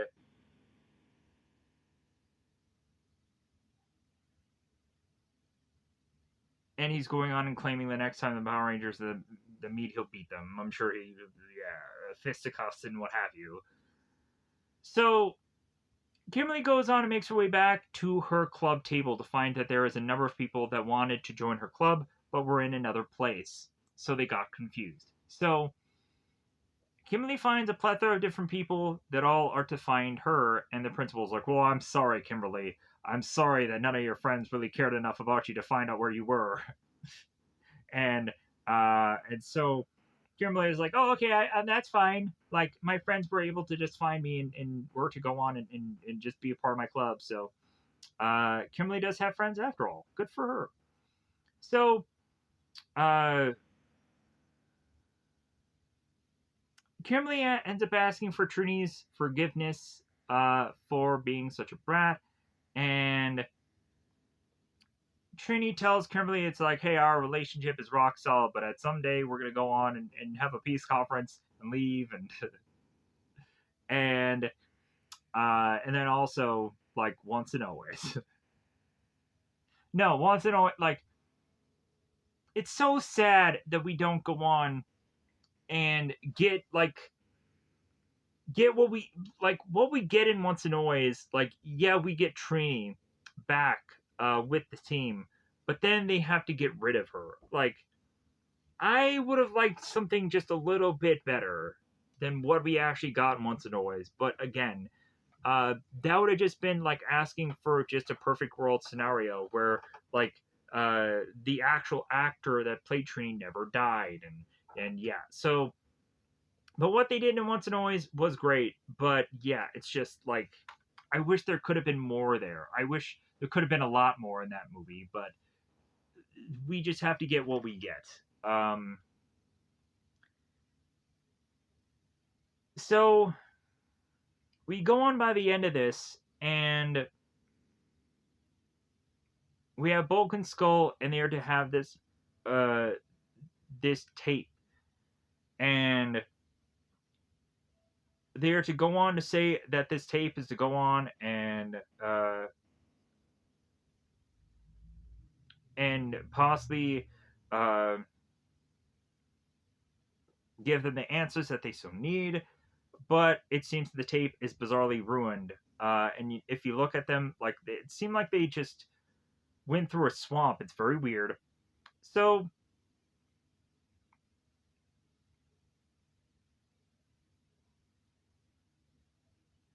but Bulk and Skull both kind of rush off, and so the Rangers are like, "Well, hey, it seems like they're going to need a bit of a cleaning, and this and that." So we now go into the Green Dream. Good grief! What episode are we on now? Episode 7. 7. 7. We have 3 more episodes after this. Good grief! I thought we were way ahead of the gate. I thought we were like at least in 8 or 9 by now. Holy crap! Whew, this is probably going to take probably 4 hours. Good God. Anyways, so let's speed this up as much as we humanly can. So, Appleby is to go on and let the class know that there is a 500-page essay due Friday, and it is about to be what interests them the most. And they're like, well, like Bulk and Skull just go, hey, what do you think the paper should be on? And it's like, of course, they go on to like, well, hey, what interests us the most? The secret identity of the Power Rangers. So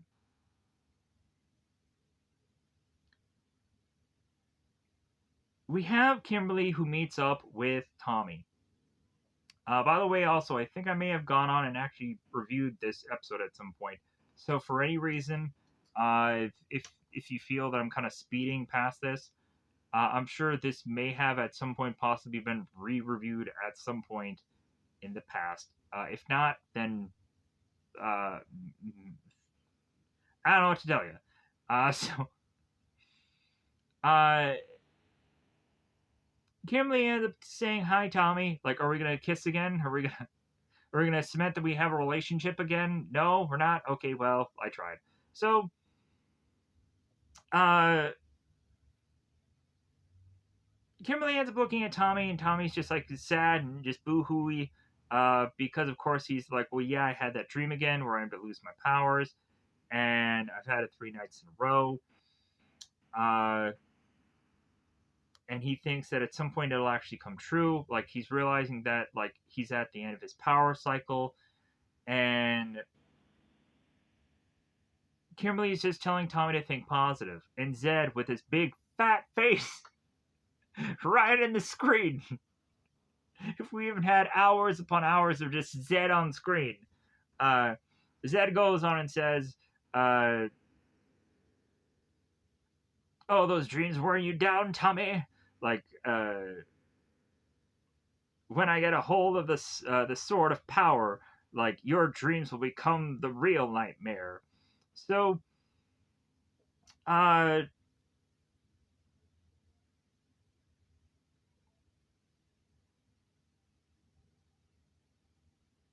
again, we have Zed who's claiming that like he can just destroy the Rangers, but all he needs is the sword of power, and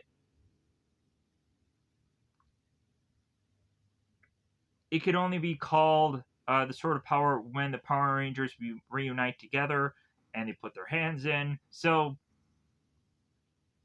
uh, they're trying to question how they can go on and get the sword of power. So uh,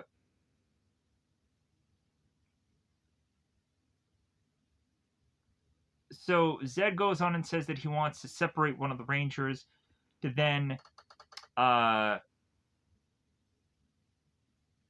persuade them to bring him the sword of power. So uh, they're like, okay, we gotta go on and we gotta nab Tommy first, and we gotta bring him to the dark dimension. So we then la la la. We have at the youth center, and Billy used to go on and have this weird scrambling electronic signal that is to be a device that he is to concoct. So all of a sudden, we have Bulk and Skull, who it seems are to have this energy device that is to try and go on and track the energies of a possible human being. If they have more energy than normal, then they could try to track down the possible Power Rangers. But Billy has this signal scrambler device thing that I just said that what it was, and eventually that pushes Bulk and Skull on to go and find Ernie as this Power Ranger. So Ernie kind of jumps back at both Bulk and Skull, and they are to, of course, laugh and just be like, well, yeah, like that was so close. That was a close call. So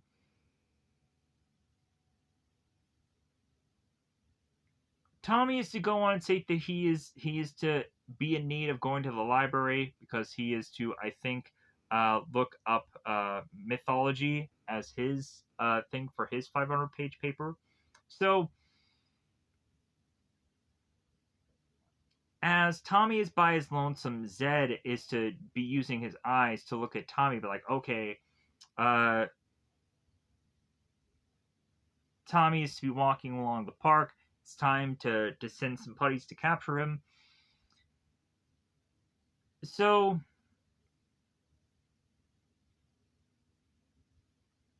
Zed is going to take Tommy to the dark chamber. I think I might have said dark dimension. I'm so used to just saying that. Dark chamber. So the putties appear, and this time around, it seems that Tommy is not good enough to take down these putties by himself. These putties are getting way too strong for even Tommy now. And also, Tommy ends up doing his Liu Kang just multiple kick thing. It's pretty awesome. But then again, I'm like, how is it that they're doing these things at some point? Maybe with string? I don't know. Anyways, so Tommy's grabbed. He's sent to the dark chamber. And Goldar is saying, welcome, Tommy, to the dark chamber. Uh, so Goldar ends up having Zed's staff. And so Goldar ends up putting Zed's staff against Tommy and starts to control um, Tommy to then make him go on and have his eyes glow red and it's become evil. And Goldar is to tell Tommy, yeah, this seems like old times, doesn't it, Green Ranger? Your mind is no longer your own. And all of a sudden, Tommy in his bag is to have this book that is to have RoboGoat and alongside it, a knight. So Goldar is to notice this page of this Robo Knight and is to realize that it is a powerful warrior, that maybe Zed should go on and use this as a monster, so he does. So Robo Goat appears. So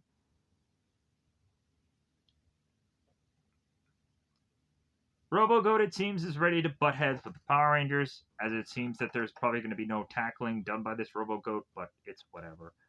So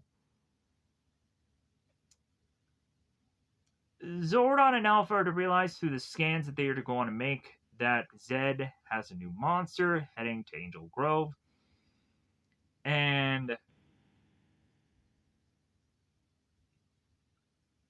so that, of course, leads us to have the Rangers needing to be freaking communicator bleeping.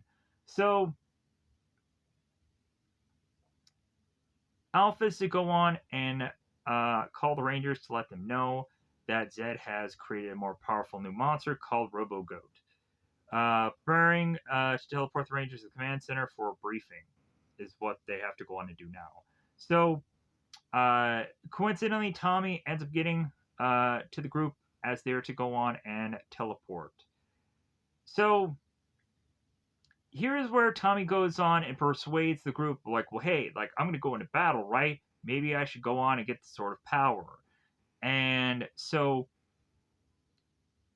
Tommy goes on and manipulates the group to then put their hands together. He gets the sword and then he mwahaha's them. And Tommy used to go on and say that they are fools, that their hours are numbered. And so Tommy then makes his way to the power chamber, or the dark chamber, and meets up with Goldar. So Goldar, of course, says, "Excellent, Green Ranger." Uh,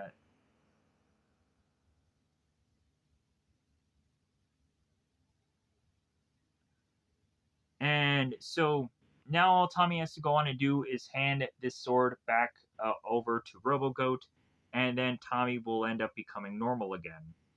So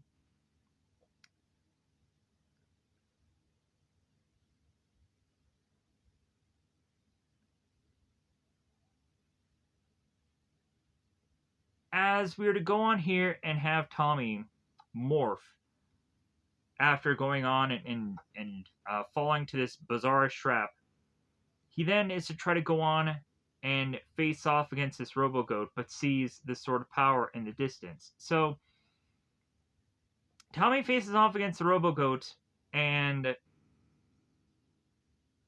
is to make his way to the sword of power, grabs it, and just go on and be like, yeah, like Tommy used to be so confident, but it ends up having Tommy realize that the sword that he's to go on and grab is just some stick, and he's to just be rused. So Tommy is to get a good thorough clocking by the Robo Goat to then uh, have Tommy state that his powers are fading. So the rest of the Rangers now at the command center are going on to watch on the viewing globe that that Tommy's in trouble, uh, that he is over by the mountains. So all the Rangers decide to go on and morph to face off against the Robo Goat. The Robo Goat has now have the sort of power. So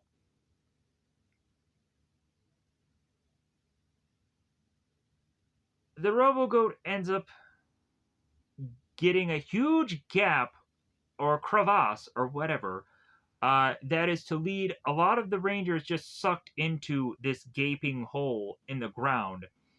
And now Jason is to need to go one on one against RoboGoat with the Sword of Power. So Jason faces off against RoboGoat, and it seems what ends up happening is that uh,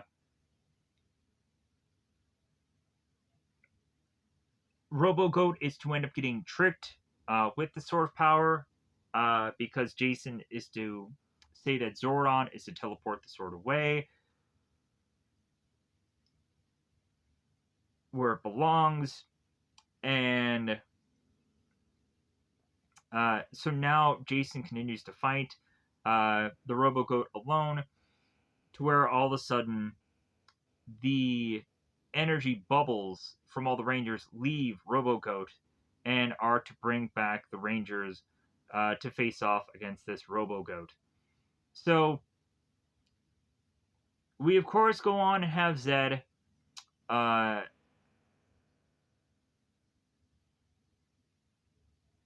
like send his Zed potion out to make the monster bigger. So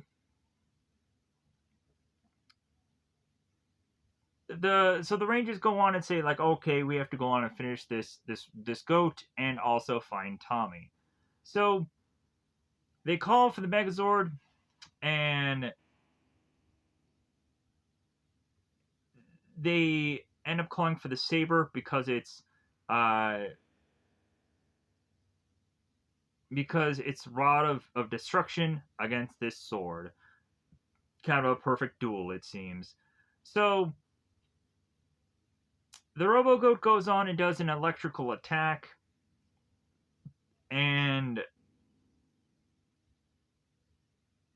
Tommy is ending up getting a call from Zordon, and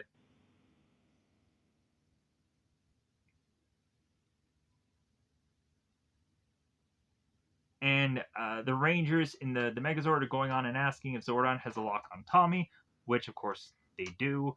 So Tommy is thinking that his worst dreams are going to go on and come true. So he is to, of course, try and desperately call for the Dragon Zord because he is to realize that his friends are in trouble, that he needs to go in and help them, and like when he is to call for the Zord will not appear. So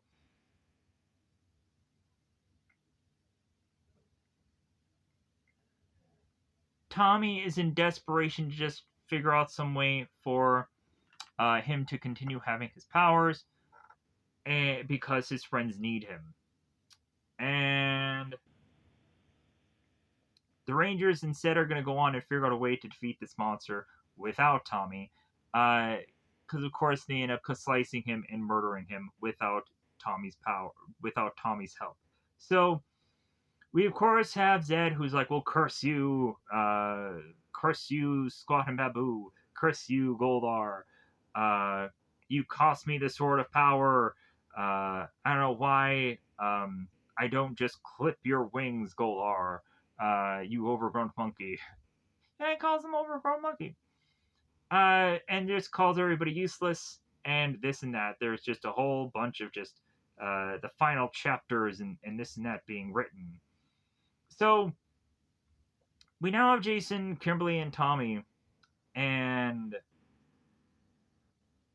they go on and ask Tommy how his essay went, and Tommy's like, "Well, yeah, pretty good." Uh, but Tommy is just a little burnout on short stories because, again, this is whole bringing back to the fact that he is to have just a short stint at being a Power Ranger. And Tommy turns to the Rangers is like, "Well, you know what? Like, I know I'm at the end, guys. I feel that my powers are almost gone. Um, that's what my dreams are telling me." And they're like, "Hey, man, like you've been through this before. Like just keep going on and be strong." And Tommy's like, "You know what? This time I think it's for good." So, uh, so uh, this is to go on and be the following episode, I believe, the cleanup drive. So this is to go on and be the Octo Phantom episode, the Power Stealer episode. We're at episode eight now. We're so close. We're so close. So we have this reporter going on to be at this cleanup drive, talking to the Rangers and uh, talking about how they're going to go on and they're going to clean up graffiti and trash Oliver Angel Grove. And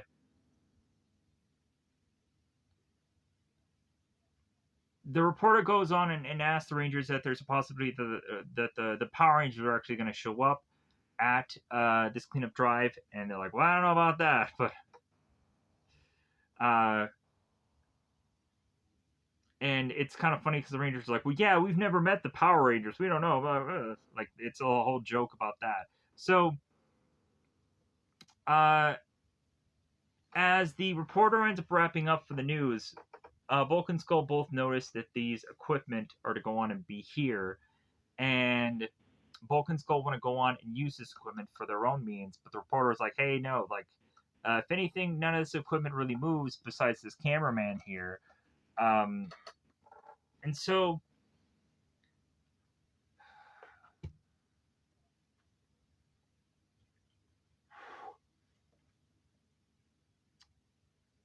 but the Rangers are going on. Both Vulcans or both Rangers. Whew, talking for far too long. Bulk and Skull go on and realize uh, that the Power Rangers are supposedly coming to town. Uh, so they decide that they want to go on and follow the Rangers with the camera, and hope that that maybe can go on and give them the identity of the Power Rangers. So,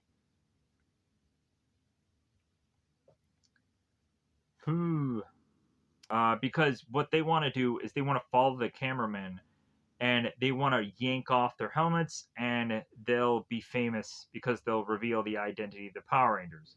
So Zed, of course, is going on, and this episode kind of reminds me of the cleanup crew episode. It's to remind me of in season one, they had that Captain Planet episode where the Rangers all get together and they're just kind of cleaning up the town, um, where the whole team participates in this whole ordeal. So Lord Zed is to go on to realize that since the Rangers just love to just clean up the town, that he'll create the most hideous monster he can think of. And the cross between an octopus and an elephant, the Octo Phantom. So we are now at this cleanup drive, and everybody's outside kind of doing their part, cleaning up graffitis, getting all of this junk that is all over what I'm assuming is to be this park. So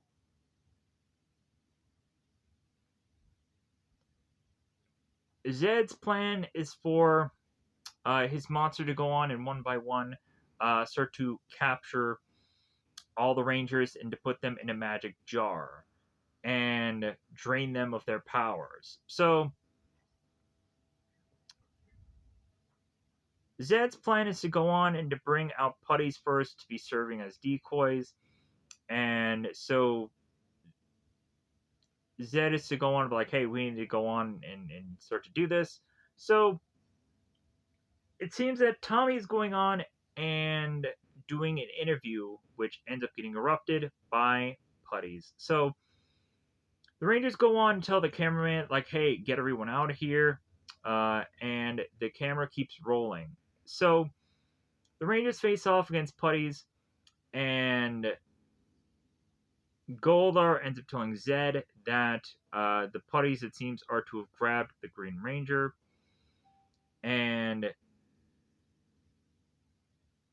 Zed ends up stating, like, "Okay, it's time to send down to the Octo Phantom."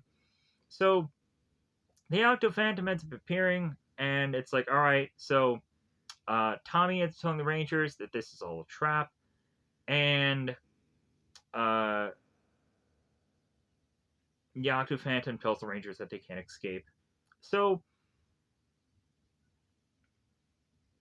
both Jason, Tommy, and Kimberly uh, go on to a morph and face off against the putties, again, while the camera is rolling. So the Octo Phantom ends up opening its honey jar to then suck Tommy into it. And The Octo Phantom claims that at some point the rest of the Rangers will get sucked into this jar like Tommy sooner than they think. So Jason ends up calling Zordon to let Zordon know that Tommy had gotten captured. So all the Rangers make their way to the command center. So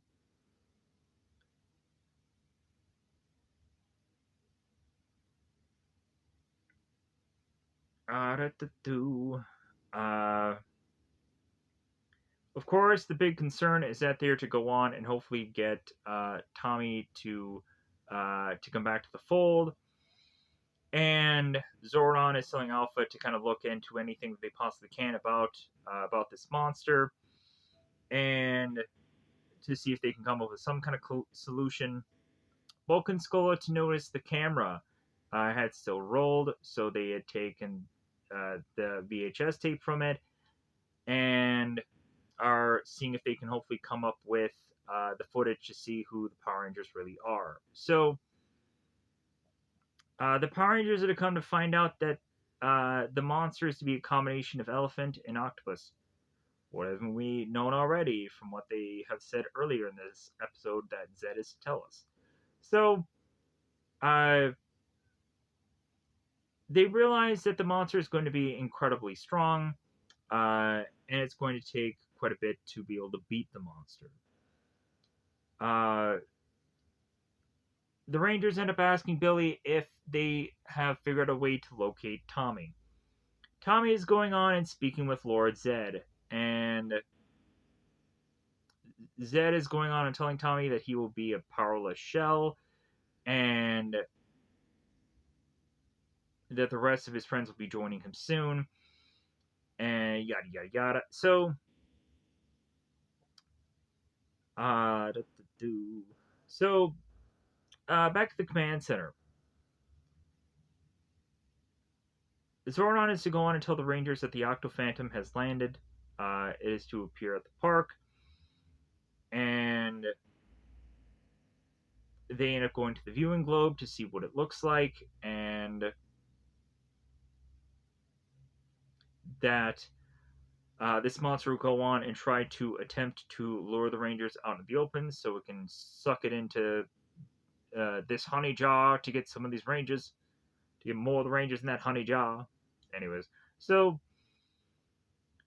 who Trini is to go on and state that this monster is going on in the viewing globe and graffitiing um, a monument that they need to go on and stop this monster from going on and doing so. So they all go on and they all morph to face off against this Octo Phantom.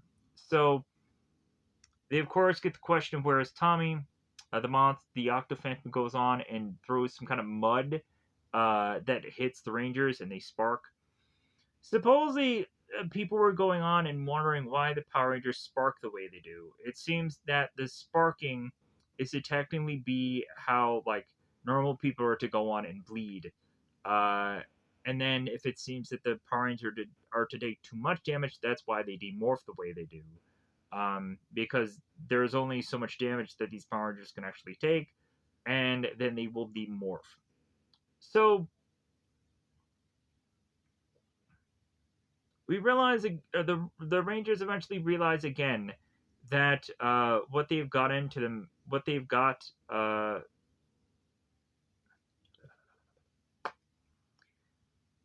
At some point, when the Rangers go on and continue to face off against the Octo Phantom, Billy goes on his own to then start to study the monster because he one realizes that it's a trap, and Billy is to go on and assess like, well, this monster has to have some kind of weakness, and so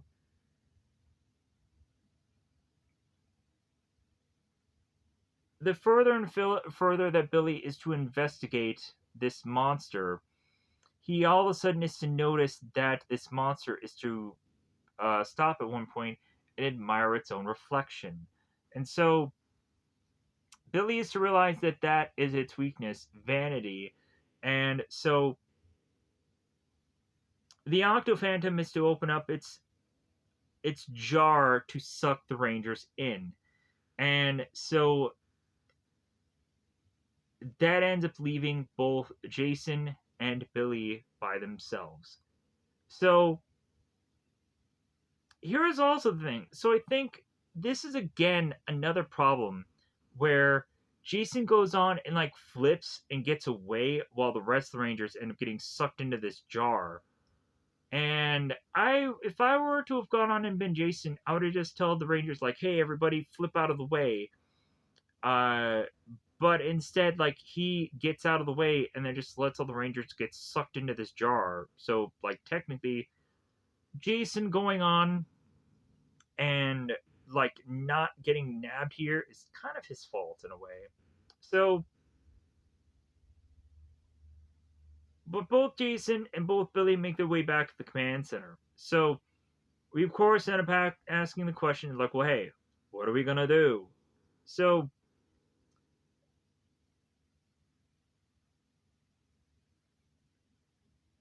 Billy ends up realizing that the weakness of this monster is that it's extremely vain, and so Billy is like, okay, we'll have to go on and build another device, and so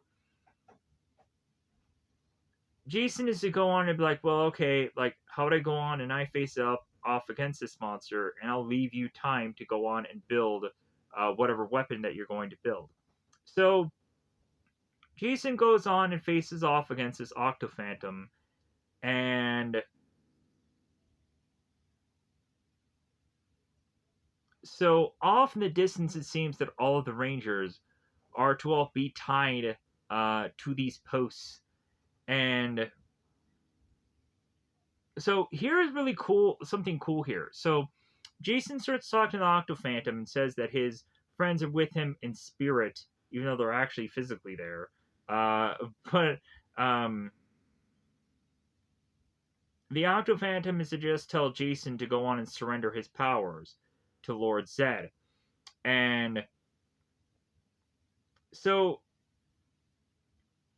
Jason is to go on and to face off against the Octo Phantom, and it seems that he is going on and getting some problems happening here to the point of him calling out for Billy. Where are you?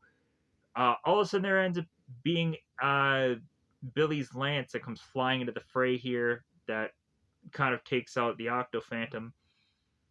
Billy is to run in with this mirror shield that he gives to Jason to use to face off against the Octo Phantom. So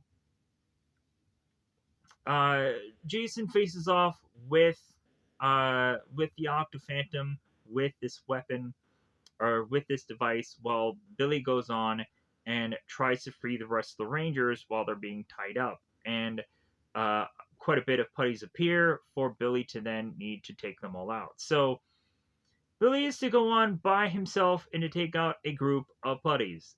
Man, like Billy is getting good. Bill's getting good. So Jason, it seems, is to have fallen back and now has the shield next to him. And Jason is to go on to realize he needs to open up this shield to then have this reflection kind of be shown back on this monster. So the monster goes on and looks at the reflection and sees how incredibly handsome he is, while Jason uses his blade blaster against the Octo Phantom. So Billy frees all the Rangers, and Billy ends up grabbing Tommy as Tommy falls. And so Tommy's like, hey, you're getting teleported back to the command center. You're too weak. So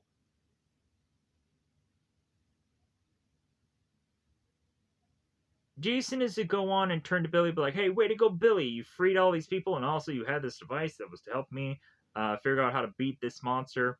So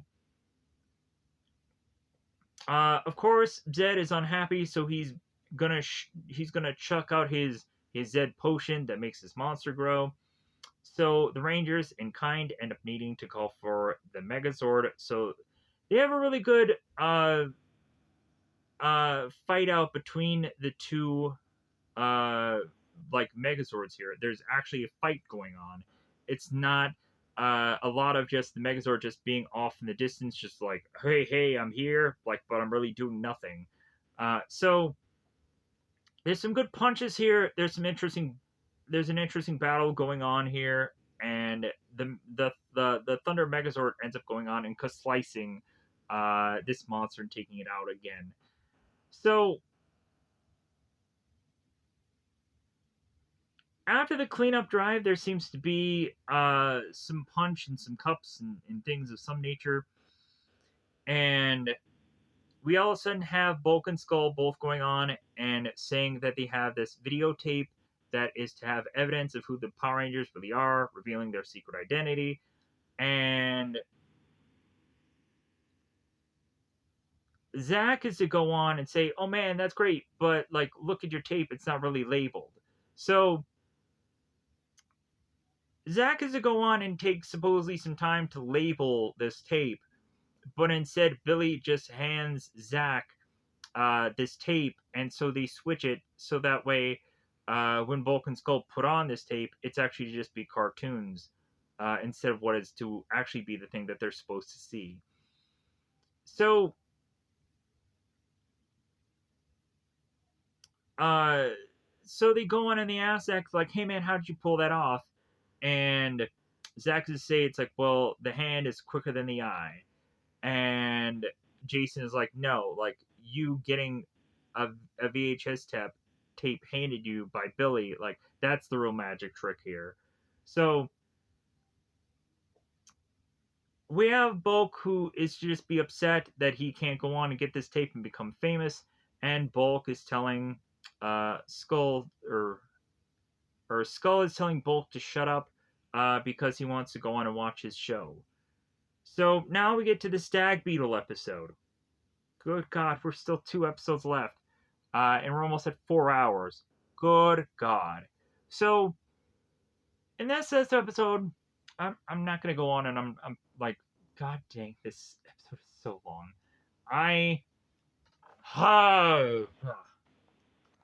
Why do these have to be 4 hours? Good God. I was like, man, 3 hours was long enough. Now we're doing 4 hours to just cover all these episodes. Yeah. I can't do these long videos. I can't. They're just so hard. And then also, like, no one is going to watch a 4 hour video.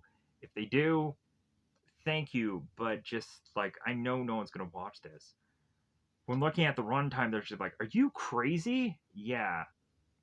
Yeah, they're not going to watch a 4 hour video. And plus, a lot of these episodes, there's just so much to go into. But anyways, let's go into this. So, the Rangers are going on in the youth center, and they're watching Ernie go on and practice with this broom floor hockey. And they're all just kind of looking at Ernie, and they're like, all right, like, Ernie's just having fun, whatever he's doing. And so Ernie used to go on and proposition the Rangers that he is putting together a floor hockey team or broomstick team or whatever he's actually calling this sport, and wants the Rangers to actually get involved because there is another school that is to seemingly want to go on and go against the Angel Grove school. So, and these two students from this other school are to appear here, and they're to not be Adam, Rocky, or Aisha. They're just to be some other people. So eventually this other school goes on and coaxes the Ranger team to go on and start to play this sport, and because supposedly this other school hasn't lost in years, and so Jason ends up telling uh, these beetle la, la, la, la, Stone Canyon beetles. There we go, Stone Canyon beetles. That like, well, hey man, like this is on. like the song, like Donkey Kong. So Tommy turns to Jason's like, well, yeah, we better practice. And Jason's like, yeah, we better. So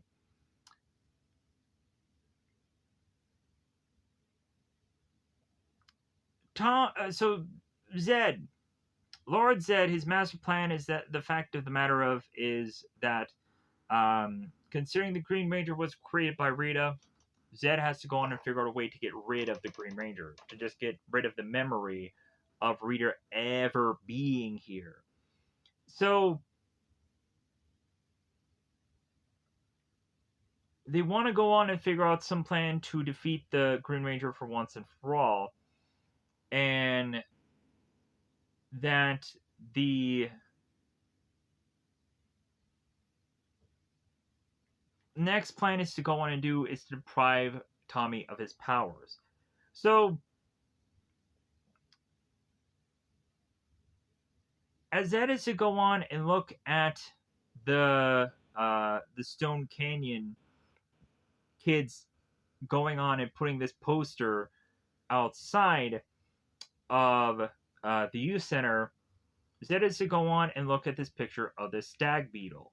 So he's like, aha, like uh, that'll go on and give me a good idea. So Zed goes on and takes his staff and makes the stag beetle a monster. So this stag beetle is supposed to go on and lie in wait for Tommy. So the Rangers are going on and practicing this broomstick sport. So as they're going on and they're going through the practice, Ernie is to go on and just like, all right, let's go on and give some people a good rotation in. Uh, let's uh, let's give Billy some time to just kind of block, because I guess he's like the goalie or the equivalent of goalie. So the ball ends up coming out of the fray of where they are, and one person ends up picking this up, and it ends up being Richie. Trini is looking at Richie like, like, ooh, Richie. So, come to find out and watch Mojo, Richie, I guess, is one of like the worst characters, but he's only the worst character because Trini eventually leaves the show, so it renders Richie a mood character. I'm like, I'm sorry, they were never gonna go on and do anything with Richie anyways. So what were they kind of expecting? Like Richie does go on and do a lot of stuff at the juice bar, but this character was to never do anything more than what he was already doing. So I don't know what they were kind of wanting from this character, but like at some point, not every character in Power Rangers needs to have something that leads to them actually like. Plus, also like Richie is to go on and not be one of like the worst side characters. There's a number of characters that they would go on and consistently go to, and so Richie probably is not the worst. That's ridiculous. So and there's just a crappy way to just say that somebody's just the worst when really like their performances do not suck. Whatever. But so Ernie introduces Trini to Richie, and Trini is looking at Richie like, it's fine. So it seems that they're kind of interested in making maybe Richie a part of the team, but Ernie's like, well, I think I can use assistant coach, so maybe Richie will go on and be that. And eventually Richie will go on and work in the juice center or youth center. Anyways, so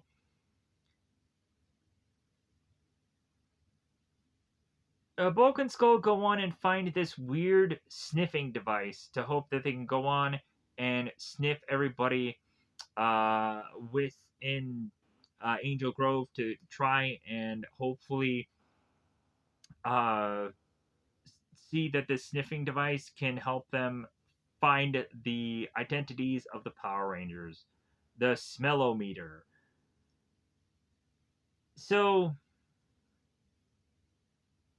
And their idea is that when everybody is to go on and make their way to this game, that they're going to sniff all of them, and then they're going to figure out the identities of Power Rangers. Kimberly and Tommy are both jogging together, and I don't know why they're jogging together. Maybe to improve their cardio, because maybe their cardio sucks. Um, but the two of them are going on and talking about that they hope they can go on and they can beat the Stone Canyon Beatles, and that's all that's really coming from this jogging session. It was a waste of time. I don't know why they had the scene, but it's good to see both Tommy and Kim together jogging, but this scene was a waste of time. So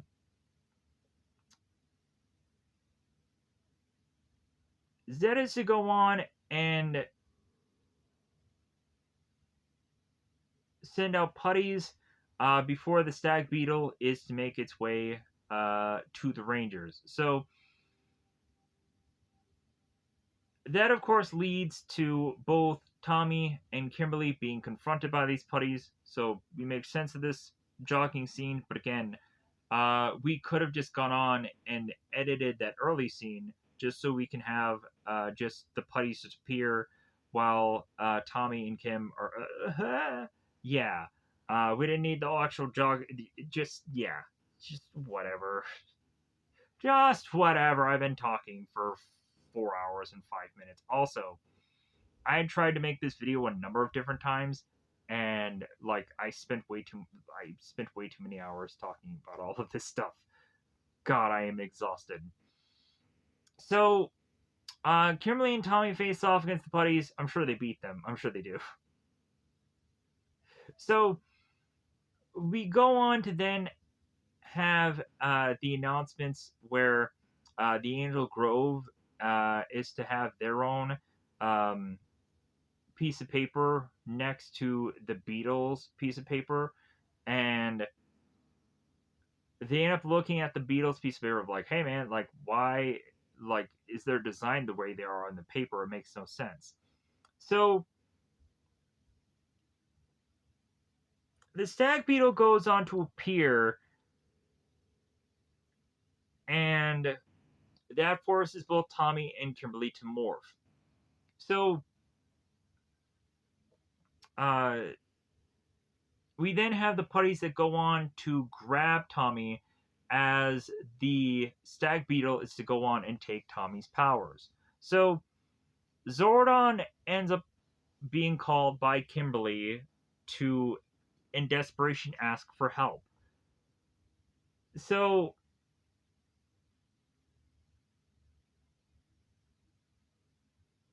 mm, also we have a part here where Kimberly like jumps over all the putties and just starts one by one just to like just kicking them. And I'm like, man, this move is really cool. But also, like, I can obviously see the strings that are just kind of holding up this Kimberly, but not everything can be perfect. I'm freaking nitpicking here. So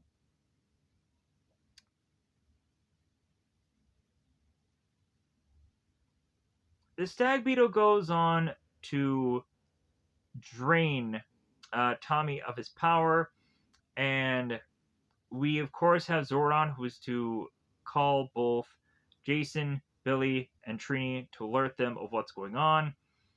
So the rest of the Rangers go on and they morph here, and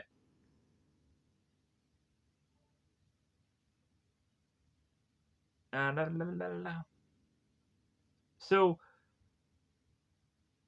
we have the Rangers that make their way to Tommy as Tommy is to go on and explain that his powers are completely wiped, and we have Jason that calls Tommy like, "You're going back to the command center." You're so of course Tommy is to heed that advice, and Zed ends up telling Goldar that they're going to phase 2 of their plan, and that the Stag Beetle will attack Angel Grove, and uh, he'll destroy them with the Green Ranger's powers. La, la, la. So the Rangers are back at the command center, where Billy is going on and doing analysis of Tommy's condition. So, uh, Billy goes on and states that, well, like, Tommy himself is actually okay. Uh, and Tommy ends up stating that he doesn't really remember what happened. And Zordon is to go on and state that they were actually targeting Tommy. And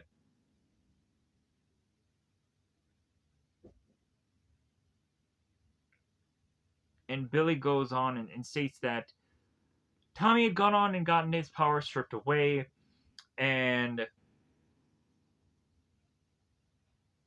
everything is to be gone of his Power Ranger energies. And so Zordon is to state that, uh, like, they had stolen Tommy's powers, yada yada yada. Uh, and that also at some point this monster can turn around and do the exact same to any number of other Rangers. So this monster is to go on and be so extremely powerful, and so Billy ends up turning to Alpha and saying, like, well, hey, maybe Alpha can come up with a device that is to, of course, go on and reverse this whole effect that Tommy's to get his powers stolen and is to somehow be able to get them back. So,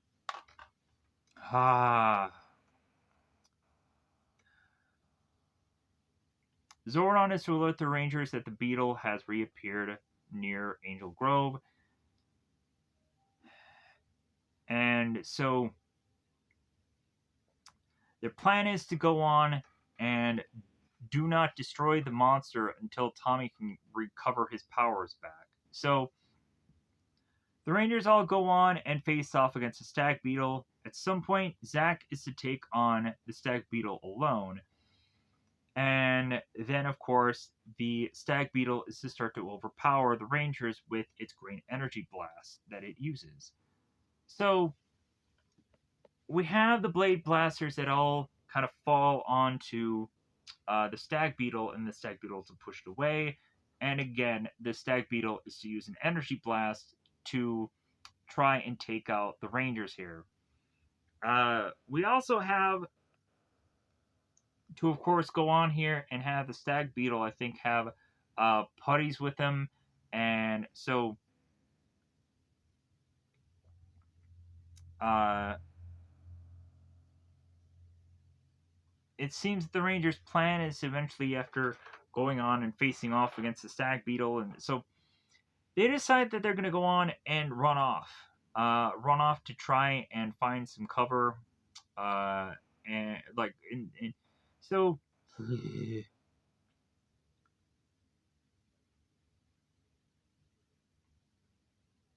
uh,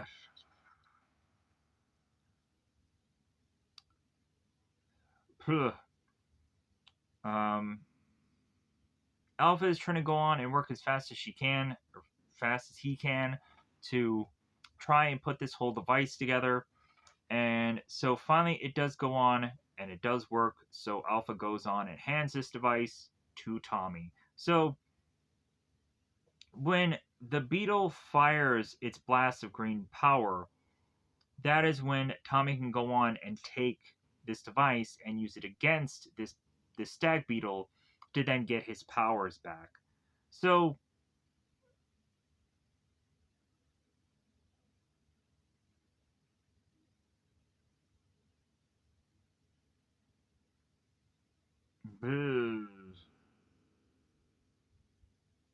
really,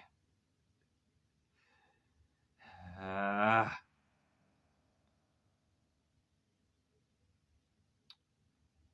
so the device, it seems, is not done yet. I thought the device freaking done, but it wasn't. So we're again waiting on Alpha to just like be freaking done with this whole device thing.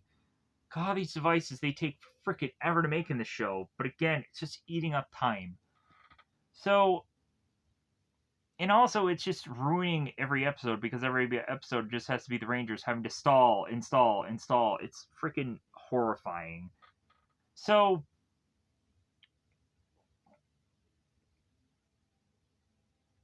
The Rangers, it seems, are continuing to just run away at this point until there is nowhere left to run, to where it seems that they're now by this gap. So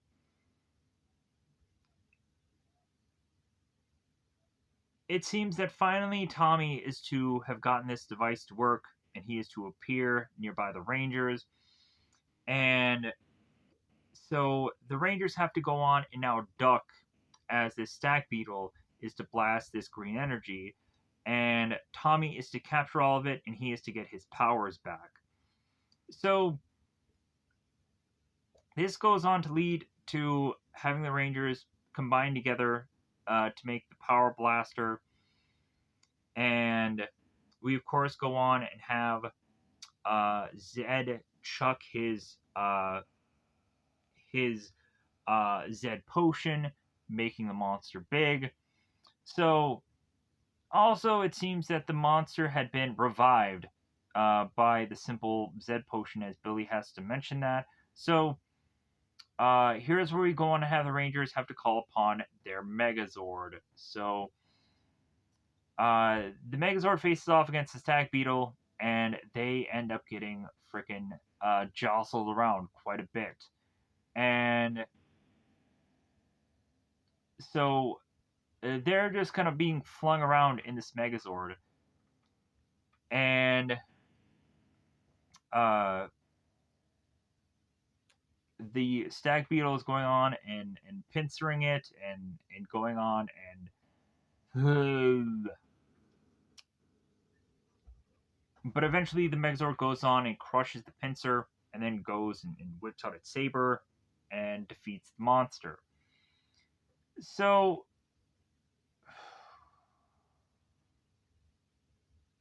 Zed, of course, is to be upset that the stag beetle is to fail him, and it is not be quite a total loss, but the beetle was destroyed. So, but if anything, uh, the total loss is just the fact that the stag beetle did use some of the Green Ranger's energy, so that has to be like the kind of the win here. And then there is still a ticking um, going on of how much power really does Tommy have left. So we then turn around to have the whole broomstick thing, which I'm not going to go into heavily about here. I'm just going to, as soon as humanly possible, try to figure out a way just get this done. So the the broomstick goofy sports thing, it ends up going tied 8-8, and then it seems that Tommy is to be the definitive last score, and it ends up being 9-8. So the the Angel Grove team does win, and that I think is to wrap up this episode, as I didn't go on and bother to really actually look in to how the episode exactly ends. Ah, brother. So this, of course, to lead us to the last episode. So, welcome to the Venus Island. I'm sorry if I'm if you have watched this at this point, thank you for going on to do so. Good God, I can't even really talk at this point. I've just been talking for so freaking long, and then again, I've tried so many like different cuts of this video. I'm so exhausted. Um, I am definitely going to need some freaking glasses to just wrap this baby up. Good God. Oh. I really don't feel like I've eaten enough all day. I'm falling apart. Falling apart at the seams. Oh. I think at some point, I think I'm gonna have to go on and do this. Is is really just do the Cliff Note version. I think that'll be the only way that I'll do like a really long Cliff Note version. I think in the future, because man, these 10 episodes, like it did make sense for it to do 3 hours in length. Now I'm doing it in 4 hours in length. Good God. Just I don't know why that these things are getting longer. But then again, also like I don't know why I continue to do them in this manner. It takes so much out of me. But so anyways, uh, Zed, he's on his throne. I can't wait to see the look on their faces when she disappears. Whatever that means.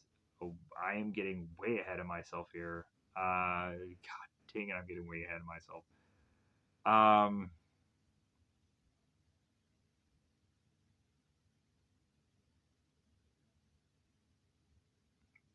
oh, in the last episode, there was also the smellometer where Bulk and Skull sees the woman in the crowd and they use the device on her. It's pretty funny. Um,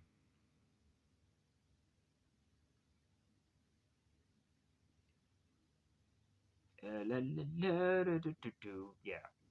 Uh, oh, again, by the end of the last episode, Tommy ends up turning the rest of the team. It's like, oh man, like we end up winning this match, but man, I wish I can go on and beat Lord Zed so easily. And it's like, yeah, it's all fine. It's like okay, like you'll be all right. And like that's how they end the episode with Tommy just being so sad. But let's get into episode 10.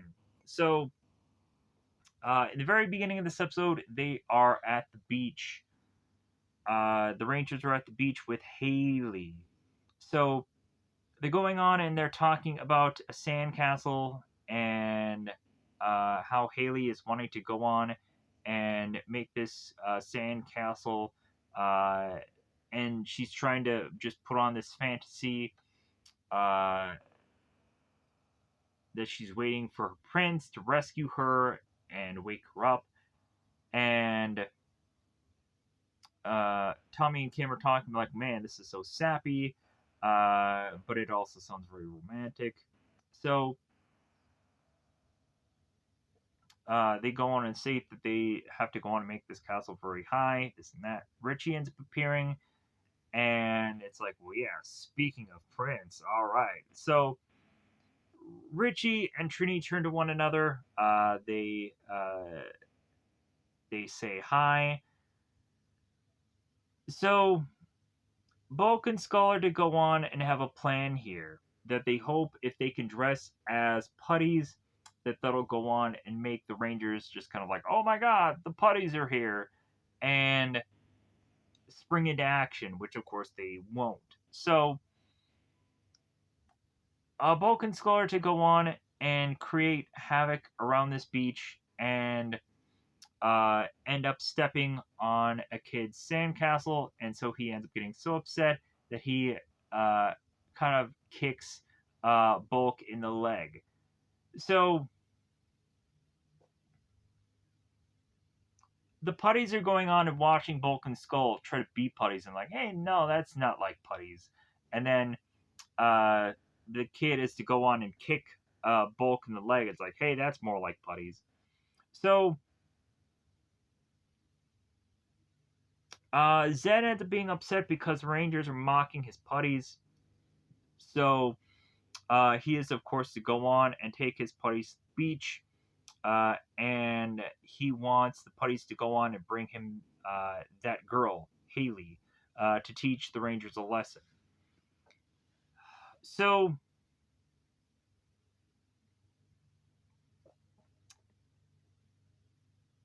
Zed is wanting to go on and have Goldar be sent with the putties and to send a bottle with him with secret instructions for the Power Rangers. Or secret instructions for, I think, Goldar, but like the Rangers end up accidentally taking uh, the the bottle and uh, figuring out where Haley eventually is. So Goldar and the putties they make their way to the beach. The putties steal Haley.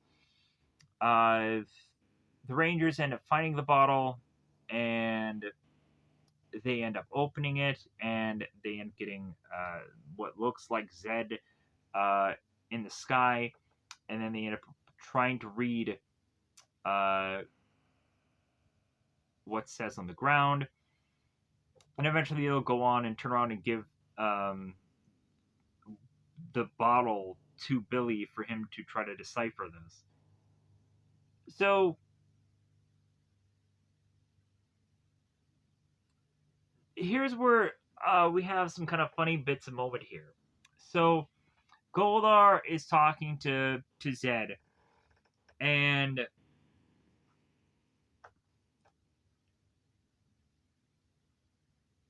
so Zed is to go on and ask Goldar if he still has the bottle, and Goldar is like, "Well, no, I don't have the bottle." And it's like, "Why don't you have the bottle?" And Goldar states that he lost the battle in battle. He lost the bottle in battle. And Zed is like, really? Like you lost it while fighting against a girl? Wow. Like so uh like that girl must have been something fierce. So uh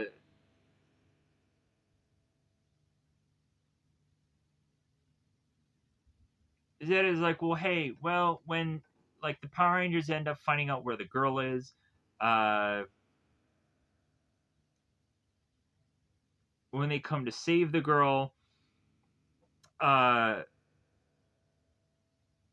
like our price to go on and get uh the Rangers to get the girl back is to bargain with the Green Ranger. So at the command center, we have Billy go on and try to decipher the uh, the paper that the Rangers were given in the bottle. So eventually, they go on to find uh,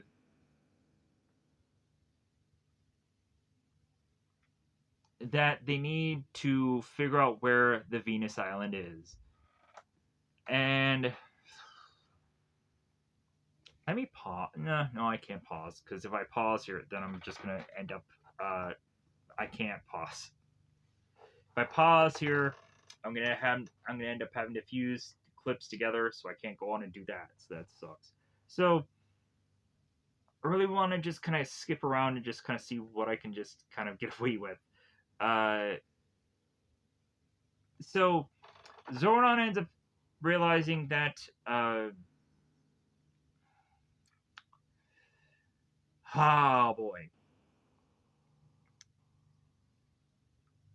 That he is to go on.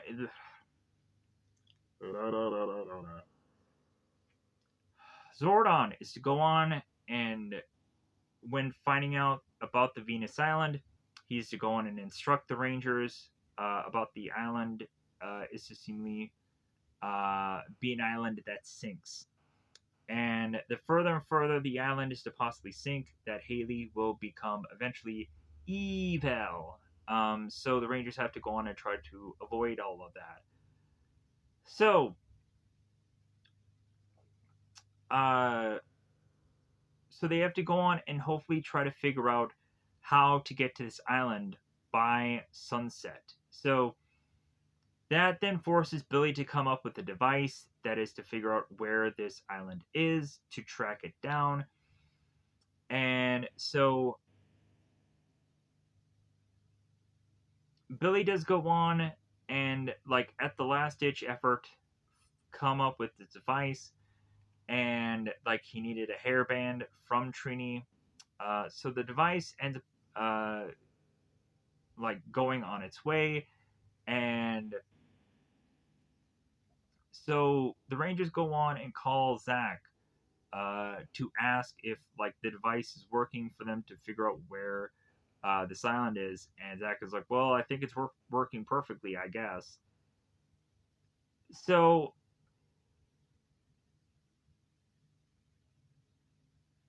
the Rangers all make their way back to the command center, and it seems that they are going on to find that the island is somewhere near the Atlantic Ocean.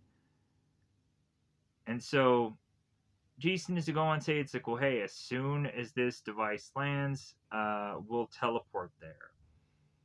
And we'll get Haley and we'll get out. So uh,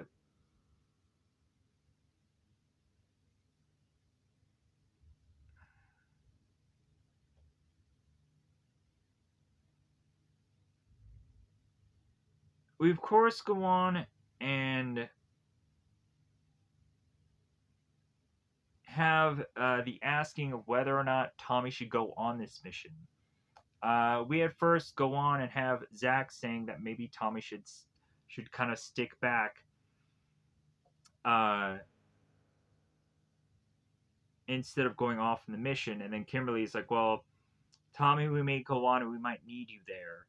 And Zordon ends up correcting everybody, like, "Well, hey, Kimberly seems to be right." Um, and so Zordon ends up telling Tommy, "That's cool. Hey, like, if you go on and you go into this fight, there could be a possibility that every single one of your bits of energy could be drained, and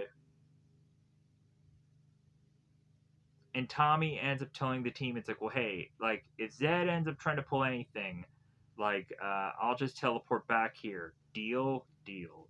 So Billy goes on and finds out the latitude and longitude of exactly where this island is, and so they end up saying that it's an island. It's like, all right, uh, so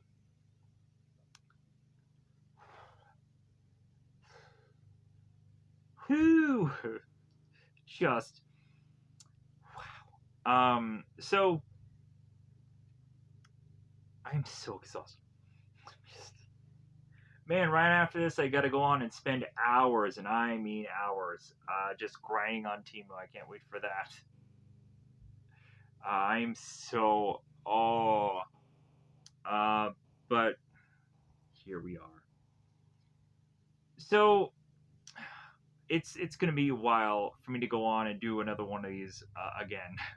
It's gonna be a while. It's gonna probably be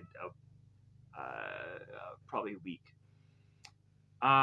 So Trini is to go on and see Haley on the viewing globe and just to be curious of what is actually going on here. So Zordon goes on to explain that Zed is trying to turn Haley evil, and so uh,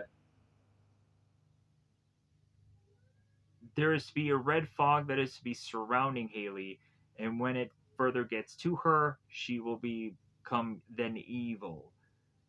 So uh, they go on and they teleport to the island of illusion. Oh, I mean Venus Island.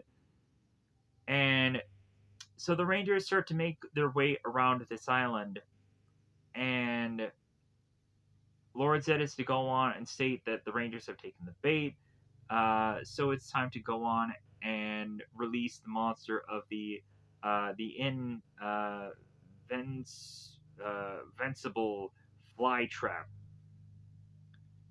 the invincible fly trap. I'm just gonna go on and call this monster fly trap for the rest of this episode. So the flytrap monster goes on and appears in front of the Rangers, and of course, the Rangers have to turn around and morph. So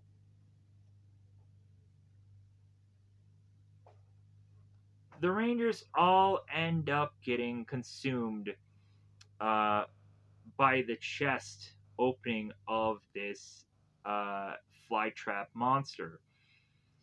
And now it's just left to Trini and Tommy being left. So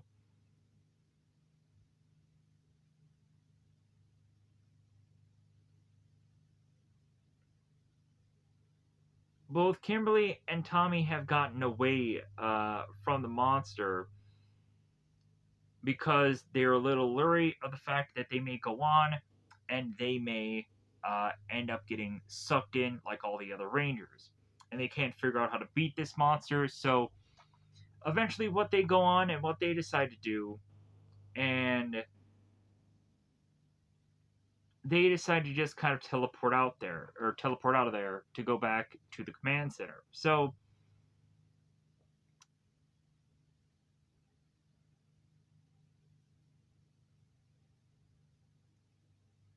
they're going on again and showcasing the viewing globe, where Haley is to have still just be stuck there, and again, the pressure is to be lurking of the fact that the island is sinking, and like, hey guys, we have to go on and get this girl before the island sinks. So like, hey, what's like, what are we thinking here? So here's where Tommy goes on and says like, well, I have to take Haley's place, and Tree ends up telling Tommy it's like, well, there must be some other way. Alpha Zoran, so Trini is to go on and state that maybe there's a possibility that she will just end up fighting alone. And Tommy ends up turning to Trini. It's like, well, there's only one thing left for me to do. And both Tommy and Trini hug. And so, like, again, there's just a really emotional bit of moments here. And so Alpha ends up interrupting and ends up mentioning that that Alpha has gone on to figure out uh,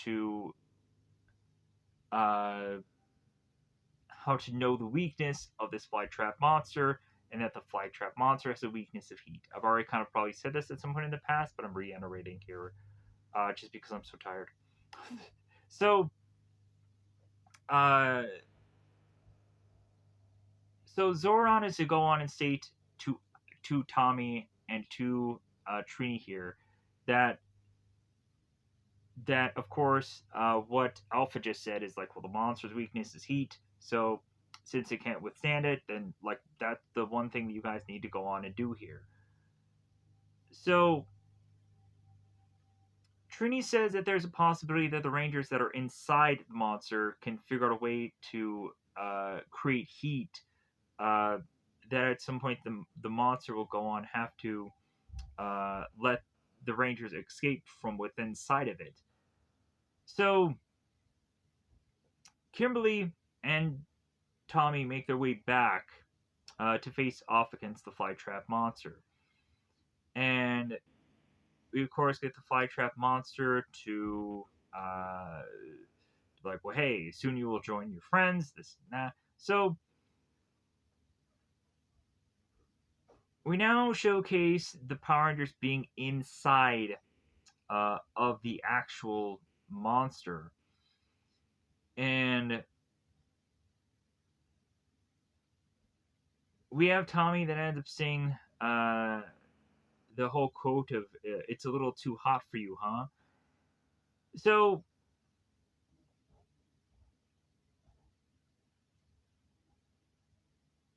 the monsters go on and they figure out that they need heat to go on and defeat this monster. So uh, they go on and realize that that's the thing that they need to try. And so the Rangers all combine their hands together, and then they go to have their hands start to glow, and they start to punch into the monster. So both Tommy and Trini realize this is going to be the thing to be able to defeat this monster, and so they themselves decide to put their hands together and create heat with their hands. So and kind of make this energy blast. So much heat is to be generated here that the rest of the Rangers are to free themselves from this monster. And we of course have Trini and Tommy being asked if they are all right. So uh, so now, of course, we go on have the Rangers who are combining together and making the Power Blaster yet again. So we then turn around and have, of course, Zed very upset, and but he's like, well, at least I still have the girl. So Ba, ba, ba. So now Zed is to go on and want the island to obey him to probably sink a lot faster. And so the Rangers are scrambling to go on and find where Haley is. So Tommy just wants to run in and grab the girl and get out of there. But Billy is to go on and grab Tommy, be like, no, no, no, no. Like, can't you see that, like, we should not go on and just run and grab this girl because it's too dangerous. So Trini is to go on and take her blaster and use it against this trap and ends up um, opening up the net that is to be around Haley and ends up freeing Haley. So Tommy and then ends up going like, well, hey, I could probably go now, right? So he runs over to the girl, grabs her, and they get the heck out of there.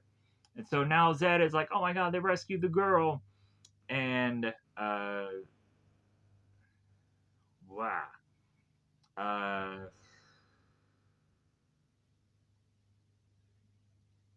so now, of course, Zed is very upset. The Green Ranger has eluded him yet again. And, uh, but of course, they haven't seen the last of Zed. So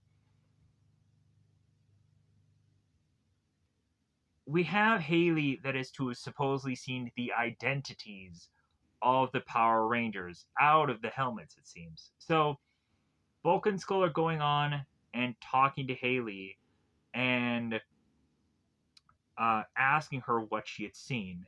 And also, there's to be a guy who is sketching uh, what Haley is to have said. So the further and further that this girl is to draw, or is to say what this guy is to eventually draw. Bulk and Skull then want to go on and want to see what the guy is sketching. And as they're to go on and get the paper from this guy, they go on to find that there is to be nothing that is to go on to resemble anything that is to actually look like a person that they can kind of match with. So they end getting fairly upset. And that just kind of ends this episode and ends this review. Thank God. Whoo! Uh, I really need to go on and really need to get out of here. I'm sure also I probably should have went to bed. Man, it's been a very long day for doing one episode. Or one video. So I'm gonna get the heck out of here so I can go on and do other things in my day. And hopefully then after that, take a long, good sleep. So goodbye everybody. Goodbye everybody. Thank you for watching this video. I apologize for the way in which that I approached this video because it's way too freaking long. But then also I'm getting, ugh. So here's to hoping that I can still go on and be able to justify continuing to do this. If it continues to do views, I will continue to do this thing, regardless of how logically how lengthy it's going on and doing. I think at some point I'm to just really, really go with the just cliff notes and really figure out a shorter way to go about this. And then hope that people will be fine with that, because I will definitely go on and watch these episodes. But I don't think I can go on and ever do the detail stuff of this ever again. It's too long. It's just too. Like, it was always a point where it's like, man, did I just really like think that I can go on and just appreciate the effort and the stuff that I took to to to, to put into these videos, but it's also taking a big, huge, massive toll. And then also, yeah, I want to get out of here. Bye, everybody. Bye, everybody.